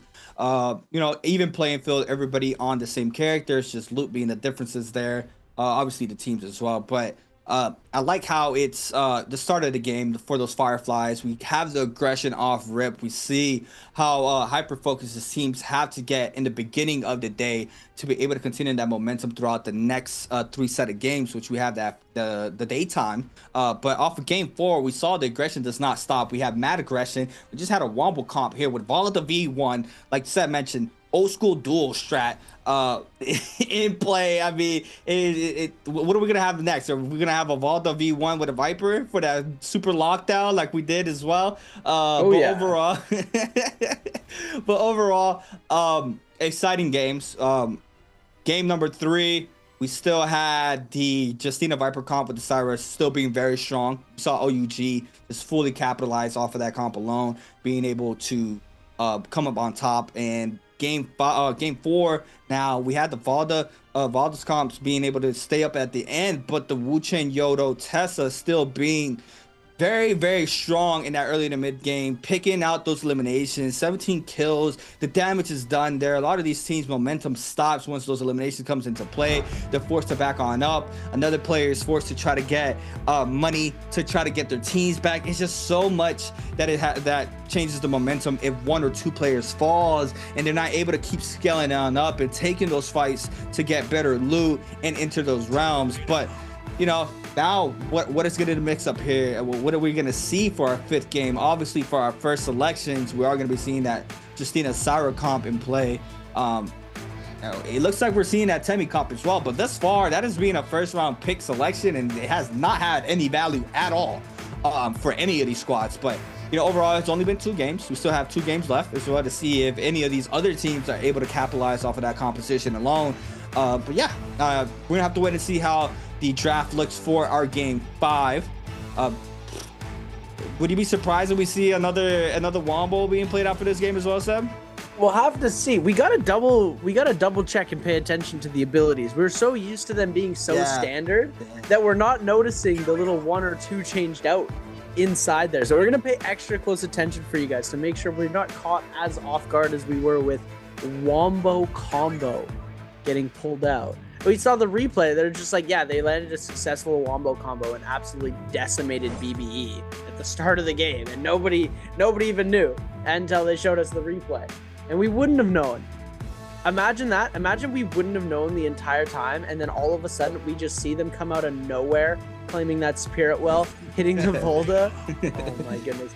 Would be absolutely insane. Is that BBE getting ready to lock stuff in. We're going to see who's going first in the draft in just a second here, as these players are going to be getting ready to jump in to game number 5. They've got 2 games left to lay it all on the line, ladies and gentlemen. Make sure you start paying close attention to those bottom players, the players specifically in 13th to 15th place. They've got a very good shot. Even 14th, or sorry, even 16th, 17th still have a chance as well. I doubt WBG or BBE are going to be able to make themselves qualify over top of the other people who are already just a little bit ahead of them, because everybody is having good games. It's very, very widespread on who's having a good game. Sure, OUG is popping off, GG is going crazy, but everyone is consistently getting points. Nobody is getting donuts, which I'm absolutely loving to see, is that at least a couple of people per game, at least every team is getting a couple of kills per game. Yeah, I think we just had our first donut game 3. We had everybody put up points, and then throughout the remainder of the other games, we've had everybody snag up points. So overall, I mean, yeah, everybody's on it. OUG, you see them coming out of a great back-to-back games, being able to keep the smiles on their faces. This is the momentum they want to take, moving on into the last 2 games of the day. We're gonna have to wait to see how the pick bands look, or draft. Look at that. Look at that. SJX, SXJ switching out for SS. For OUG, they're switching out their middleman. Oh. Baby you and you, Shinyu, Baby you and Shinyu, still on the team. Oh yeah, Severio and I were talking about this last Trios Day. What if Wolves U came and played for OUG? Then we would have you, Shinyu, and Baby U all on the same roster. Team U, OUG U. It'd be amazing. Yeah. Love to see it. First round selection going to be Bauda, WBG, and Wolves. Oh my god, Bauda's got the first pick. Please play something normal. I'm begging you to play something normal. I want to see the crazy stuff coming out, though. We've got GG in the last round selection. They could come out with some pretty crazy comps, as well as 521 and YZG. Alliance, OUG, and BBE on the 3rd round selection, and 2nd round going to be OA, Fun Plus Phoenix, and ASE. I feel like 2nd round has been the most consistent so far. We've had a few changes in the 2nd round, but it's been pretty standard with the Enor, Fairy, and Matari. I feel like that's the one comp that's had the constant, other than, you know, the 1st round, we see the Temi switch out. I don't like the Temi switch out. I'm not going to lie to you. It's not looking very viable. The Temi switch out's done when a player doesn't feel as comfortable on the Viper or on the Justina. Oh, what? Whoa. We're getting a Temi switch out and we're getting a Valda switch out. Zem just loves the Valda, hey? I think so.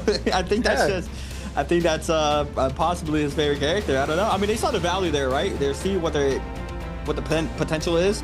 What that squad, you're not gonna have to monk for the double grab, but still, you are gonna be able to get value with the V1 if you're able to make it to the end circle. Enor, Yushan, Valda there for FPXEQ. Very interesting.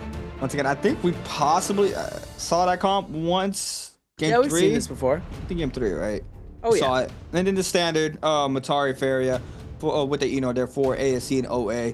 Nothing crazy thus far. But overall, now on to our 3rd round selection. We're gonna see Alliance, BBE, and OUG. Looking for the picks. What are we gonna get? Are we gonna get the Monk Takeda, Kurumi for Alliance? BBE. I don't like that comp. You don't like that? Nah. I just feel like, I don't know. I just feel like the Kurumi fall is just too far gone now. I don't feel like the sustain is that great. But for BBE, we're gonna be having that Hottie Kylan's of ping for their games. I mean, it's crazy not seeing Kylan's in the end circle. I'm not gonna lie. It just feels like Kylan has 0 value anymore. Like, we're not seeing his slashes getting sent out. You don't have the crazy Kylan cam coming. Ooh, YZG going for the OG.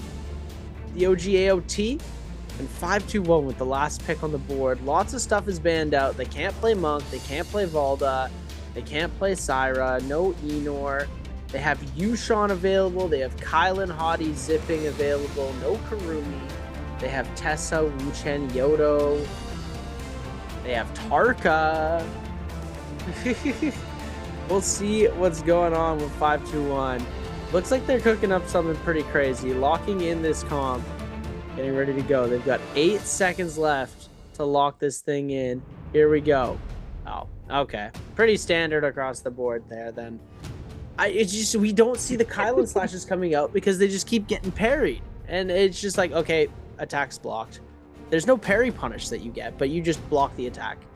And he just falls away. Then he loses his Kylan slash. No more Kylan slash for you.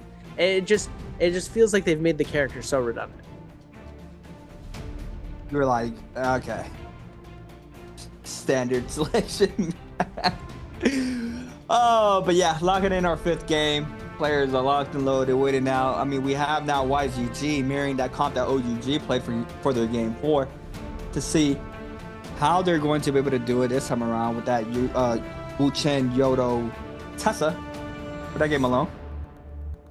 Now locking in our 5th game once again, waiting this out.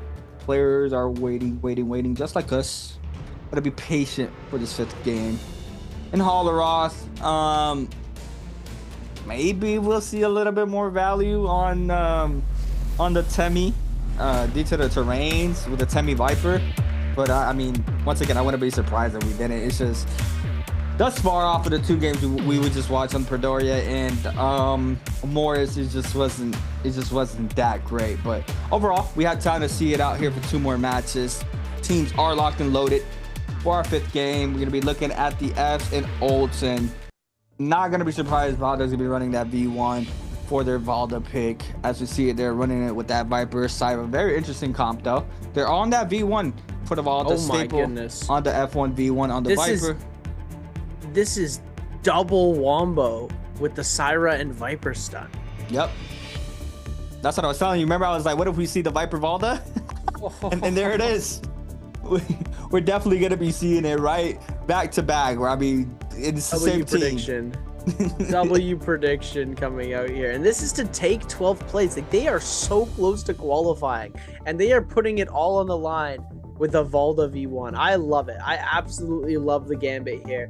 As we're going to be taking a look, everything else is completely standard across the board. Nobody going outside the norm for the ultimates other than the Daring Boys themselves. Bauda taking Matab almost completely to themselves. They're only going to be contested by BBE, while OUG is going to go for that gold weapon at Salvation Podium. YZG getting Plume Castle all to themselves, while 521 and Wolves are going to be in those Yushan ruins paired up together. WBG and Alliance could be jumping in on top of them as they are in the surrounding gold zones. And then on that eastern side of the map, we're seeing OA, ASE, Fun Plus Phoenix, and GG. Getting ready to lock this in. No one contests his puzzle and trios, huh? No, they don't want to go for the contest. There's too much ballista play that could be going on there. Yeah. You got 3 people, 2 people on the ballistas. It's just a guaranteed you're gonna die, right? So they let somebody have it. OUG's gonna get it. YZG might come down and contest afterwards and try and catch them in between Plumed and the podium, but they don't want to fight at podium because they don't want to have to deal with a ballista in their back from a third party. It's just not the play to be in a contested zone. But here we go, kicking things off at Matab. Bauda against Bamboo Esports right away. They've already all got weapons. We're flipping things over right away. Jumping through to GG versus Fun Plus Phoenix. Big follow-up going to be coming through onto the members of Fun Plus Phoenix, but GG getting absolutely melted here. Oh my goodness, Water going to be able to pick up that kill as they're jumping in. I believe those are the members of ASE. GG getting wiped out. Actually, GG going to be able to come around and get a couple of eliminations here. Who's Perry on the backside? ASE's Han taking a lot of damage. CJS is going to go pretty low here. CJS is going to be almost completely eliminated, and there he goes. LXM, the last remaining member of that team. OA coming in on another third party. This is a huge off spawn. Yeah, LXM very low in the back end. You see Mist trying to snag out the last hit, but the Matari after is beautiful there from ASC to snag at that elimination onto LXM. The Fairy Ultimate now called in for, I believe, Mist. We do have Cuckoo trying to make a run for it. The Enor ult is going to be invested.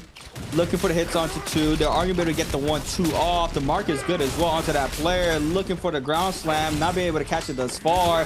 Now going for the overhold here off the damage from the ultimate. Doesn't manage to connect, but the aerial hit does onto Cuckoo. And ASC now putting up 4 eliminations off drop. Looking for more.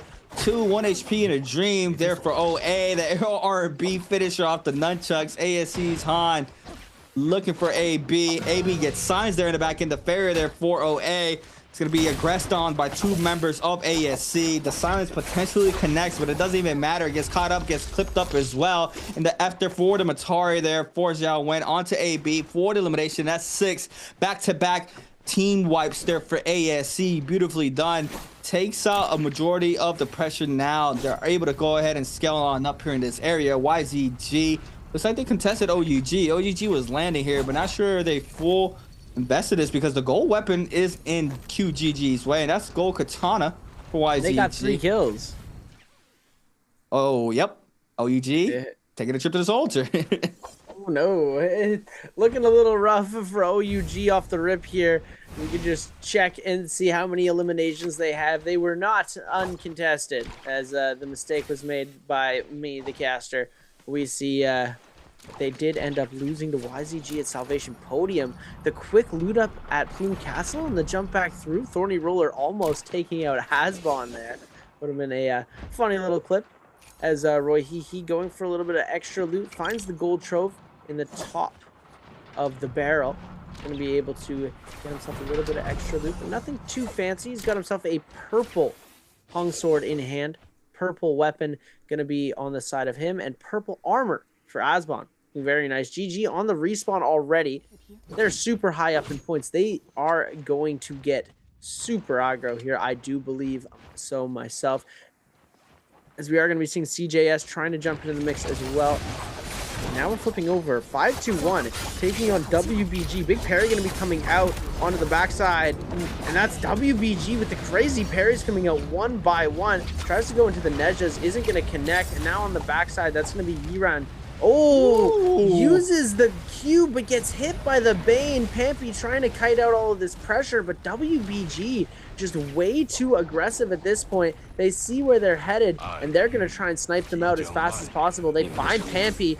Trying to close the distance. We're going to see the Kylan ultimate come out. First Kylan ultimate we've really seen all game. We're now seeing the Viper ultimate getting released onto the side. Fat Milk getting absolutely decimated. Pampy coming in for the peel onto the Kylan, but it looks like it's not doing too much. Look at so little value he's getting off of that. The Tessa Charm coming in hits 3 players off of this Tessa Charm. The members of WBG are going to get absolutely entranced. The peel is going to be there, so they're not going to engage. Trying to see if they can get the bow shot off onto Pampy, but Wolf ZK going to claim that elimination. CYZG, we got a player on the Ballista. That's ZGE being able to snag an elimination onto Zeng. They're looking for more hits off the Ballista. Going for the repairs, has 3 left. Looking for the shots now. YZG with a little bit of pressure off the Ballista. Has to hide behind that building. Do have no connections yet thus far. Gets a little bit of burn ticks there onto CXZ. They are going to be able to retop off the armor, though. It's hit off the second. Got to be real careful here in the situation. They clip him there. Oh, my God. Just straight firepower there from ZGE. Water's going to take out QGG. Off of that aggression for the Ballista Tower. Going for the reset. The drop-down focus is good there. From the ball to ZGE. Looking for the overhold. So 1-2 is good. Viper F, not good. Moonbait called in from YZG. Wolves moves in. NHQ with the flying knives hit there onto CXZ. They are going to try to back on up. FPAZQ's in the opposite side as well. Got to be real careful not to get caught up in the third party or called out in a 1v3. Looks like his teammates are around him, so he's safe for now. It's YZG is going to be able to snag up the resurrection with that Bane in play. ZXL looking, I believe, a member of GG. They're just going to go ahead and cut out some of the range pressure if it's thrown out towards his teammates' way. Being able to cut through those range shots with the light attacks from the longsword. LXM, a little bit of a hold there, not being able to find any sorts of values. The counter grapples happening there on the top side. Not sure if there's somebody on the Ballista, but the Bane still with a little bit left. Once it's gone, I believe the aggression might be going towards YZG's way. You see Wolves posted up and waiting this out to buy up some more of these resources as well from the buy zone. ZK rotates on out Ballista is going to be taken over there by YZGs, and now ZK is going to play the top side of this, going to wait this out. GG's in the outskirts as well. First round is about to start forming on in pretty soon. See potentially these teams rotate on out to go ahead and post up for that, but ASC with back-to-back eliminations from these team wipes, having 6 eliminations on the board. Wolves with 2, YZG, FPXZQ, BBE with 3, and WBG with 4. Now Realm Gates are starting to form on in. Bauda, opposite side of the map, still scaling up. We see 1 purple armor here for Zem. Also go purple longsword in hand, purple hunk sword there for a teammate as well. Go ahead and start rotating for that realm. Couple seconds remain for it to start forming on in. Not sure what we have in the Spirit Will buff, but WBG still getting active against YZG. They are going to be losing 1 member. ZXL is going to fall there for that squad. Still got aggressive off of that Ballista Tower. We see it now. Now the overview of the realms. We have a couple players there on the bottom left-hand side, or the bottom side of the map. We have BBE, 521, and OUG. OA is going to get the Yang for free on the right-hand side. FPSDQ and Bauda are going to are going to potentially fight for that middle one. WBG moves on in. YZG might kite into that one as well, so might be a little bit of a F mash to be able to get inside that realm, but we're gonna have to wait and see what teams enter. Wolves, you see them starting to move on up on the left-hand side as well. Bauda playing the top side of Plume Castle. Gonna wait out for this realm to start forming on in. FPXZQ moving on in as well. A little bit of a downtime for now till we get back to our aggression. The Valda with the Viper. We haven't seen the Womble yet, but I wouldn't be surprised if we see it in the round. We might be able to see that pretty soon. Kiki, on the other hand, on the Yushan Enor Valda. A little bit of aggressions onto the Temi. Trying to burst out that Wisp out to get a little bit of damage. And now everything being invested. Oh my god, the Valda ultimate is going to be called in early. ZU with the ultimate as well. Off the Viper. Triple stun off of this as well. And WBG is going to eat up so much damage here. And Valda here, stopping all that from happening. They are going to be snagging up those 2 kills very quickly onto WBG. Oh my goodness, they did it again. Wow. It is absolutely insane. Oh, what a grab onto Fat Milk here. Trying to see if we can get a second confirm. Gets the punch off into the cube. You're going to see trying to get the grabs off onto Pampy. The slam isn't going to connect. Unfortunate here as he tries to see if Pampy is going to be able to fall for the grab. Cube going to come out onto the other side. Ivan out of the Haughty ultimate now. Going to scale rush up. Monk ult down for PP. You're going to see Perry going to be coming out on the other side for one of the 5-2-1 players. Fat Milk going to be able to get the one off into the hit stun, but PP just going to take to the skies, try and see if he can get the 1 charge up. Turns it the other way. Fat Milk coming into Kite. Ivan going to come and bring back around. Oh, big play coming out from the Kylan on the side of 5-2-1, but PP with this is just going to be able to do so much. Oh, big coming in from Pampy, trying to go for the peel, but he does manage to get the elimination anyways. Perry coming out in the back end. Ivan actually taking so much damage though. Pampy going to be holding that triple charge. Stoneform going to be coming out, locked in. PP taking a lot of damage as well. Now the 3v1 situation against Pampy. F ability invested, using it, but the meter dump from the nunchucks is just going to absolutely decimate. And now Ivan in the 3v1 situation, looking incredibly rough. And now Alliance taking that Realm of Yang, absolutely decimating their opponents. Wow. What a fast pick. What a fast elimination. Perfect execution on that side. And that's what I'm saying. The Kylan just doesn't have value anymore. It doesn't work. Wolves going to try and make something happen onto the side of GG, but they, oh my goodness, the butterfly's going to freeze. Big Perry going to come in on the side of ZK. Doesn't get too much punish damage. The Haughtie's going to come in for the peel. CJS trying to make something happen with the gold fist blades in hand. Kylan ultimate going to be released into a freeze onto Nai HQ. Everybody backs off. Wolf ZK has burned that Viper ultimate, but he does have a little bit of that charge back. Cyril going to come in. Everybody targeting 330. CJS trying to come in for the peel. Alex Sam going to try and go for the follow-up. ZK going to be getting hit with so much damage on the backside. Nai HQ now taking a lot of damage. ZK going to be able to get himself a bit of a heal from his zipping on the backside. Easy 330. Gonna be trying to send something through. Big Perry gonna come out. ZK not able to get any punish damage onto the members of GG, but so much damage coming in either way. They're taking a lot, and they're fighting out to the very end, but the freeze gonna come through. Wolves gonna be able to pick up 1. LXM gonna go out as 2, and 3 goes through as 330. gets eliminated. Don't worry, they have Yang Depletion, or they have Vermilion Birdmite. They will be back into this fight as ASE takes a fight against Alliance. Yeah, we see now the aggression here from ASC onto Alliance. FPSGQ is in the back end as well. This is a third-party fight. Han looking to start moving on, and Alliance going to be eating up a lot of the pressure here from ASC. The F from the Enor looking for the hits onto Yuma. Yuma 1 HP in a dream. Has to create a fur in there to stay up in the back end. Han now applying tons of pressure off the Enor ult. PP's going to eat up so much damage to the ground slam as well. Big damage there from Han. Looking for the last hits onto PP, but looks like he is going to be able to get some sorts of heals back there from the Karumi. Jianzhong now is going to eat up all the damage with the ground slam. Looking to try to see if they can kite out the pressure off of Lions, but ASC's Han still applying so much here onto the squad. The Karumi with a 1 HP in the dream trying to stay up. Now we have NPXQ start to move on in. Jianzhong with elimination. The 1-2 mix from the dual blades. Han's gonna be able to snag up 2 now, or ASC I should say, against FPXQ. 521 against BBE. Both of the C teams going at it. He's gonna be able to win this scrap off. BBE's ass bomb being able to snag up the first kill onto 521. Another one falls there for 521, that being Fat Melt. Now last one standing is gonna be Ivan trying to cut out inside the zone, but BBE not gonna let this one go. Looking for the last and final hits, and that's the cleanup there for BBE against 521. Winning out that scrap off against 521. BBE doing a really good job there. OA against Balda and Plume Castle. We see AB potentially looking for that V2 drop down there, playing the top side. You have the aggression happening now. Inner ultimate called in there for the opposing squad. Sam looking, this is the Wombo team. They both have Valda and Viper ultimate invested. They have to try to cut out all this pressure for now. They have the Syra to do so. Investing that ultimate already there for Balda. Trying to tap dodge roll away from the Enor. 2-tick now drops down. ZK with AC 130. Not going to be able to connect though. A little bit too far out. Not getting any sorts of value there off the Viper ultimate. Now another Enor ultimate still in play. No, that's the same one there for 2-tick. He is going to be able to come out of that form for now. Balda Zem looking for the perfect opportunity. It looks like the Valda ultimate was not combo there with the Viper ult. Viper ultimate was forced out there from ZU, and he is going to fall. OA now starting to move on in. They have 6 seconds on his cleanse for his Yang depletion. 4, 3, 2, 1. He's pretty much gone from this game. See him retreating now. Not give anybody the elimination. CJ picks an elimination onto Cuckoo.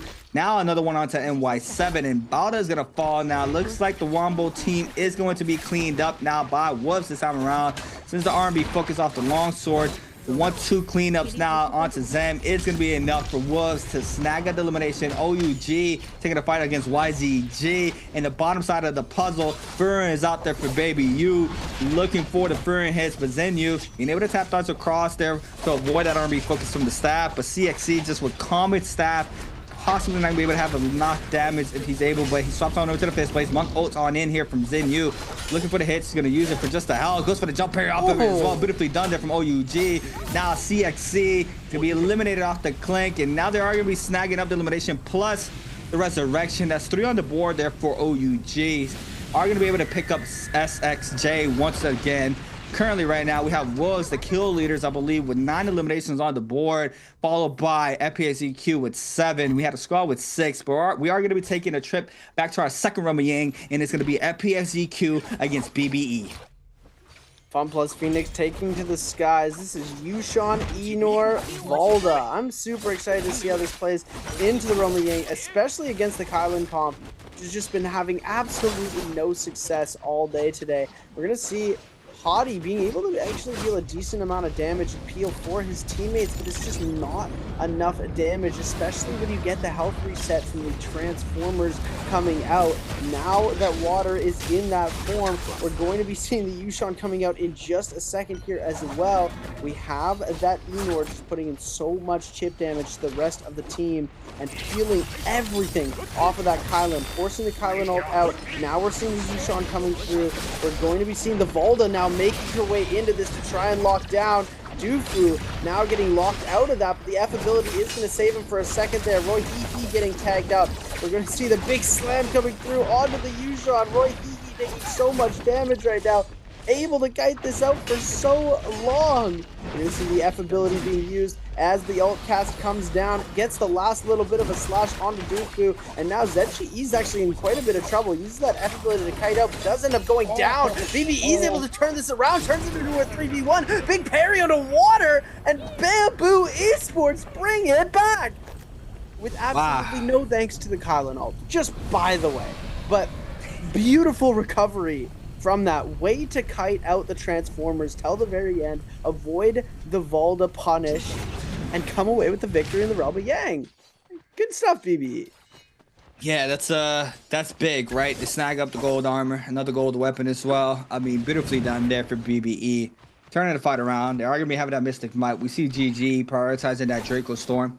But for now, we do have BBE running now with 9 eliminations on the board, matching the same energy as Wolves. OUG, on the other hand, with 3, looking for one onto OA's. Enor looking like they are going to be forcing inside the center of bottom left-hand side of the map. R&B jump on the beach, try to catch up there, create the distance. The Enor ult is going to be gone for now.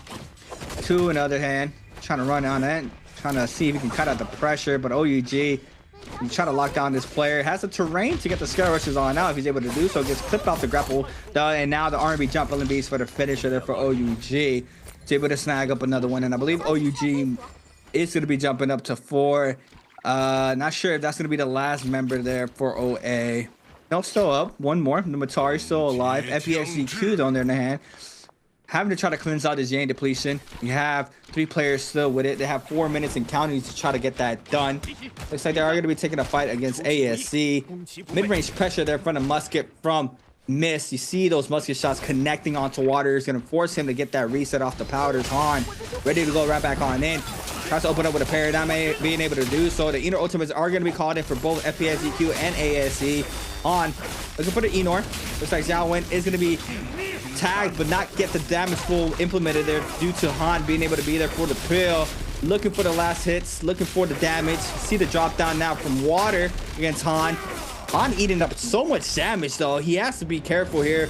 Water as well, pretty much health even between both of these Enors, but now the counter grappers in the back end. OUG joined the fight. Third party starts to move on in. To create a Fury now called in for Baby U, I believe. Grapple LMBs onto Miss. Now this player is going to get called out. 1 HP in the Dream is going to be taken out, and OUG with perfect third partying here to be able to snag up the elimination onto Miss. Water still in the scrap off against Xiao Wen. Xiao Wen has jabbing in hand. The missile shots there from the barrier. The top side is good. Water has to be real careful here, fishing for that hit or the elimination of Xiao Wen, but it's not going to matter. Han is going to fall. OUG back at it, picking up another one onto Han this time around. Wolves takes out Water as well, and now these 2 teams looking for somebody in the zone. I believe Kiki looking for Xiao Wen. Xiao Wen is going to be taken out there. It's a bow shot there from you. FPXQs. Kiki's not going to be able to snag that up, or he's going to back on it. Sorry. Looking for the opportunity. Overholds the flying eyes. The 1-2 is just so much pressure, and Wolves now with the cleanup. That's 11 for Wolves. OUG with 6. We still have GG alive and Alliance. 1 player remains for OA, potentially playing for that placement points, but for now the damage is done. These players have been pretty much cleaned up. It's still happening as you see it here for Alliance against OA. OUG as well, Baby U. Trying to get the last and final hit onto Cuckoo. Cuckoo is to be able to create a little bit of distance for now. Gets caught up. The Matari F is being invested in the backside. PP's gonna go ahead and full reset out armor potential of that third party from OUG. Make sure he's full health for that. But Cuckoo is gonna be able to get a little bit of distance. The Matari ultimate is gonna be called in. Uses the dash once again off the F there. Does manage to stay up. Looks like Baby U is going to full invest here. Not sure how much grapples OUG has there, Baby U. Still looking down. Cuckoo gets a common armor swap on the way to safety. Does manage to cut out the pressure for now. Potentially going to go under if he's able to do so. I think the zone might be covering that though, so no, it's not. But he's still going to go inside the zone, potentially not give these players the kill, and he's going to die to the zone. Baby U gets the hit though, so OUG is going to snag that up. The resource is going to be going towards Baby U's way, and now going to wait this out. Looking, did he get? I heard a hit marker. Did he hear that, Seb? Yeah, I heard a hit marker for a second there too. What? I don't know exactly what's going on. The audio cue must be broken or something, but a little bit strange. Just 15 players left with Circle 3 closing down. It looks like Wolves and Alliance already getting active onto each other. And the cannon shots are going to be flowing through. NiHQ taking a lot of damage off of that last pick there. Big cannon damage coming out. And it looks like GG fighting against Bamboo Esports on the backside. Both of these players, teams are running the same composition. Roy Hehe incredibly low in HP, and it looks like they might try and go for the chase here. Assault Smolder burn damage going to be coming in. F1 release. Big Bane to be able to deal so much damage coming through. Cube going to be taken out on the side of Dofu. Ultimate invested from CJS. Oh my goodness, he gets caught by the ability from the Bane. Is going to be able to get himself an F heal though. He might pop that zipping just to get that extra little bit of healing, and I believe that maybe they did. He was gaining a lot of HP. He did gain a lot. It could have just been the F ability though, as Dofu trying to get himself into the zone as GG just unrelenting into this fight. He burned an ult, but his teammates got him the reset off of the Spirit Well, pops the ult a second time, trying to get the value off the Kylan, but the F from the Hottie just kiting for so long. Now he's got the cube available if he needs it. We're going to see that Draco Storm coming into full effect. Roy Hiki answering back with a Kylan ultimate of his own, trying to keep the pressure up on the CJS. The CJS just doing such a good job of sharking down that damage. Dufu incredibly low, finds himself a gray armor swap in the middle of all of this chaos. Is going to go down. 330 gets the kill. Alliance jumping back into the mix. Zipping ultimate has been popped. F ability given to CJS just to give them that extra bit of HP. And they take out one member of BBE. The rest of them just waiting in the wings, trying to go for the resurrection. Roy Hiki now getting absolutely sharked down by Alliance. Just completely taking them out of this game. One player left on BBE, and it's Asbon trying to pop that ultimate, but there you have it. Wolves take out one, GG takes out another, and Alliance take out the last member of BBE, as that is their Game 5 played and finished. And only 4 teams remain, right? 2 teams already fully cleansed out. We have Wolves and Alliance both with 1 pair on the cleanses. 2 of those remainder players on each team having to cleanse out this Yang depletion, so they are going to be getting active. You see ZK going for that full reset in the back end. NHQ looking for the range shots there onto Alliance against OUG. Great short tone there from Baby U. The back-to-back juggles. Yuma eating up so much damage as well. Yudo with the elimination from mid-range with the bow shot. Snags up that kill. OUG does not. The bloom goes towards the OUG's way. They still have to try to cleanse as well. We have them now waiting this out on the backside of this building structure. We have Wolves playing the top side, OUG in the center. They're going to be taking out one of Alliance's member. Now it's only 1 player remaining. That's going to be the Monk, and still having to cleanse is going to be a very hard task here for Alliance to try to stay up here in the situation. GG starts to rotate on the back, tries to stop some of the pressure for now. First place, I mean, they overcome JL, which started off the day with 154.7 due to them already playing their 2 days. And now GG finally takes the lead with 157. And that's all that matters, right? You're able to stay in that first place spot, not really showcase a lot for the finals. I mean, you're playing finals in 2 days. You really just want to stay comfortably in the top. And you see it here in the 5th game, they're able to do so. Not really showcasing whatever they have in the bag for the finals, but overall beautiful games here for GG. Now with a massive day 1, they're able to have the value in the they're just able to stay chill throughout the whole day 2, with just how many points they're able to implement there for their first day. As we see it here, GG. Wolves on the other hand posted up with the flag, potentially looking for a capture the flag to cleanse out. It looks like they're going to steal this from, not sure who still has Yang depletion on the other side. See it now. Alex M's going to eat up a little bit of that damage from the Bane. I think so. And now it's going to be forced to back on up. But aggression now starts here onto Wolves here from OUG. The drop down R&B focus into the Hongsword follow-up as well.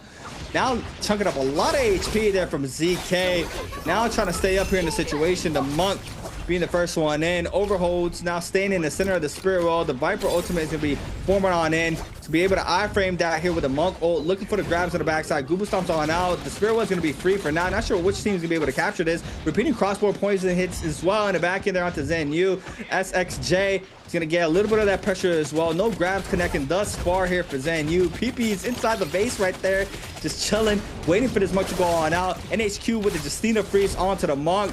Does have the tether for now, so he is safe. Has the FBL as well to avoid that pressure. Now inside the zone, all these teams are going to get aggressive. Kind of ultimate out here for CJ's, looking for the slashes. Not able to connect off that first one.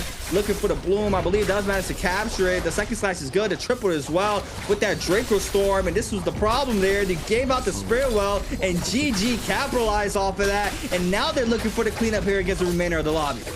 GG just going on an absolute tear right now. The Kylan finally putting in some work into these games. as you getting absolutely decimated here by GG's CJS and the gold fist blades of doom. Every single time I see him, I feel like he's always running those gold fist blades. And now he's going to be making their way over to the members of OUG. Big Perry going to be coming out on the backside. 330 going to be trying to take out Baby U. It looks like PP has gone out, but Baby U claims the elimination. Oh my goodness. CJS just fighting for his life right now.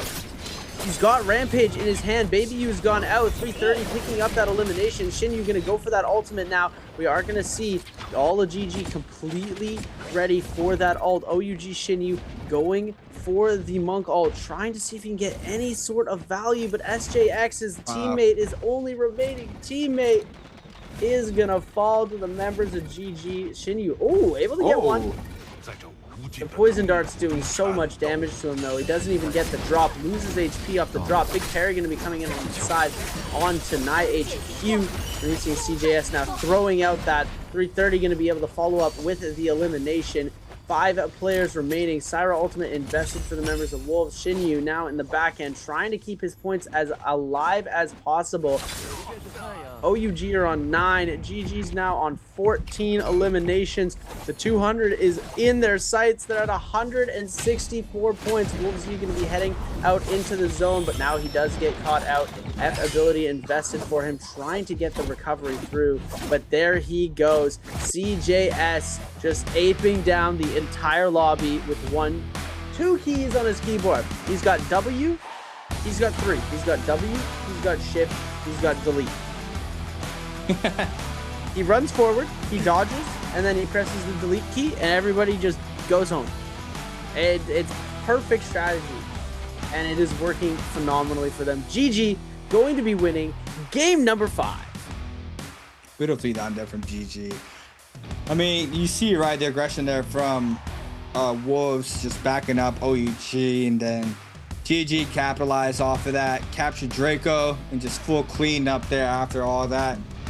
It's just rough, right? They try to get active with there with the Monk, but the Monk was not able to find any sorts of value there on any grabs. And we had somebody with a repeating crossbow with poison darts as well, applying so much pressure onto the Monk, and it's just straight fall down from there. Unfortunate enough for those squads, but fortunate enough for GG, they're able to close out, and now in first place with this multiplier is going to set them up right. I mean, probably around 168, 170 off of that multiplier. This is 15 eliminations, I believe, 15 or 16 eliminations plus a multiplier, bringing a massive game 5. And then into game 6, we gotta wait and see how they do, but it doesn't really matter at that point. What I'm very curious is to see how the bottom of the pyramid is looking like, Seb, right? We're looking at that top 12. Anything below top 12 right now, if we still don't have people from that already played their 2 days out of that top 12, those 13 through the rest are going to be having a chance to make it. But how close are they to that threshold? Last time we saw it was around 94 point some points. Yeah, I think I'm pretty sure Bauda is like 0.2 off. When I saw them go out, they really played Valda V1 just to go 0.2 off of being in that qualifying spot over top of anybody else. We are going to have to take a look at the official scoreboard to get the full rendition of who is where on the scoreboard, because I believe that GG is going to be almost in the 170s, and we're going to be seeing if Bauda has what it is that needed to just get that climb just a little bit more. I doubt that they're going to be able to do it this game, but next game I think that they do have a really good opportunity to be able to take hold and qualify, so long as the teams that are just underneath him don't perform even better. But that's the thing, Fun Plus Phoenix has been doing pretty well, same with YZG, and they're not getting enough points. It's just not enough. Quick answer for Treasures for you guys, ladies and gentlemen. I know how much you guys love these, so we're going to run this up really quickly here. How many kills did ASE get in game number 5? You were just watching. Make sure you got it down. The scoreboard was on the screen, ladies and gentlemen. You could have just taken the note, looked at it. Hope you guys have a good memory. Was it A12, B13, C15, or D16? And I'm going to give you a hint. I have absolutely no idea. So just spam a random number in the chat. Make sure you're in the Twitch chat, though. Hop on over from YouTube if you're over there. Jump into the Twitch chat and claim yourself some free rewards if you win the lucky draw. Yeah, overall, very, very curious to see how this game 5 scoreboard looks like, right? I mean, like I said, we got to see how it looks on the bottom side of the pyramid. It might be one of those days, you know? I mean, Usually day 3s, we're looking at the bottom side. Every other day, we're looking at the top side. But for this game alone, game 5, GG is going to be snagging up 22 points for game number 5. Wolves with 17.5. ASC with 12.5. OUG with 11. BB with 10.5. Alliance with 9.5. FPXEQ with 8. WBG with 5. YZG with 4.5. Bauda with 3.5. It's just rough, right? I feel like we only got that value off of that Wombo going into that first run, right? They're able to get those 2 players into the Balder wave, but they're not really able to do much. But I mean, look at the lineup here for GG. Everybody has 20k plus damage. C8. Yeah. Zipping got the most amount of kills. 330 will be our MVP. That's crazy. Oh, someone qualled. Bauda is so close. They were 1.2 away beforehand, but now they're gonna have to get into that 12th place spot. And it's pretty much, it's either Bauda qual, FPX, or YZG have a monster game. They have to get 93.5. They need 2 points. They need 3 points to completely secure it, and they need YZG and Fun Plus Phoenix to have average games, because Fun Plus Phoenix and YZG, they both need 20-30 plus points to be able to climb up to that level. But Alliance has managed to sneak themselves into that 11th place spot at 95 points, and now looking at the top, 169.5, almost 170. They need a 30.5 point game in game number 6 to get that 200 point marker, and I'm really hoping they hit it. It's so close. It's like, it's just right on the tip of their tongue. And OUG has climbed up to 4th, ASE has climbed up to 5th, and Wolves climbing up to that 6th place spot at 111.9, 115.9, and 121.7. Now, ladies and gentlemen, it's time for your highlights, brought to you by China Unicom, where we get to take a look at the POV from Team GG with their comms and see exactly how they dominated this game. Take a look at their Yang fights. Look at how crazy this is. They get parried. Huge recovery coming through with the double focus punish, because he throws that in the back onto the other side. He gets the double slash into the back end, into the uppercut, into the jump LB, into the jump LB. CX, sorry, I'm taking your words. I mean, that's what it is, right? Jump LB. Jump LB so strong, especially weapons like launch in first place. But I believe this is the last and final moments of game number 5 here. GG with a Draco Storm, full momentum. It's full W key in, like you say, W shift delete, just everybody gone from the lobby. They clean up the Syra. 1 team remains on the top side. Opposed from Alone was still alive, and Alex here is playing for that placement. 1 player falls. The Tater drops very low. The Draco Storm plus the Engraven hits there from the Zaping. Gets the last and final hits. Looking for that Kurumi in the back end. Very weak as we see it here. The Monk forms on up. It's just a big target here in this situation. Not being able to stay up. There's a being ultimate called in here for GG, but the Draco Storm is just too good. Plus the Great Sword Tome. And now the last and final cleanup onto Wolves' last member here from CJ's, I believe. Unless 330 gets the last hit. Do see everything invested. Everything going perfectly there for GG. And unfortunate there for them. They are, or fortunate enough for them, they are going to be snagging up the MVP for game number 5. GG. And like you said, Seth, the Zaping.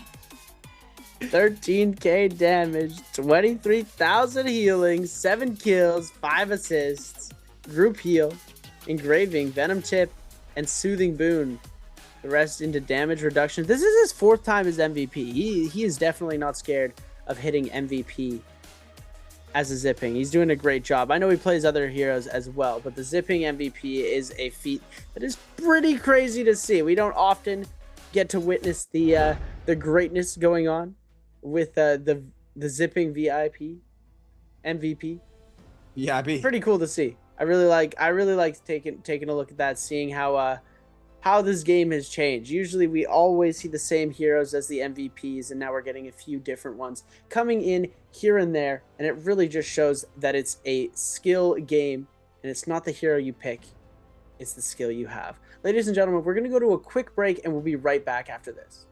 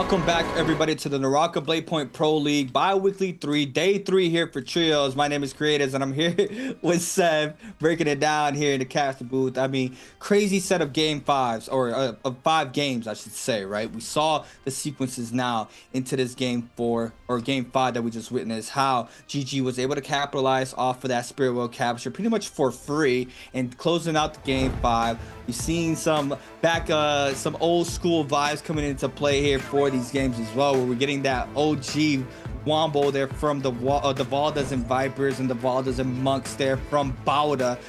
Even though they're not able to get a good rating for game 5, but for game 4 they were the last one standing.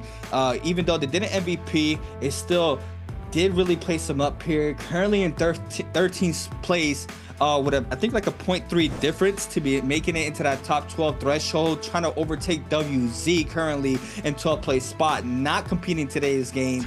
Very doable now for Bauda to close out and make it to the Bi-Weekly 3 finals. Even though GG with an amazing performance, they had a great day 1, already snagging up the overall standings in first place with, I don't even remember, like 170 something plus points. So they're chilling, they're vibing, waiting this out. But we're gonna be looking at Bauda. Teams right below them have to have an amazing game 6, like 20 plus point game, like 28 point games. It's a very hard task for teams like YZG to try to make it into the Bi-Weekly 3 finals. But it's not impossible, right? We've seen teams being able to get 20 plus point games alone in one game alone. But is that going to be able to be the same sequence there for one of the bottom pyramid teams? We're gonna have to wait and find out here for game 6. Yeah, and it's so unfortunate because YZG's actually been having a really decent day. Like they've been putting up a lot of numbers and doing, top of the pack. Like they've been placing top 3, top 5 every single game, but it's still not enough because they had such a terrible day 1. So it's really unfortunate to see that coming out there. But for the first round pick, we're gonna have OA, FunPlus Phoenix, ASE, Alliance, OUG, and BBE. Oh, Bauda's in last. They're the closest to qualify, and they're in last pick. I can't wait to see what mischievousness comes out from them, because that's what you can classify it as. It's absolutely insane. As we're going to be taking a look here, Xiaowen, Han, and Mist, ZGE, Kiki, and Water, AB. Ooh, okay.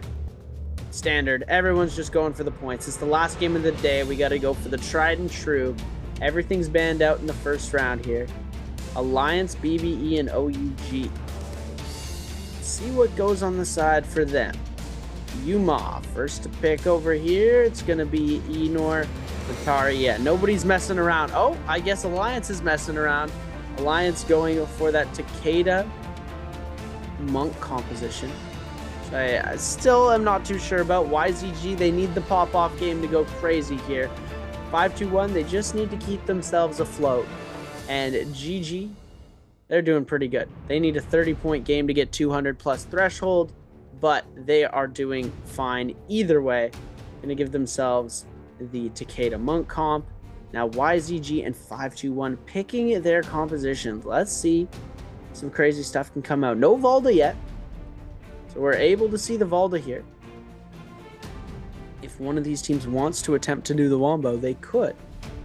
Monk hasn't been banned. Valda hasn't been banned out yet. Come on, pick something cool. Okay, Monk, Takeda, and 5-2-1 with the last pick. They really want to make their mark here. This is going to be putting points on the board. Monk, Takeda. This is going to be 3-3-3 all the way through, is it? Bauda, Weibo, and Wolves. Last to pick. What do you think, C8? I mean, we saw the value there from the Yodo Tessa. Is Bauda going to be able to match that though, right? Bauda needs to have not to get eliminated off back to back, right? They need to try to stay up at least with some placement points. It's so close for them to make it into that top 12 threshold. So they also can play like this comp that WBG is going to play out. But yeah, so yeah, they're going to match that Yodo Tessa energy, which is expected. We saw the value there from OUG, and Bauda now trying to match it for the last game. WBG rocking that Kylan Hotties a ping for their last pick of the day. Now looking on over to Wolves, potentially matching the same Hottie comp as well, I believe. We saw a couple of teams run that, but they're going to substitute it with the Yushan and the Valda opposed from the Zaping and the Kylan. I mean, it's crazy. We haven't seen a parry on the Kylan ult thus far, even though they're playing a lot more passives and they're being a lot more cautious. Did we see one? I think maybe this is pre-Kylan parryable patch. Oh, I'm not 100% sure. I think that could be the case. Otherwise, I feel like they might be running Kylan F2 V2. We'll have to take a look, but I'm pretty sure it is previous patch. It is pre-patch. So I don't think we're seeing, because we have the Syra nerfs, but we don't have the Kylan nerfs just yet. So it's in that little in between. We've had so many patches recently. It's been update after update after update. It's hard to keep track of what's live, what's on Nbpl, what's going on with the Morris and Shadow Jade. Everything is so different. Now you're completely right. It completely left my mind that it's possibly not in the patch that they're playing on, because we just got the update for Biweekly 3. So yeah. We're gonna have to wait how that goes. But overall, game 6 locked and loaded here for the last game of the Biweekly 3 trios. Day 3, BLADEPOINT very close to close it out into that top 12. Need to see if they can find, even if they win a fight off spawn, is really all they need in making it a top 12. The other opposing teams have to have an amazing 20+ point game. It's a hard task, but like I said, it's not impossible. We've seen other teams do it, but we're gonna look at all the Fs and ults for these teams. Yeah, nothing really looks out of the ordinary looking at these lineup. All the Vipers pretty much are running the F1v1 throughout the whole day, and we see it once again here for FPXGQ and ASC, both locking in the F1v1 for the Vipers. Syra ults didn't catch what FPXGQ is running, but currently for ASC and OA, they are going to be rocking the F1v2 on the Syra. Takeda F2v3, the staple trios. Everything else looking pretty much the same. Drop zones here for our last game in Morris Isle. WBG and Alliance both landing near Celestra. Right hand side of that, 521, FPXEQ, ASC, and OA are going to be having a 4-way scrap off there. 4th parties intact. GG, top right hand side of the map, playing Cave for the safe drop of this game. YZG, Wolves, and OUG are going to be contesting that Sunwing. Bauda and BBE are going to be going at it, potentially off drop, unless Bauda kites towards that bottom left hand side of the map for that gold zone, as we see it here. We're going to potentially go for the loot and then start rotating north for the aggression to make it into the top 12, or have a chance to make it a top 12. We're going to wait and see how this game pans out here for Bauda, but overall, drops are set. Last game ready. Teams are locked and loaded.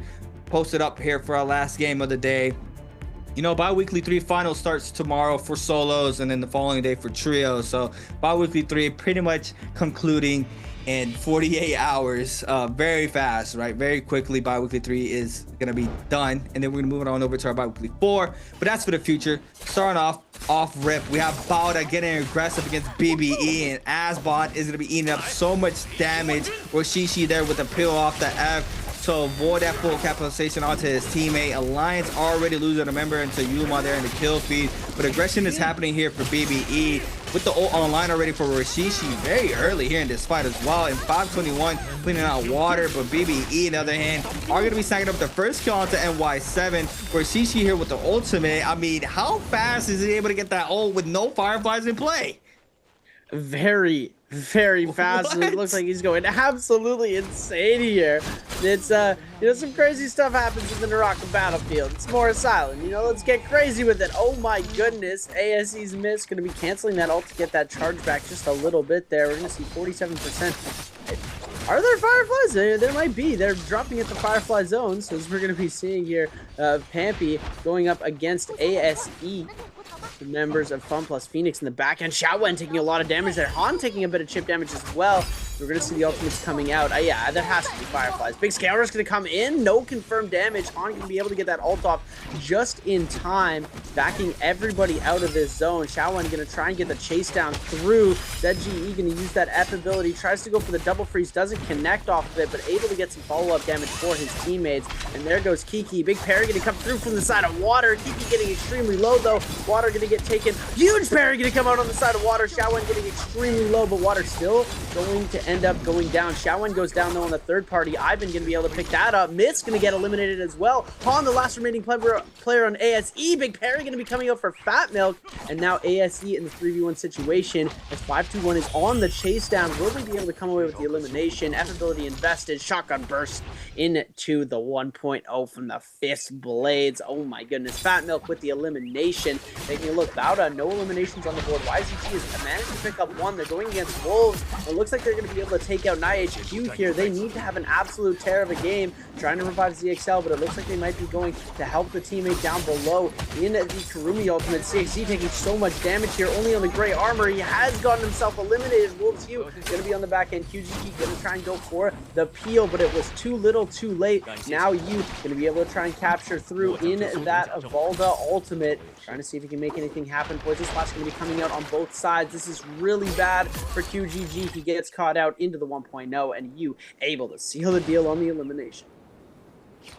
Right now, I'm fearing for Bauda, right? If you don't qualify for 2.3 points, it's going to be a very, very rough for Bauda to try to outlook this. But currently now, OUG running up against Wolves. We see the Eater ultimate there from OUG onto U on the top side, eating up a little bit of that damage. So all the F is called in there for the opposing squad as well.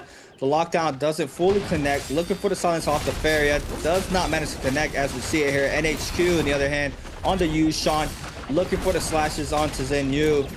Does manage to get out, kite up a little bit of that pressure there from that Eater ultimate. The Hottie, on the other hand, don't think he's in ult form, but now the pressure will be going towards the opposing team. OUG's Baby U's going to form on up inside the map. NHQ gonna go ahead and D-Mech for now. The ult duration is gone. Baby U line out the pressure onto YZG. On the middle side of Sunwind, we have the Monk ult now invested here from ZXL. Gonna get hit off of those missile shots to back off some of the pressure.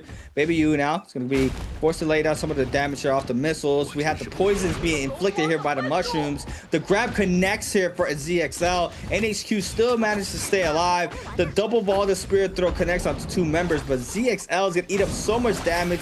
CQGG, on the other hand, is gonna go ahead and invest the Takeda ultimate. U overholds the Spirit Throw, connects onto the Takeda, forcing out another Furin, looking for the double Spirit Throw. Does manage to connect onto CXC, and it's just so much damage onto the Karumi. And now players finds on in. You with a massive ship parried onto QGG, playing inside the Karumi heal circle. Now both players are going to be dropping very low here for Wolves and YZG. You trying to back on up here from the situation. He's going to grapple on out. Big parry from NHQ. QGG still up. CXC 1 HP on the white health. QGG now 1 HP, and Wolves with the cleanup here against QGG, starting to move on in. Baby U, on the other hand, as well, is going to be eliminated, and Wolves with perfect third party, now up to 6 here for game 6, are looking to continue the cleanup, but the teams are going to disperse and try to back up here from the danger.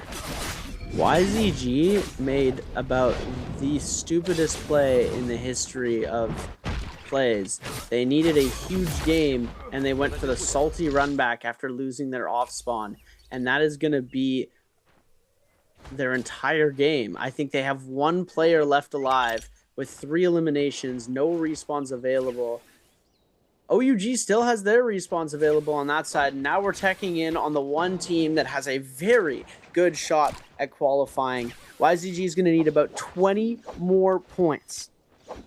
23 to be safe, but they've got one player remaining. Oh, Fun plus Phoenix, on the other hand, they're going to need about 25 points. They're on 0 eliminations, but they're pretty stacked on loot so far. Not looking too bad at this point in time. Bauda still on 0 eliminations, though. This is the tough situation for them. Do they have their resurrections? Is the question here. They don't have their resurrections, which means that they did lose their off-spawn fight. This is super unfortunate for them, as they do need to get themselves at least one squad wipe to get themselves into this qualifying spot for the finals, and they're so close. Look at that. Taking a look at another team who's been very consistent throughout the day so far, been playing extremely well, in my opinion, is 5-2-1. They've been playing pretty well. They've caught themselves in a couple of unlucky situations. GG, another team that's just been reaching for the stars all day, and they are coming so close. They need a 30-point game to break that 200 threshold, but they are already secured themselves in that first place spot, and nobody is going to be coming close to touching them. Yeah, I mean, that's what I was saying, right? You've been able to qualify for due to 2.3 points. It's just going to be rough, and it's definitely going to haunt Bauda if they're not able to snag up those 2.3 points to make it into that top 12 threshold. They lost off rip against BBE. BBE now with 3 eliminations. You see Bauda now with a little bit of aggression. Try to back on up, posted up for the first round. Already forming on up. We are going to get our drops for that realm gates pretty soon. See Zem starting to move on up. Here it is. Top side, OUG and Wolves. Gonna try to take that top portal. 521 posted up on that top right hand side. Alliance and Bauda going towards the center of the map. FPSZQ and WBG. On the left hand side, you see BBE starting to rotate on in. 08 as well. ASE has that free one on the bottom right hand side. Draco Storm up for the Spirit Well. GG right above him to take that portal. So we're gonna have to wait and see what teams are able to take it. We see Bauda potentially not go for the realm, or they are. They want to get aggro inside the realm. This could be a double-edged sword here, though, Seb. Because think about it. If you lose this Yang, you only need 2.3 points, but you also don't want to fight a buff team. So it's a big commitment here. Oh, they're griefing Yang outside. Yes, they're fighting outside of the Yang. PP's gonna be forced to monk on up, and this is the comp that we usually saw griefing these Yangs, right? It's this Tessa with the Yodo, and now we see it. PP's gonna fall. They pick up one on the board now, finally, potentially taking round. OUG against FPXZQ and a massive scrap out here against both of these teams. Yeah, it's a crazy Yang grief to come out there. Super egregious on the Alliance team, but they're not too upset about that. They will be able to get themselves back up after this. They will end up dying to 5-2-1 in the 3v2 situation, though. We are going to be seeing Fun plus Phoenix Water getting grappled out of the sky, getting hit with a little bit of chip damage from SXJ on the flying knives. ZGE going to be jumping through with that. Oh my goodness, with the Justina onto SXJ doing so much damage. We see the Matari ultimate getting released at the very end there, but now it's a 3v2 situation. They're getting absolutely boxed in. Oh my goodness, comboed up. Justina has another dash, I do believe. We're just going to see the jump LMB, and it seals the deal for the win. Fun plus Phoenix absolutely dominating in the Realm of Yang against OUG. Fun plus Phoenix looking like they could have some crazy action coming through. It looks like Draco Storm is going to be coming on the side of YZG. Even though he's a solo player, CXZ right now, he's gotten himself a Rebirth Charm from that Spirit Well. Fun plus Phoenix and 5-2-1 winning their Realm of Yang. Even though 5-2-1, they did have the advantage, the 3v2 advantage against the Alliance member. They're going to have to try and get that player up now. But now we're going to see a huge fight coming in. Fun plus Phoenix facing off against Bamboo Esports, who also won their own respective Realm of Yang. Good stuff on BBE. A little bit too late to get themselves to qualify, but Water getting absolutely decimated here. We're going to see the Syra ultimate come out to try and peel. Get a little bit of healing going on as well. The stun going to come out onto Dufu.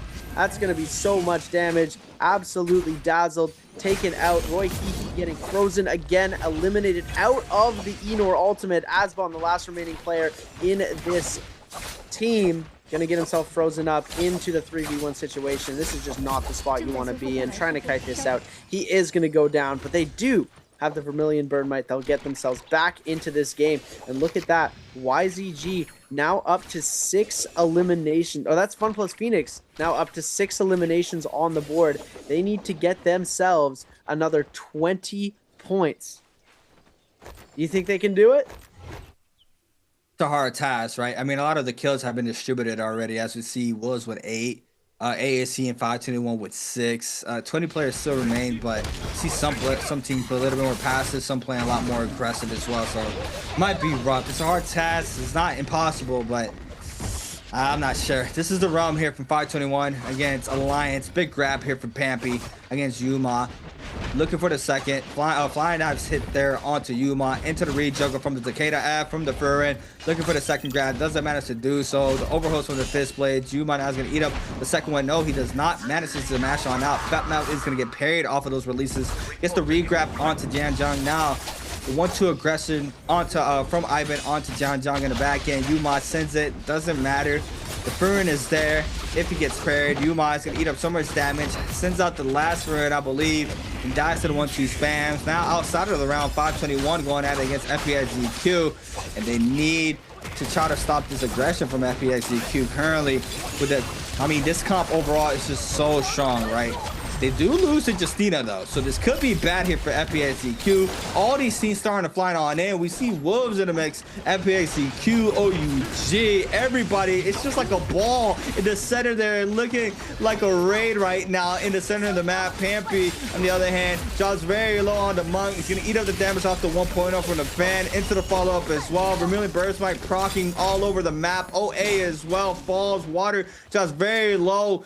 Are going to be able to get elimination. Bada starts to move on in, only with 1 kill. They're playing a little bit too passive, but now going for the aggression route with blue armor. Going to be going against OA. OA already invested, I believe, 2 ults there in the backside. Bada playing very cautious. Like I said, they cannot get eliminated here. They need to try to find this value right now. OA Zenyu is weak in the back end. They're going to invest the Tesla ultimate. They manage. No, they do not. They do not manage to pick up the elimination there onto OUG Zenyu. And now they're gonna be forced to back on up. No aggression throw towards Bada's way. They're still safe for now. OA, on the other hand, look for Wolves in the back end. They are gonna rotate in the backside, post it up for the realm. Gonna be possibly doing the same strat, trying to grief the Yang. You see Water though. Back, resurrection, the salty run back this time around against OA. The Viper ultimate is going to be invested. The freeze connects onto ZGE, looking for the Viper tether. I believe they do manage to connect. It doesn't even matter. The player is going to fall there. AB is going to be eliminated. FPSGQ is still going for the cleanup this time around against OA once again, looking for that member in the back end. What do you mean the fake? What's the fake? They're doing the fake. They're doing the fake. They're following AB. They're following. But Two-Tick was behind the pillar. He was behind the buttery rocks over there. He's gonna go for the res, get their teammate up while they sneak away. Now they're focused and trained on YZG. They just took CXZ out. QGG's waiting in the back end, and OA has the revive. Look at this. OA's gonna get the revive up. Oh, AB's not fully revived yet. Nope. I lied. I thought I saw tech. My bad, y'all. My bad, y'all. I thought we were seeing OA play some crazy stuff, but it looks like my imagination got the best of me on that one. Man, I'm very concerned about it right now. Like, you might be looking at 28 bodies in the game, but all it really takes is one rain down from a squad getting active against them, and then a third party comes on in, and Bada now snagging up at least one of those kills can be really bad for them. And they're super close, right? They need 1.3 now to try to make it into that top 12. Playing for this Realm of Yang, they could potentially go for the grief again against Wolves, but we're gonna have to wait to see how that pans out. FPSGQ against ASE. Starting off high, Xiao Wen gonna go ahead and invest in Justina ultimate, and this is the normal strat here for this competition. Yeah, Water gonna be jumping in, trying to see if he can get anything off of the ultimate. No problem. Oh, no. They connect. They have the Viper ultimate ready. ASC managed to hold on to theirs the entire time. Xiao Wen gonna be jumping in with the Viper.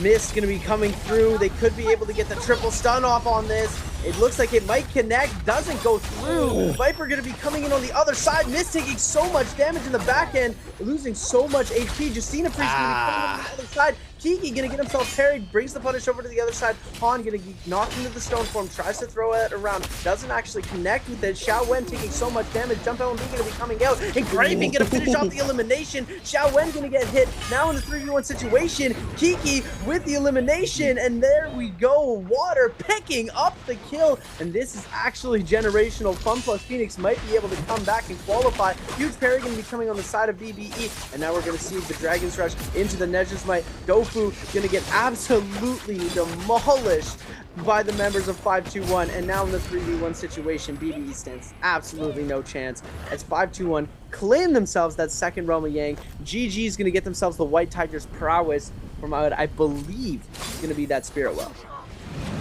Yeah, now we have FPSGQ It's YZG. Mystic Might here for FPXEQ off of that Yang. OUG getting active against Wolves. Where's Balda at? I'm looking at Balda. I have to keep my eyes on Balda. They're at 92.7 to get some of that placement point now. OUG's SXJ is going to be eliminated by OA's AB. Now, continuing their aggression onto the top side of the map. They're looking for Wolves this time around. You being in their back line. Needs to be real careful not to get caught up here between these three players from OA. Now, the Valda F is going to be invested there for you. Trying to cut out the pressure towards his teammates. The Valda Ultimate is going to be invested. The 1-2 mix calm on out here for Wolves. Overholding, looking for it. And a mass imperative for OA onto that player. And the Valda is still up, though. Being able to stay up. Cancels the ultimate, but sends it for the follow-up. Plus elimination. And Yu's going to fall. They're going to potentially buy this player back, as we saw Wolves not starting to move back on in for the peel. Balda, I mean, playing very passive, right? Are they trying to play this for placement here with one elimination?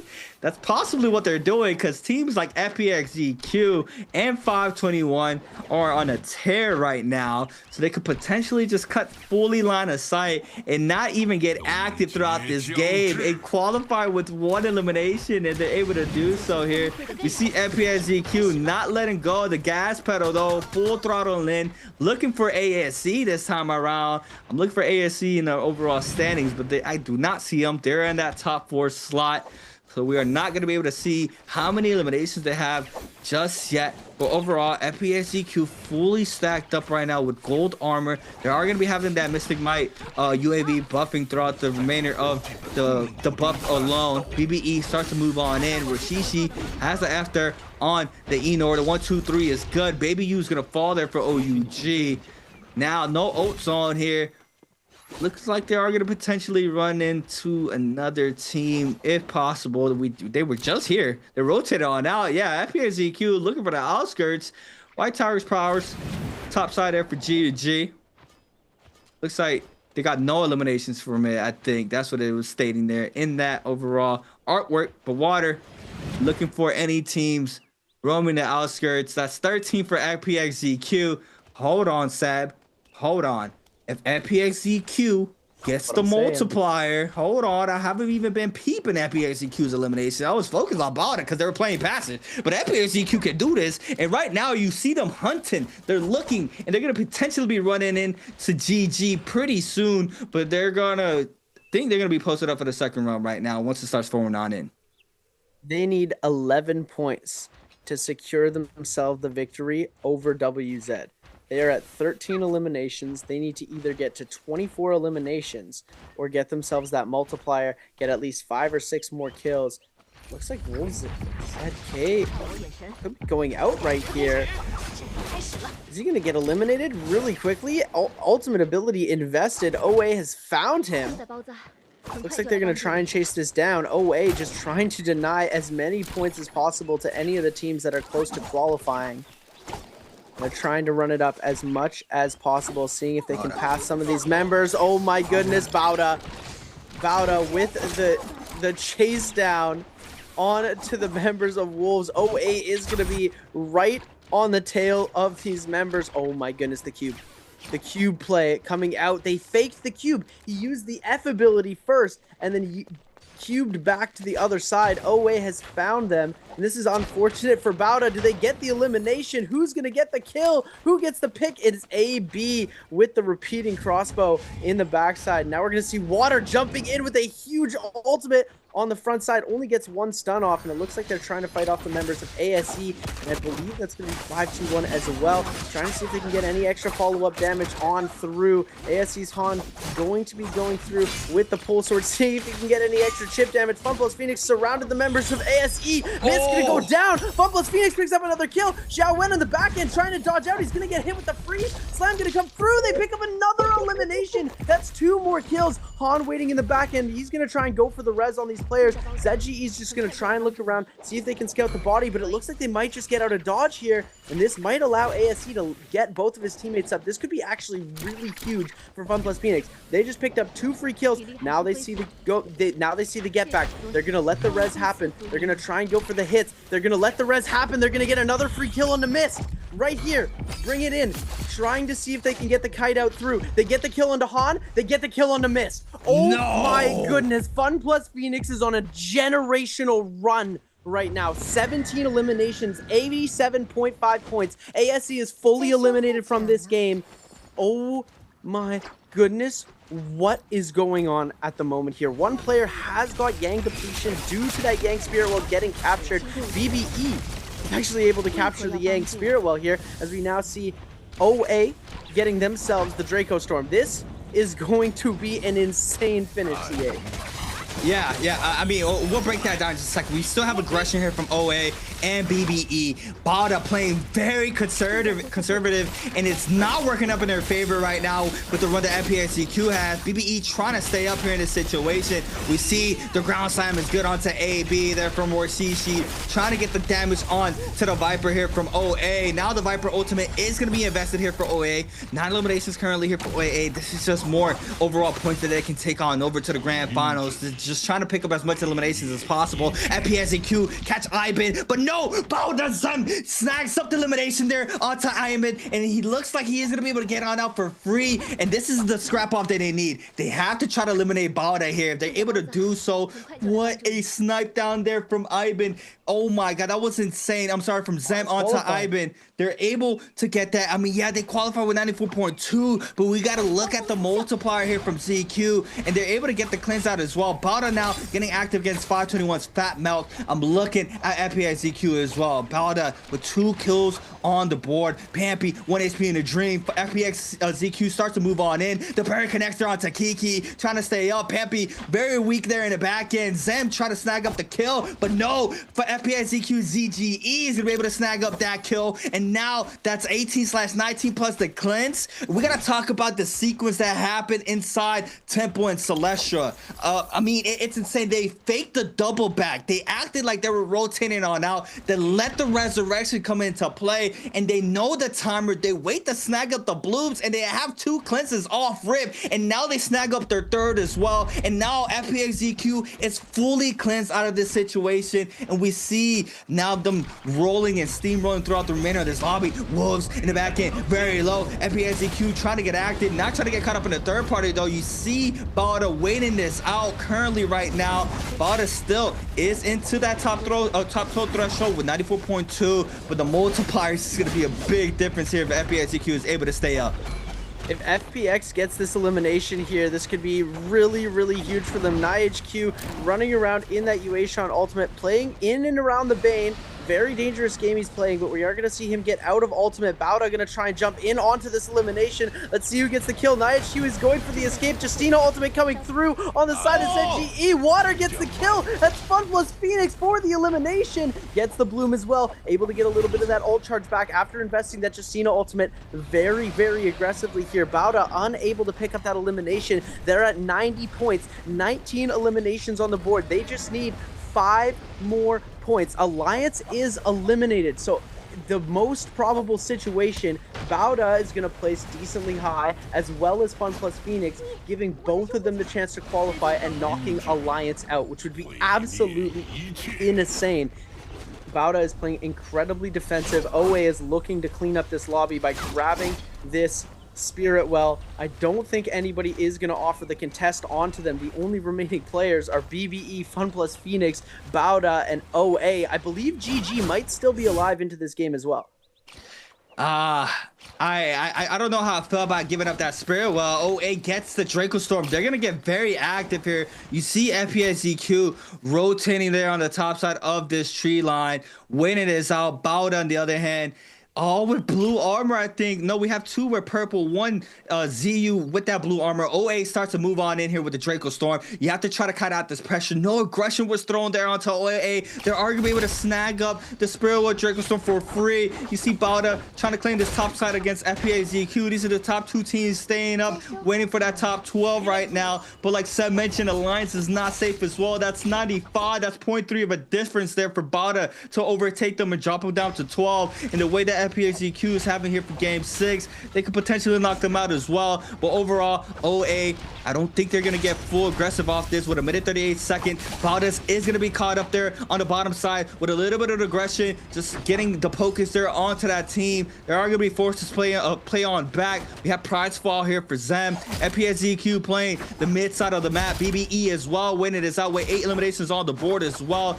Big amount of kills there for BBE. And now with just around a minute left, I believe. Oh no, we still got a couple seconds left. A minute and 25 seconds left on that Draco Storm. OA is going to go ahead and invest the Viper ultimate. Baldas player is going to fall. ZU is going to be eliminated, and OA are going to stop the pressure there from Balda. FPXEQ on the other hand, trying to play on the back left hand side. BBE with a little bit of love tap. Tessa ultimate called in there from GG. Not be able to connect. That wasn't GG. Who has the Tessa? That's Balda. NY7. Balda in the back end now gets caught up. FPXEQ sees this, and they're trying to eliminate NY7 here off of the situation. ZGE full throttles in, going for the freeze, catches the freeze into the RB bunk off the pole sword. Now NY7 trying to back on up. Rashishi with the RB focus there. The freeze doesn't connect. Rashishi with the elimination. The back-to-back 1.0. SGGs now is going to be forced to back on up. ZGE in the back end. They do manage to get to safety. Rashishi forms on up in the mech. And now this is bad for Balda. They lose 2 members. The only one standing is going to be the Yodohime.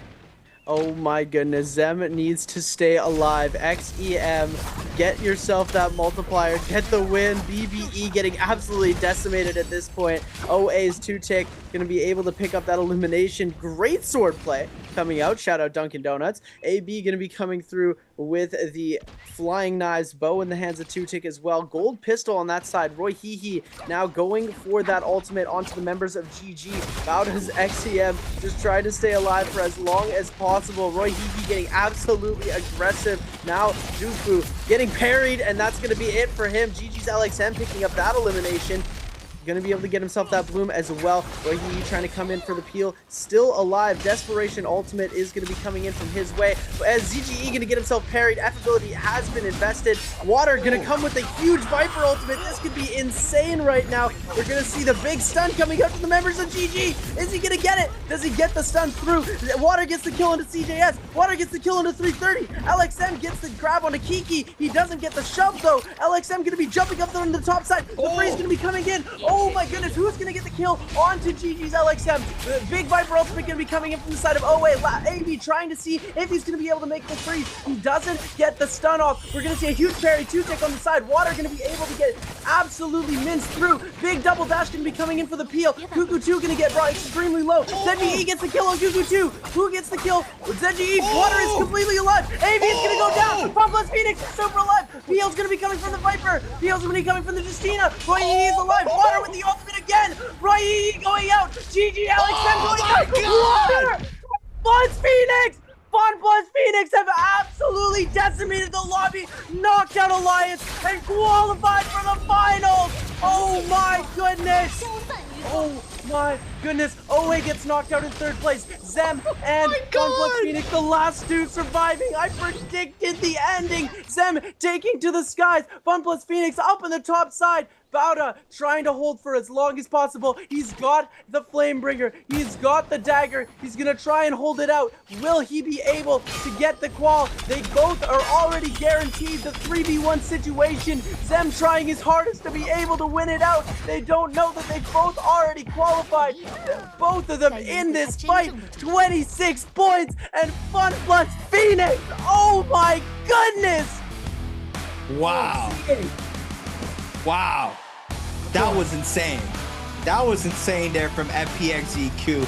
I mean, they win it. They win everything. They won everything. Oh, I mean, the only team right there that was really putting up a fight was OA, right? OA came in with a Draco. They're able to control that end game there. And even so, they were the second ones to pop that Viper ultimate. FPXEQ manages to survive that. I think Water gets parried in the back end, but the peel was just too good there with that comp. And they're able to stay up, and they're able to turn the tides around against every team in that end circle. And they just pick up elimination after elimination after elimination. Even the last one as well.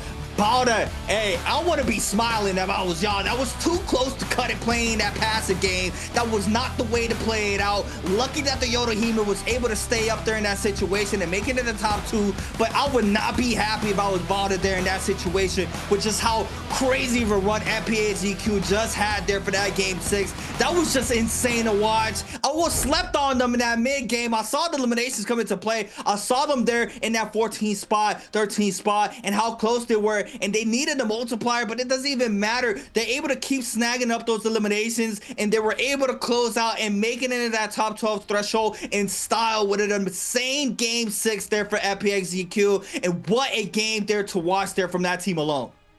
I think I just lost my voice. I'm not kidding. That hurt. That hurt. That was insane. I cannot contain that. My roommates are gonna be so pissed at me, but it's okay.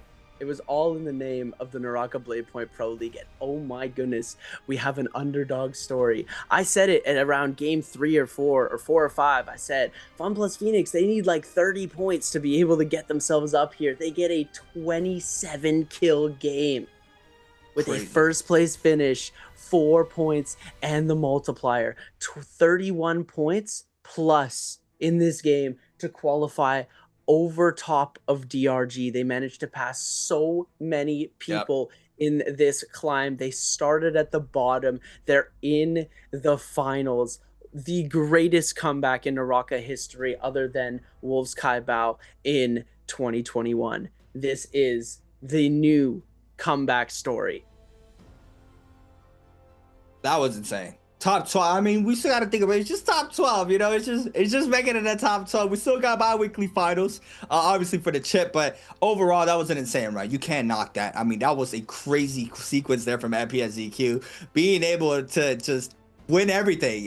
They just won everything. It was just NPSEQ to kill feed. It was whoever they were going against, they were just winning it, which is insane to watch. And yeah, I mean, just the big brain play too, right? In that Celestial Temple, where they get those 2 eliminations and then they act like they're gonna rotate on out and then wait for the resurrections to come in play, then re-pick up 2 more eliminations off of that 3-piece sequence, and then they hold off to pick up the bloom, knowing that the spirit well is gonna be captured. 2 players were already cleansed out as soon as that Yang depletion was inflicted, and then they just cruise through, waiting out for the perfect opportunity to find that one pick that they need, and they managed to do so. They cleanse out the Syra, they continue the momentum throughout the remainder of the game, just winning it out back to back to back, and it was just beautiful to watch there from NPSEQ. And I mean, you asked me, I said it wasn't impossible, right? It is possible, but it's a big task, and NPSEQ concluded that with a beautiful sight in here for game 6. That was the single coolest thing I've ever seen in Trios NARAKA by far. We've had the best day. Look at that game score, 36.4. to come up and qualify and take home the win in game number 6. OA going to be hitting 13 in that second place, 521 with 12 in the third place, 11.5 for ASC, 10.5 for BBE, Wolves with 10, GG with the 5.5, Bauda barely scraping by with the 4.5, OUG with the 3.5, YZG with the 3, 2.5 going to WBG, and Alliance with the big fat donut, costing them the qualification. They had it the whole tournament. They had it the whole day. All 6 games, they were playing pretty well. They get a donut in the last game, and they lose their spot. Wow. Yeah, it's just unfortunate, right? Alliance was just so close there. Like you mentioned, that donut was just tragic. Tragedy happening there from Alliance. But on the other hand, FPSEQ, ZGE, and Water wanted that so bad. You see it here with the kill departments, 12 and 11 for both of those players. 31,000 damage on the Justina. I mean, he was on one. He was firing all 8, 10 cylinder, whatever car you want to be, a V8, a V10. That's ZGE right there on the Justina. He was full throttle, 2 turbo, Lamborghini Huracan. He was insane right there in that sequence. But overall, standings here for the bi-weekly 3 trios. This is what we're looking at. Top 12, Bauda in 12th place with 95.7, DRG with 101.4, FPSEQ with 10 with a 105.9, SS1 with 108, 521 with 112.1, 08 with 112.5 for our 7th place spot. Now top side of the pyramid, 6th place Wolves with 121.9, SR with 122, OUG with 125.2, ASC with 127.4, JL 154.7, and GG comfortably with 175. They don't do the 200 point threshold what you asked for, set, but I mean 175 is insane.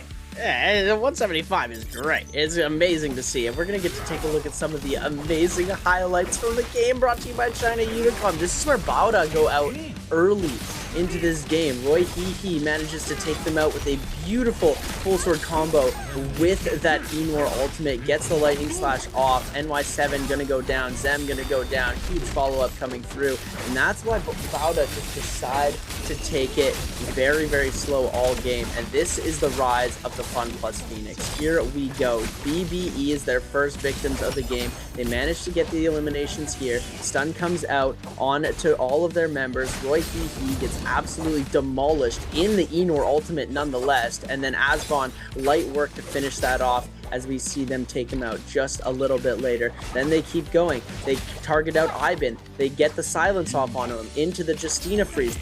And then look at this. Look at this. Zem with the snipe, absolutely dominating Water with the huge ultimate here. He gets the double kill onto the members of GG right here. 330 and CJS both go out to the one R&B from the fan. ZGE bringing it back around and finishing it off with the elimination onto Bauda Zem at the final buzzer with 15 seconds left.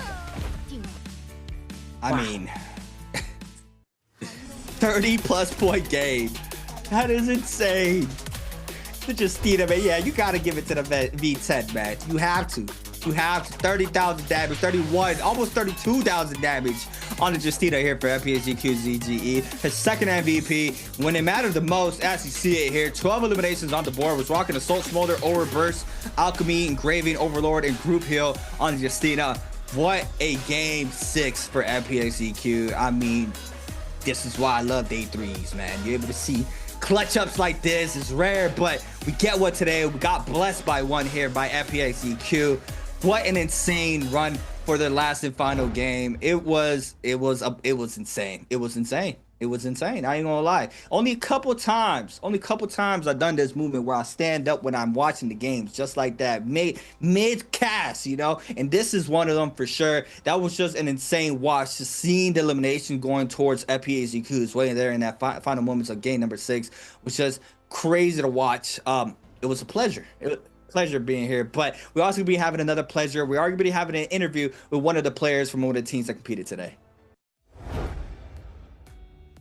Hi guys, welcome to the post-game interview. I'm Leah. Today we have Bauda XEM come to our interview, so please hello to our audience first. 请小红们先给我们大家打个招呼吧。大家好，我是报大小红吗 Okay, welcome. It's pretty close, but congratulations to you guys for qualifying in the bi-weekly final.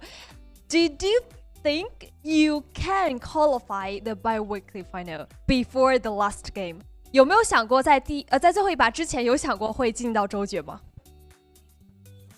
其实今天主要是尽力而为吧，进了就打，进不了就放假。Okay, I thought I just tried my best. If I can't qualify the bi-weekly final, I will have a short vacation. I also want to ask you, did you think like Fun Plus DQ can qualify the bi-weekly final before the last game? 那也是想问一下，在最后一把之前有没有想过 Fun Plus 朱雀会以这种方式进入到周决啊？其实想过，如果他们差那么多，我们就进不了了。一开始打完的时候，我们都觉得我们进不了了。下来才知道是进了。Oh, okay. So the only thing I thought is if Fun Plus DQ queued a lot of like points in the game, we won't qualify the bi-weekly final. Also, after the last game finished, I thought maybe we can't qualify, but it's really surprised me a lot because we qualified the bi-weekly final. Okay, let's move on to our answer for today, please. So this time our question is, which role did Bauda XEM use in game 6? A Hadi, B Feria, C Bauda, D Udo. 那这一次我们的问题是，小恶魔在第6把选了哪一个英雄呢？ A 是哈迪， B 是神庙， C 是崔三娘， D 是妖刀姬。 Please count down time， 请给我们倒计时一下吧。3, 2, 1. Okay, screenshot everyone. And what's the answer? 答案是什么呢？答案是 D. Yes, the answer is D. Wow, so during the last game, I remember there is a moment like your team attacked a Hadi. Who made that decision in the game? 那其实我记得在最后一把的时候，其实是有一个桥段是你们直接去进攻了一个开着技能的哈迪，是谁去做的那个决策？当时怎么想的？但是有点急吧，因为就差一个头进周决嘛，因为我们知道，然后就莫名其妙的狐狸就甩个大出去了。Okay, so actually for that situation is quite in a hurry, and because we only need 1 kill so that we can qualify. So it's like I even don't know like why Tessa just gave ultimate to the Hadi and then we attack. So it's really quite a mess. Also, like in the final circle, when you were the only one of your team who survived in, what's your thinking at that time? 当然，在最后决赛圈的时候，其实就剩你一个独狼了。当时这脑子里都在想什么呀？想我的经典名画。经典什么？经典名画。给我们解释一下来。以前妖刀姬决赛圈小恶魔。So I was thinking like my classical moment before, like I used my Yudo in the final circle and only me survive and you got the MVP at the time. 是当时拿了天选是吗？没有，就以前就经常要到1打3决赛圈。Okay, so I usually like often use my Yudo to be the only one survived from my team and in the final circle. So it's like I did it a lot before. Wow, okay, so it's quite lucky for you too for the final circle. Well, like what's your expectation for this time Biweekly final? Because you have like one more new member this time. 那其实对于这一次的周决是怎么样一个期待呢？毕竟你们有一个人员上面的这个交换嘛。不垫底就算成功。Okay, so I think if we won't be the last one, it's our success. Well, it's maybe just a little target, but just good luck to you because you are like new combination for this time. 那也是祝你们好运吧，毕竟是一个全新的组合，也是拿这次周决好好去适应一下吧，好吗？ Okay, that's all for the interview. Bye bye, everyone.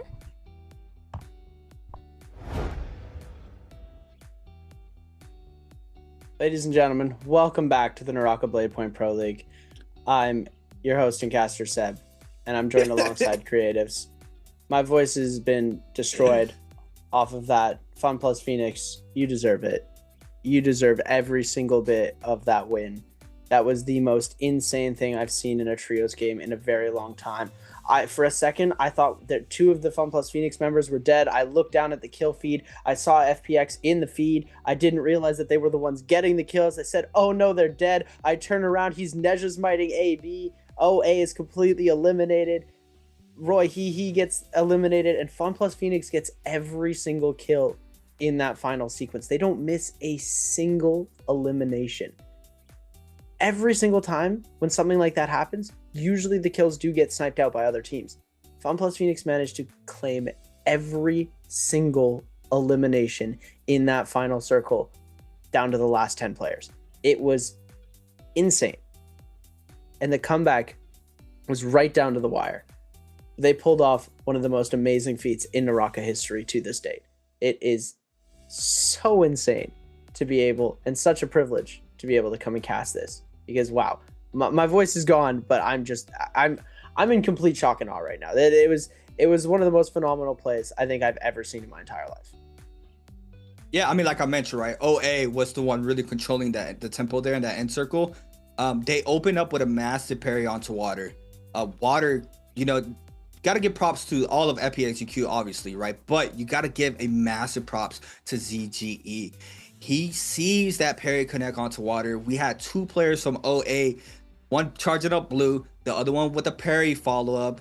And you see the dash through comes in, the double dash from ZGE to stop the parry punishment into the freezes to get those eliminations onto those players from OA. And right after that, they get the cleanup onto the remainder member of OA and just continue steamrolling the remainder players of that lobby. I mean, overall, it was just beautiful to watch there from FPXEQ. Once again, the standings here for our bi-weekly 3 trios. We are going to be seeing WBG at the last place with 53, YZG with 71.5, BBE with 72.5.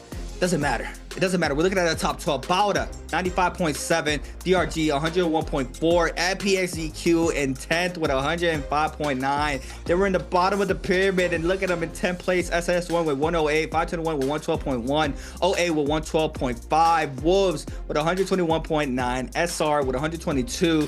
OUG with 125.2. ASC with 127.4. JL with 154.7. GG with 175. I mean, to start off your day with 20 points like you are for that top 2, It's a nice sitting there to make it to that threshold for the bi-weekly 3 finals. And we see our qualified teams who are going to be competing for the chip of the bi-weekly finals 3. It's gonna be a good one to watch. It's gonna be a nice one to watch. Finals 8 games are available, but tomorrow's schedule, starting out with that solos. Once again, mirror match for that game 1 in finals. Straight into those sunny midday morning dew for our next 4 games, or 3 games, I should say. Then Holleroth Dust, Moore's Isle Night, Starry Night Holleroth, and then just straight Firefly, straight action, straight aggression, straight aggro, just straight hyper aggression, straight everything, high octane, whatever you want to call it, for those last and final games for tomorrow. It's gonna be a blast. Spider gonna be able to do it again. I mean, he's been on the tear throughout this whole 2025 season. We see it here. What are we gonna be playing out? What is this? This is a pick rate? First pick rate priority. First pick priority. Lonnie's. Yeah. Oh, Syra though, game 4. See, Syra got a first pick for our 21st day of, this was 4 days ago or 5 days ago. We had a Syra for the first pick, but overall, I mean, you see the Lonnie overcoming everything. I don't think she's nerfed yet here in this pack, so probably gonna have a little bit of changes throughout the remainder. But overall, groups here for, what is this? What are we looking at here? This is the group overview for bi-weekly 4. Yeah. These are going to be our new groupings. So Group A is going to get GG, Wolves, OA, SS1, TE, and WBG, with Group B having JL, SR, DRG, Alliance, WZ, and YZG. Group C is going to get OUG, ASE, Fun Plus Phoenix, 521, Bauda, and BBE. This is going to be just shuffling things around a little bit, giving us a better understanding of the matchups, right? Because sometimes we don't get to see SR and Wolves versus OUG. All 3 of them in the same lobby at the same time. Sometimes we'll see SR versus Wolves, sometimes we'll see SR versus OUG, but we never see all 3 of them in the lobby at the same time. This is just an example, but because they're from different groups, sometimes they don't play together, so we switch up the groups every single bye week to make it super fun and interesting for you guys, and the matchups are almost never the same. You know, I mean, it is the same teams, but it's different matchups, and it makes it so much more fun and interesting. Yeah, I mean, overall, bi-weekly 3 was just interesting as a whole, right? I mean, yeah, day 1 solos, just straight crazy lobby with the players that we had in there. But now, you know, we're back to the bi-weekly finals tomorrow. Once again, we just saw our overall schedule for tomorrow. It's gonna be very interesting to see who's gonna be able to take that chip home. You know, Mike has a lot on the line for him right now. He really needs to see if he can try to take a chip home to get his self-esteem back up to, you know, that double 2-time champ, J Cup champion that he is. But we're gonna have to wait and see how that pans out for him tomorrow. That is gonna be enough for us today. 6 games locked and loaded, out of the way. We are gonna be seeing you guys tomorrow for the solo bi-weekly. Hope you guys have a great remainder of your day. Take care, everybody.